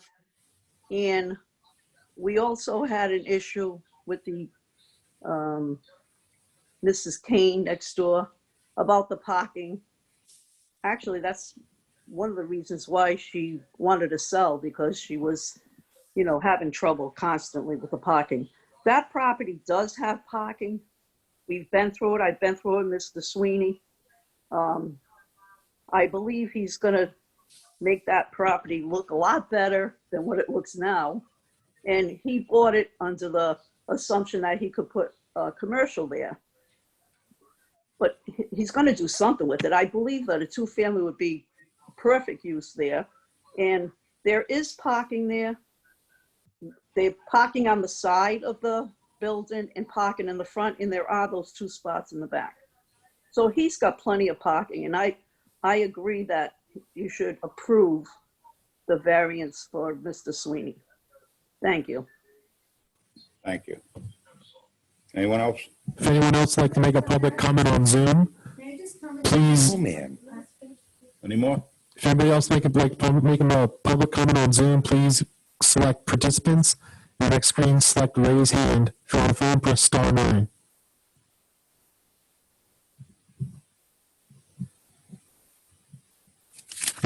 On Zoom. Mr. Robinson. Any further comment from the members of this board? Yeah. Mr. Robinson? Hold on. You're going to remove the bulkhead in the back of the building. Is that right?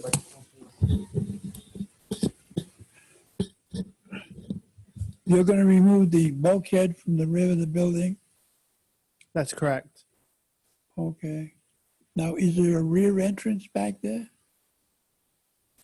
There is a door in the back that would lead to a staircase, yes. Are there stairs outside or inside? Inside. And outside. But we won't be blocking the stairs in any way. Oh, okay, that's what. Okay. Thank you. Mr. Robinson. Motion is in order. Make a motion to grant a use variance based on all evidence presented to the Zoning Board of Review and personal knowledge of the members of the board of the land and area of the City of East Providence. The Zoning Board of Review hereby finds, pursuant to Section 19-45A of the City of East Providence zoning ordinance, the hardship from which the applicant seeks relief is due to the unique characteristics of the subject land or structure and not due to the general characteristics of the surrounding area, and not due to a physical or economic disability of the applicant, excepting those physical disabilities addressed in Rhode Island General Law 45-24-30, subsection 16. The hardship is not the result of any prior action of the applicant and does not result primarily from the desire of the applicant to realize greater financial gain. The granting of the requested variance will not alter the general character of the surrounding area or impair the intent or purpose of this chapter or the city's comprehensive plan upon which this chapter is based. The relief to be granted is the least relief necessary. The Zoning Board of Review hereby further finds, pursuant to Section 19-45B of the City of East Providence zoning ordinance, in granting a use variance, the subject land or structure cannot yield any beneficial use if it is required to conform to the provisions of this chapter.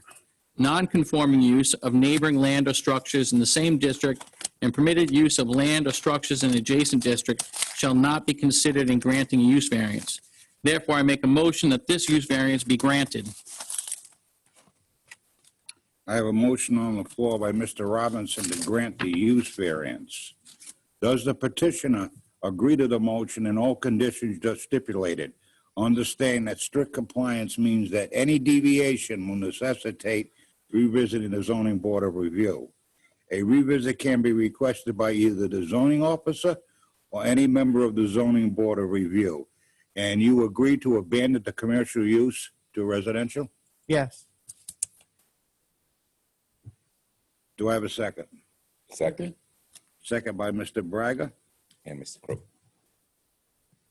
Roll call vote, Mr. Robinson. I vote aye. This application is a hardship, and it's definitely due to the unique characteristics of this subject property. The hardship's not the result of any prior action of the applicant. This piece of property has been in this situation for a long time. The granting the requested variance will not alter the general character of the surrounding area. Firmly believe that. There's a 12-unit next door, and I think a 2-unit fits in very, very nicely. The relief to be granted is the least relief necessary, and I believe that's absolutely true. I think the applicant did an excellent job working with the neighbors and working with the city and came up with a beautiful project to make a very difficult building viable again. And I vote aye. About what I am then? Okay, you're all set. Mr. Pascola. I'll vote aye as well. Mr. Croak. I'm gonna vote aye. I can't see what else you can do with the building. Mr. Braga. Thank you, Mr. Chairman. I'm going to vote aye as well. I agree with both Mr. Robinson and Mr. Croak. I believe the hardship is definitely due to the unique character of the land. It clearly is not the prior action of the applicant. On the contrary to altering the general character, I believe it will not alter. It will be much more in keeping. It's a transition from that 12-unit to the 2-unit to the rest of the neighborhood. And I do believe, being a former real estate agent myself, that the beneficial use of this property is very, very, very narrow. And I think that this is one of the few beneficial uses. So therefore, I vote aye. Thank you. It's the most conducive use to the neighborhood. It's a victim of time, unfortunately, and something other than demolishing it has to be done. I think it will enhance the neighborhood, and it's conducive to the neighborhood. I'll vote aye as well. Your request for the use variance passes 5-0. Good luck. And I'm going to request a 15-minute recess. When we come back, we're going to decide if we will finish this docket this evening or continue it.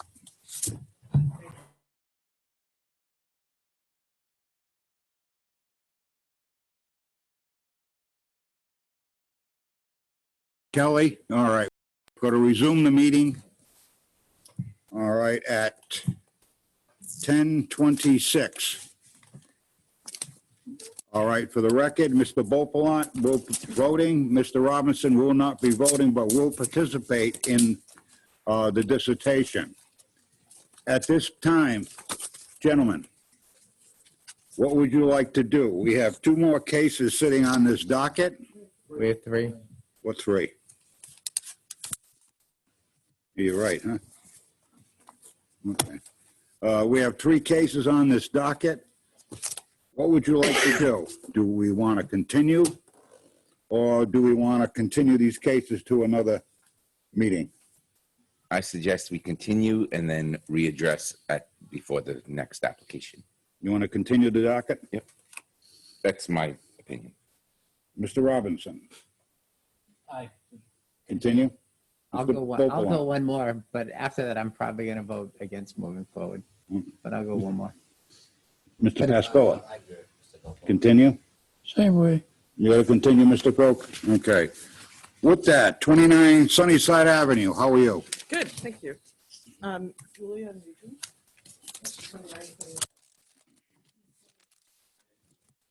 Or tell the truth, the whole truth, nothing but the truth, so help you God. Mr. Chairman, I believe there was a consensus. I don't want to speak for the board, but just, I don't know how many people are out there waiting, that there was only going to be one more item dealt with this evening. Is that correct? That was, why don't we do the vote? Because otherwise, if we vote no, then then the people, we don't want them sitting around for. Well, everybody agreed to stay. For this, For this one. No, I said the entire docket. Oh, That isn't what I. but when I said, I think we should hear this one and then readdress before the next one. And then Mr. Beaupont added that he probably,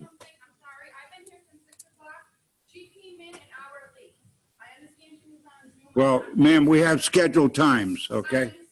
And it goes by the docket, and I think you were advised of that, am I correct? I was, but I've been here waiting. I mean, why can't we just finish this tonight? Because, ma'am, this board works all day long too, just like you do, okay? And by the way, the pay's not the greatest, okay? This is a volunteer board, ma'am. And I completely understand, but why couldn't we have been told that earlier? When they were running 2 hours behind? When I opened my statement, that's what I said. It's on the record. From 2 hours, when we were originally running 2 hours behind with that? I opened at 10:30. When I opened the statement, my opening statement, I mentioned the curfew.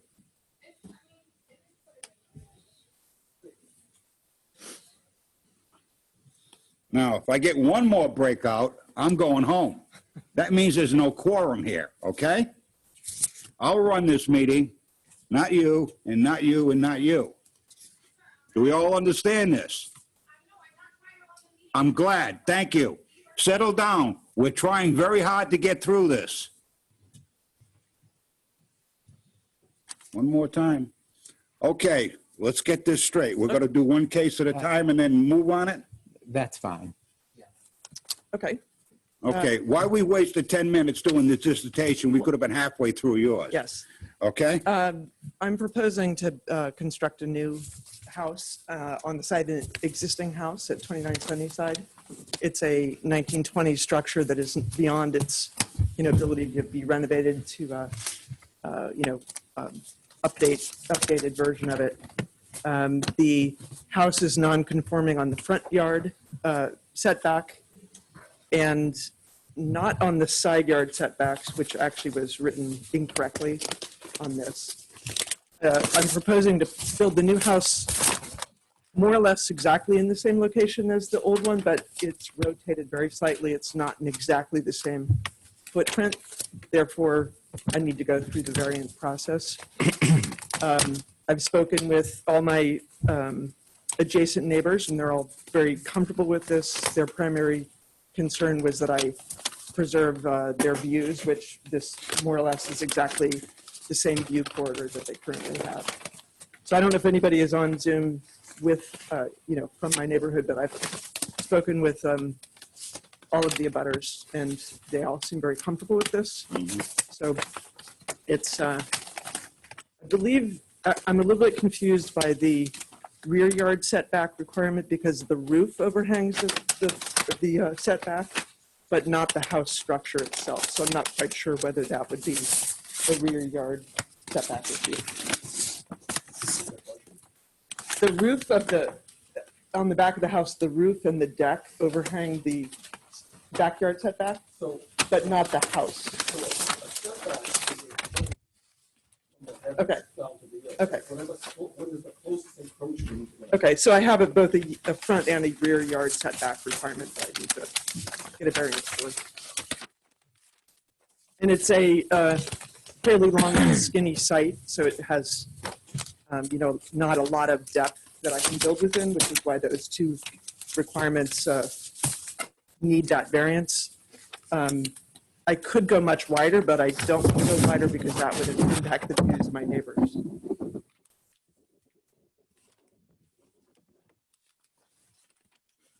All set. Yep, that's it. Mr. Pasco? I have no concerns, Chair. Okay. Mr. Croak? The only question I have is you're at the foot of a hill. I'm at the top of a hill. At the top of the hill that goes down to the bike path. I'm talking about the road. Not, I mean, it flattens out before it gets to my house, but yeah, I understand what you're saying. There's Boynton Avenue and the road's coming down into it, yeah. I was wondering if you, how do I want to say it? If you're going to protect the front of your house. Protected in? A car coming down, losing its brake. Oh, well, there is a house there, and the house that I'm rebuilding is actually even a little bit further set back from the original one, but it's still non-conforming. Yeah, but the house you have now. Yeah. It's set off to the side of the roadway. Coming down, the hill coming down. There's not a road facing it directly. The two roads, the house is in between the two roads that come down to the side of it. Yeah, but you're missing my point. Yeah, I guess I'm not understanding your point. What I'm concerned about is somebody losing the brakes in their car or something like that. And then you have this target sitting right there, whether it hits it in the middle or the side or the end. And my question was, are you going to put up anything in front to kind of protect your property? There's almost no, there's no sidewalk there, and there's very little land. So I think it would actually be, for the neighbors, not as good to have something in front of my house. There's not a road that faces right towards my house. It comes parallel to the house, but there's not one that faces the house from uphill. So I'm not quite sure what the concern is. I mean, my goal is to not try to build more than the neighborhood has currently. So that's more or less what I'm trying to do. I come down Boynton Boulevard from Pawtucket Avenue. Yeah, I'm not at the bottom of Boynton. I'm at. I know you're not at at the bottom of Boynton. Okay. Then Boynton goes around and it becomes Sunnyside. Yep. And then we go down to the end and there's your house. It's on the right-hand side of Sunnyside, yeah. Yep. Now you plan to build a house next door. No, I'm building exactly in the same spot as the old house. Oh, you're gonna tear down the old house and then build a new one on top of it? Yes. Okay. Yeah. That answers my question. Okay, good, thank you. No set. Mr. Braga? But you alluded to it, and I thought that's what I was seeing. You're basically bumping this back a little bit from the street. And rotating it slightly, yeah. And then extending the back a little bit. A little bit, yeah. Right. Yeah, and the back is water? It's downhill to the bike path. To the bike path. Yeah. Okay. Yeah, I really don't have any concerns. I think you're pretty much just building in kind and just, whatever. I'm not sure why, but I'm sure there are some good reasons why you want to jostle it a little bit. Yeah, essentially there's ledge, and I'm trying to get out of the way of an existing tree and some ledge, and just make construction a little easier, basically. Yeah, I have no questions, Mr. Chairman. Mr. Robinson? I looked at the property, and I can see why you'd want to replace that house. It's definitely in disrepair and dated and kind of precarious the way it's on that hill. Yeah. I talked to the neighbor in the old Boynton Heights bandstand house right next door. Yes. And she was very agreeable. Had a lot of good things to say about the project. I think it's an excellent project the way I read through it.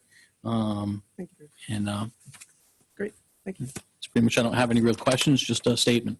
Okay, great. Mr. Bopalan? Yeah, I looked at it and questioned the same thing. All your neighbors will still keep their view. So I said, all right, that's a good thing. Yeah, we probably won't hear from them tonight. Right. And I think your property is a beautiful piece of property. Your plants look really nice. I really have no concerns with it at all. You all set, Mr. Bopalan? Yes, I am. Thanks.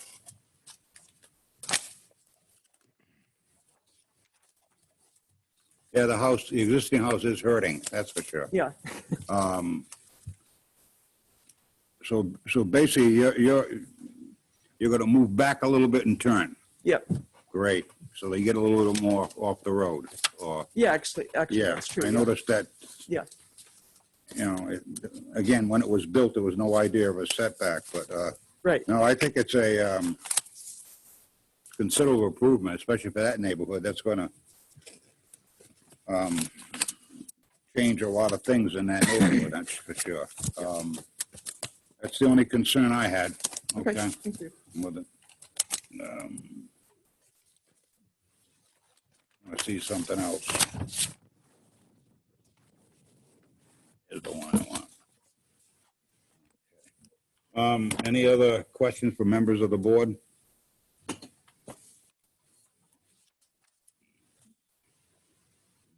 Okay, so this is strictly a dimensional then. No concerns whatsoever? Is there anyone in the audience wishing to speak in favor of this petition? Could you please come forward? Hearing, seeing none, is there anyone in the audience wishing to speak against this petition? Could you please come forward? Hearing, seeing none, Zoom? If you'd like to make a public comment on Zoom, please click participants at the bottom of the screen. The next window, click raise hand. If you're on the phone, press star 9. Galaxy J3, please state your full name and address.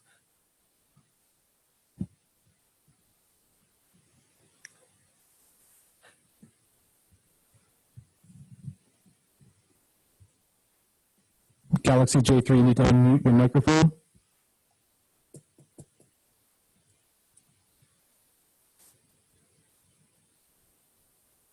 I'm sorry, I think that was an error. Okay, thank you. What happened? No other comments on Zoom. No other comments on Zoom? Okay. With that, I guess there's a motion in order, Mr. Pascoa. This is a dimensional?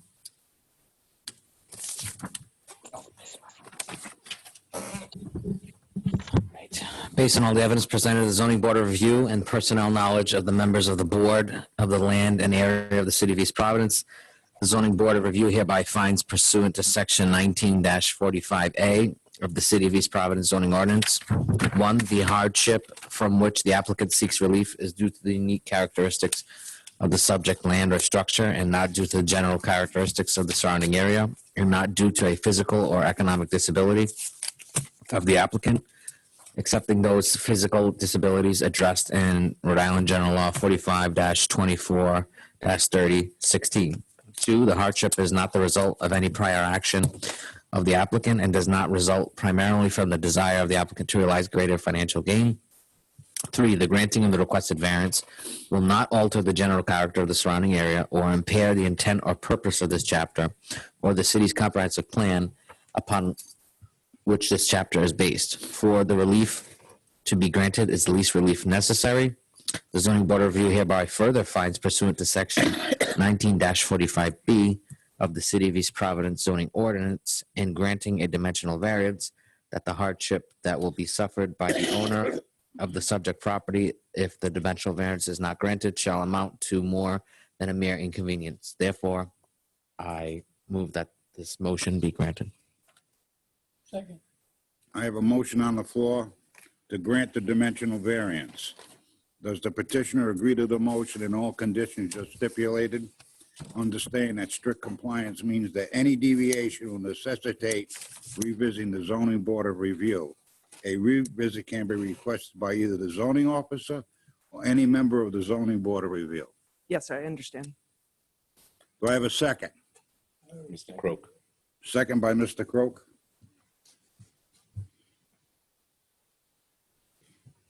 On a roll call vote, Mr. Pascoa, I'm going to vote aye. Mr. Croak, I vote aye. Mr. Braga. Thank you, Mr. Chairman. I'm going to vote aye as well. I do believe the hardship is due to the unique character of the land. The the existing house is pretty much in the same spot that the proposed house is going to be. I don't believe that it was any prior action of the applicant. I certainly don't believe that it will alter the general character of the neighborhood. I think it'll probably enhance it. I do believe that it is the least relief necessary. These are very minor and some of them pre-existing variances. And it certainly would be more than a mere inconvenience if we denied the applicant. So therefore I vote aye. Thank you. Mr. Bopalan. Yes, I agree with Mr. Braga's findings, so I'll vote aye. I'm going to agree that based on the testimony before this board, it's more than conducive to the neighborhood. It will definitely up that area considerably. I wish you well. Thank you, and don't forget your permits. All right, thanks a lot.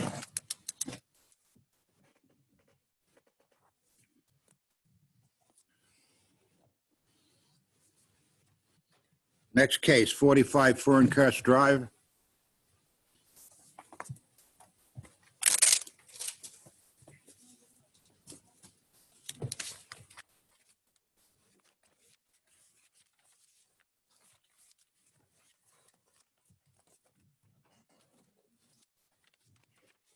Counselor. Could I have your full name and address for the record?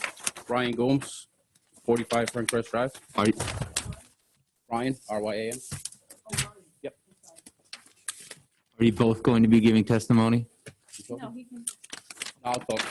You raise your right hand. Do you swear to tell the truth, the whole truth, and nothing but the truth, so help you God? I do. Thank you. Did you want to give us a brief description of what you'd like to do? Our garage sets back from, it's attached to the house, but it's set back. What we want to do is just take the garage that we don't use.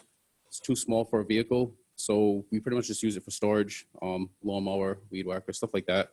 And we want to, come out forward an extra 5 feet beyond the house, so we could make an extra, make more living space for a kitchen, living room area.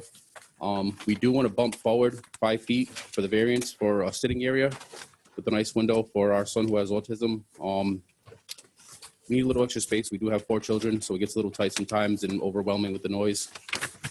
We do want to do a farmer's porch up front, another seating area for him to kind of unwind and relax. Our house is not big, there's 6 of us in the household. A child with special needs, sometimes it does get overwhelming. So we're just trying to, give us a little more living space, make it a little more comfortable for everybody.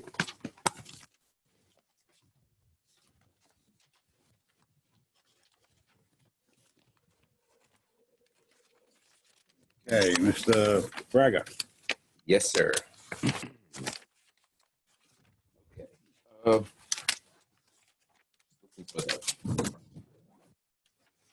Give me one. Actually, one. I have no questions right now. None? Okay. Mr. Robinson. Mr. Bopalan. Yes. So who's doing your construction work? I'm a contractor, Right. so I was going to GC. I'm the one who applied for the permit. All Did, that. is your stop work order in the window? Is that because you started the project without getting permits or a variance, or did I see a stop order? No, there shouldn't be a stop All right, order. sorry. We haven't started any construction at all. All right. I thought I saw something. Sorry, I'm Pleasant mixing it. Street. What's that? That was Pleasant. Oh, all right. I'm mixing up another one. Sorry about that. Okay. That was really my only concern, is that I thought you had started building out. and I'm a builder. right. We haven't done any work. We got the surveying done, got all the plans done. Was told that we need a variance. Yep. So that's why we're here today. Okay, good. Otherwise, I thought your plans looked fine. Your variances appear pretty minimum to me, as they are. So I don't have any questions. Thank you. Mr. Pascoe. I have no concern, Chair. Okay. Mr. Croak. Really have any objection to what I noticed that on the street there's several other neighbors working on additions or repairs to their property? Yeah, the new neighbors that moved next door, they're just kind of putting new siding on the front of their house. But I think that's about it. Okay. Have you spoken to your neighbors? As far as the addition, Yeah. people on the left side, no, but the people on the right side where we are planning to do the addition, the gentleman actually came tonight. He just couldn't, he was waiting for 2 hours with us and then went home because he does have to be at work at 5 a.m. He did not object at all. He was coming here to speak on our behalf and, you know, agreeing with the addition. He lives with his parents who are, you know, very elderly, and, you know, we help them out a lot. So he was just coming, you know, to speak on our behalf and saying that he was okay with everything because all the work is on that side of the house. Fine, thank you. I really don't see a problem with what you want to do. Thank you. Thank you. Mr. Chairman. Thank you. I have no questions, Mr. Chairman. You ready? Yeah, I don't have any. Okay.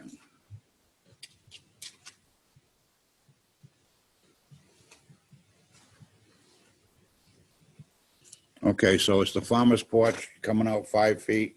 Correct. So All right. The garage is going to become the kitchen area. Bedroom or? No bedroom. It's so what we're planning on doing is blowing out that wall to the garage and then making the garage the addition, and then our kitchen living room now just wide open, one open floor plan with the bump out. The reason why we want to bump that 5 feet out is to, you know, to make a custom built-in corner, you know, little separate area for downtime, and then same thing with the porch as well. I fully understand. That's a nice area in there. Thank you. I used to live on Dearborn for years. Now I'm on Scott Drive. So. Oh, no. Okay. No, I think it's an improvement to the neighborhood. Yep. I just hope your neighbor will get that thing vinyl. Every time I go down that street, I look at that house. You know, I'm sure it's about money or whatever. But, you know, no, I have no concerns whatsoever with this. I think it's quite an improvement. Thank you. Know, and it's better for your family. Yeah. Thank you very much. All right. Keep you home a lot. That's for sure. That's for sure. Well, it's a pandemic now. Any other questions, concerns from members of the board? Hearing none. Is there anyone in the audience wishing to speak against this petition? Could you please come forward? Seeing none, is there anyone in the audience wishing to speak against this petition? Could you please come forward? Zoom. If you'd like Got to make anybody? a public comment on Zoom, please click on participants, and next screen, please click raise hand. If you're on your phone, press *9.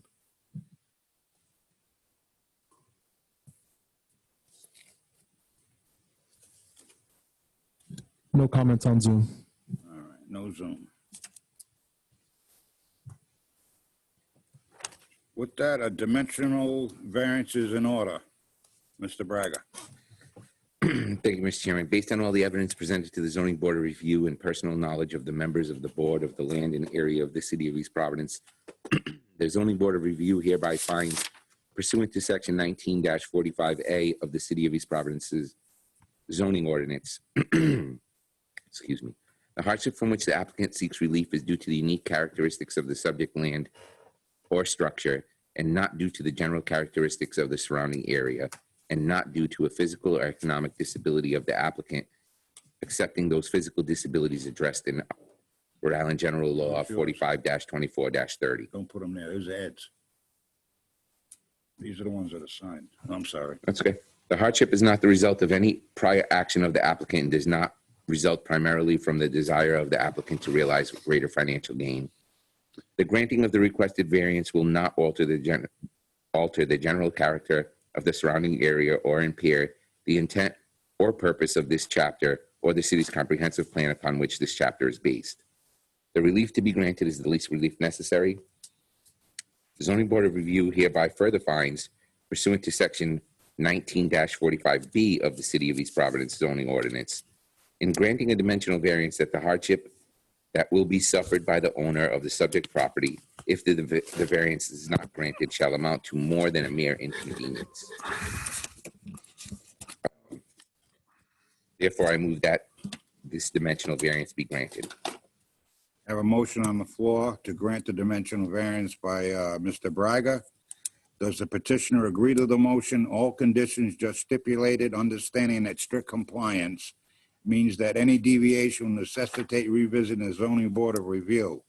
A revisit can be requested by either the zoning officer or any member of the zoning board of review. Yes. Do I have a second? Second. Second by Mr. Croak. Roll call vote, Mr. Braga. Thank you, Mr. Chairman. I'm going to vote aye. Although there are 4 variances being sought, I think they're all very, very minimal. I do believe that it's the unique character of the structure that is causing, how it's positioned as causing the applicant to come in front of us. I don't believe that it's prior action of the applicant. I don't believe that it'll alter the general characteristics of the neighborhood. I do believe that it's probably the least relief necessary. Again, these are small variances, and it would amount to more than a mere inconvenience considering the times and their child's situation. Thank you. Thank you. Mr. Beaupont. Yes, I'm just going to add that I think the plans look good, so I think it's going to enhance the general character of the surrounding area, so I'll vote aye. Thank you. Mr. Pascoe. Mr. Croak. I vote aye. I vote aye as well. I think it's a good upgrade for that house, and I think it's going to be very conducive to the neighborhood, hopefully an incentive as well. Your request for your dimensional variance passes 5-0. Good luck, and that wasn't too bad, was it? Thank you. No, I'm sorry. No, it's all right, honey. It's a tough night. Thank you. Believe me, it's a tough night. Good luck, okay? Thank you.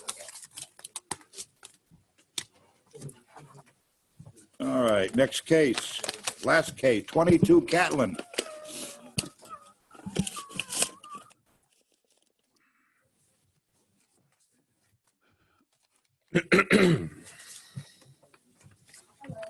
How are you? How are you? You nice and tired? Yep, it's okay. We're all We good. are too. Thank you for staying.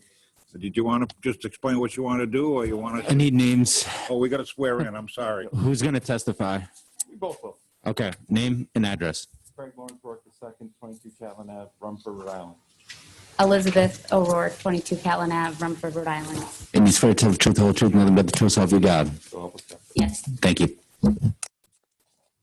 You put an addition on, huh? Hopefully. Yep, Yeah, that's the okay. plan. Got a contract, if not, one just left. You get food. All right, did you want to say anything? You want us just to jump into it? Jump into it. Yeah, go right Okay, ahead. Mr. I think Beaupont. it's fairly self-explanatory. Knock on wood. Yes. Good evening. I think I'm very familiar with the neighborhood. I live around the corner, and I go by all the time. I actually think your additions are really nice. I think it's gonna make your house complete. It fits in well. The people across the street from you guys all have houses that are very similar to what you're proposing it goes to. So I think the look in the neighborhood is going to be a nice fit as well. So I just wanted to check on the variances. The right-hand side, 6 feet. What is it? It's actually not. It's not bumping out to the right. You're really We're just going to go going up up. above the Right. garage. So these are. Oh, so sorry. I set you guys up. We've spoken with the neighbors as well on that side, and they are fine with it and Yeah. supportive. Okay. Yeah, that was the only thing you have a lot more room on the other side, but you're staying within the existing footprint of the house today. Correct. So I don't have any problems at all and no questions for you. Mr. Pascoe, I have no concerns, Chair. Mr. Croak. Thank you. You're gonna whack the roof off the garage? We're going to whack it off? Knock it off, knock it down? Probably going to have to rebuild the garage from foundation up. Oh, okay. It's going to be a total restructure because of But you're gonna fire keep, code. you're gonna keep the garage? We still will have a garage, yes, Okay. but it'll be rebuilt from ground up. Oh, okay, you're gonna take the whole thing down? Unfortunately, yes. Oh, that's too bad. To bring it up to fire code. Yes. To put a living space above it. That's what our understanding is from our contractor. Great. No, sir. Yep, I think you're gonna Mr. do a Braga. great job. I have no concerns. See, it's good to go last. You're probably Actually, right. it's pretty conducive to the neighborhood. We've done several of these between Don Avenue and Catlin. I think they had the same cookie cutter years ago or something, but we've done several of these. So, and what it does is it enhances the house. It's got to look real good, real We good. want to add the bedroom because we have another on the way. But anyway, Congrats. those are the only concerns I have. With that, any other concerns, members of the board? Mr. Robinson, I'm sorry. No, just, it kind of looked odd before, and you guys are going to make it look like it fits. I agree. We completely agree. He was commenting on it earlier, so what a great looking house this is going to be. But good. Any other questions, members of the board? Hearing none. Is there anyone in the audience wishing to speak against this petition? Could you please come forward? Hearing, seeing none. Is there anyone in the audience wishing to speak against this petition? Could you please come forward? We have to do this. Hearing, seeing none. Mr. Zoom. If you'd like to make a public comment on Zoom, please raise your hand by pressing participants at the bottom of the screen and then raise hand in the next window. I'm sorry. Galaxy J3, please state your full name and address.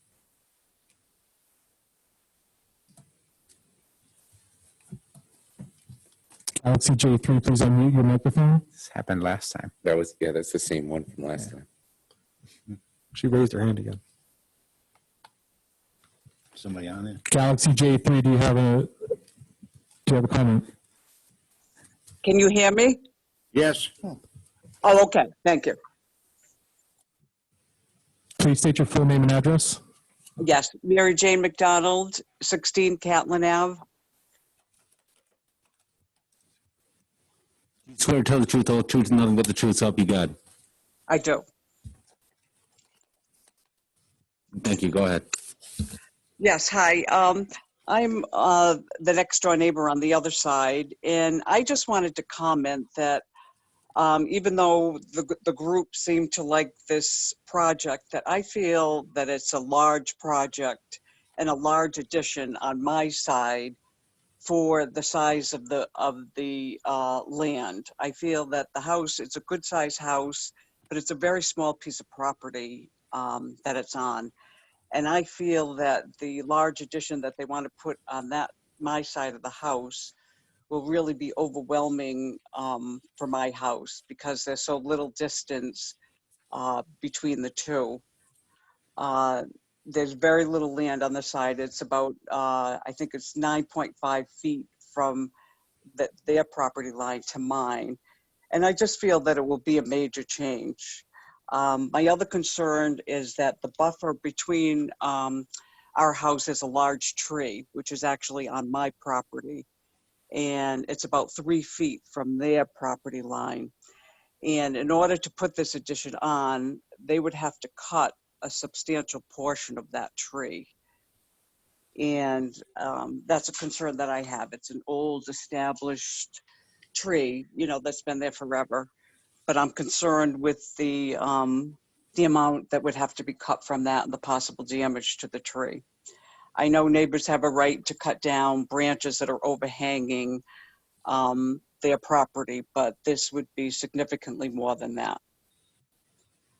And I do realize that there have been some rehabs and some additions that are similar to this, but I feel that they were done on houses that had more property involved. It's such, on my side, actually on both sides, there's just so little land involved that I just feel that it would just be just a large addition that doesn't quite fit in to the property that they have on the side and the front of the house.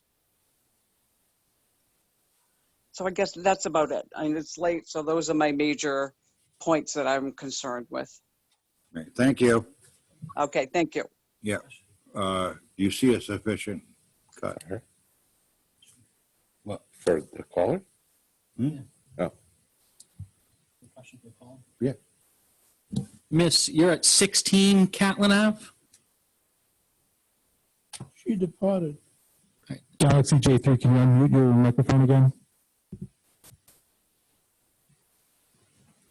Go ahead, Galaxy J3. I'm very confident she said 16 Catlin Yeah, Ave. She is, yeah. 16, she's next door, yeah. 46. But next Yeah. door, she's not on the garage side.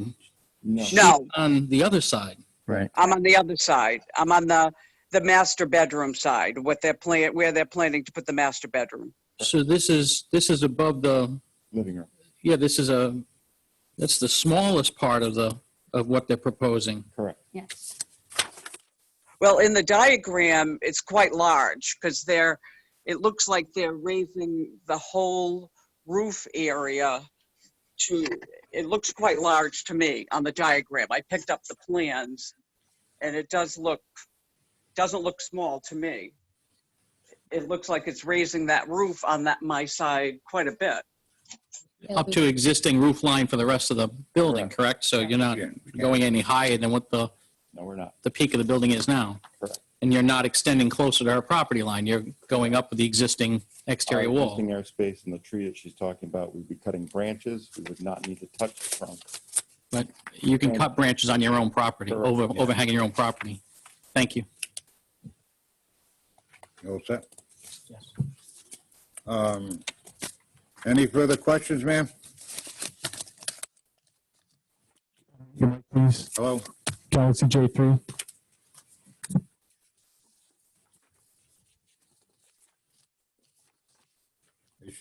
Galaxy J, thank you. She's all set? Ask her. She's on now. You can ask her. She's on now. Hello? Hello, yep. Are you all set, ma'am? I'm all set, yep. Thank you. Okay, with that, I guess a motion is in order. Mr. Gopal. Yes, Mr. Chairman.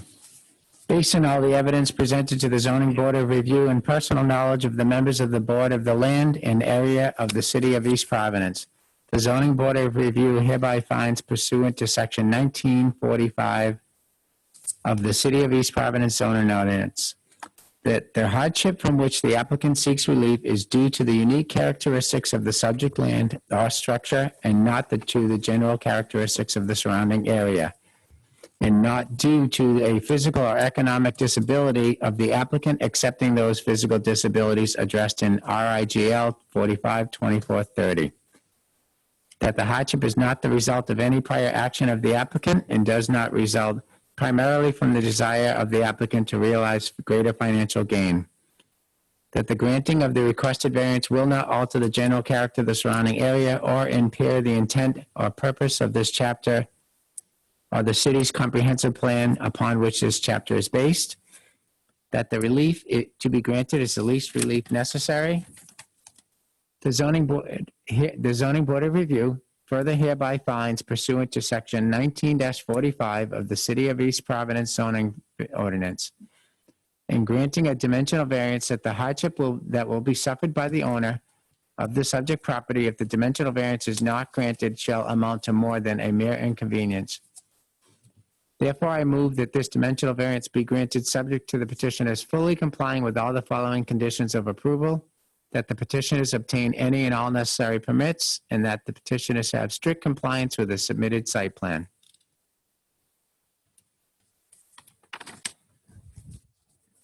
I have a motion on the floor by Mr. Bopalant to grant the dimensional variance. Does the petitioner agree to the motion in all conditions as stipulated, understanding that strict compliance means that any deviation will necessitate revisiting the zoning board of review? A revisit can be requested by either the zoning officer or any member of the board of review. We do. Yes. Do I have a second? Second. Second by Mr. Braga and Mr. Croak. Roll call vote. Mr. Bopalant. Yes, Mr. Chairman. I will point out that with the addition, there are no dimensional variances being sought by the applicant. So I think that the size of the property supports the addition based on that alone. But I'd like to say that that they're not changing the footprint. I do think that there's hardship to the expansion of it because that's where the house was placed at the time. They're not increasing the footprint on either side for that. This hardship is clearly not the result of anything that the applicant has done to cause this. I think, most of us agree, we all agree that the plans look really nice. We don't think it's going to alter the general character of the surrounding area. In fact, it fits in well with the houses, all in the neighborhood, across the street and around the neighborhood. The relief is fairly minimum in that everything there that's required was already required before that. So therefore, I'll vote aye. Thank you. Mr. Pascal? I'll vote aye as well. Mr. Croak? I'm going to vote aye. The proposed addition is not going to encroach on the neighbors on either side. It'll follow the same footprint of the house. Mr. Braga? I'm going to vote aye based on the findings of the other board members. I'll vote aye as well. I think it's conducive with the neighborhood. I think the hardship is the lot itself, quite honestly, when they were built years ago. So with that, your request for your dimensional variance passes 5-0. Good luck, and thank you for your patience. Thank you. Thank you. Good night. Thank you for staying, guys. Have a great night. Yeah, you too. Thank you. Okay. 10 minutes past, not bad. Perfect. So moved. Sorry. We have I no thought- procedures, no announcements. Next meeting has been discussed. We adjourn. Motion. Thank you. Put your mics off.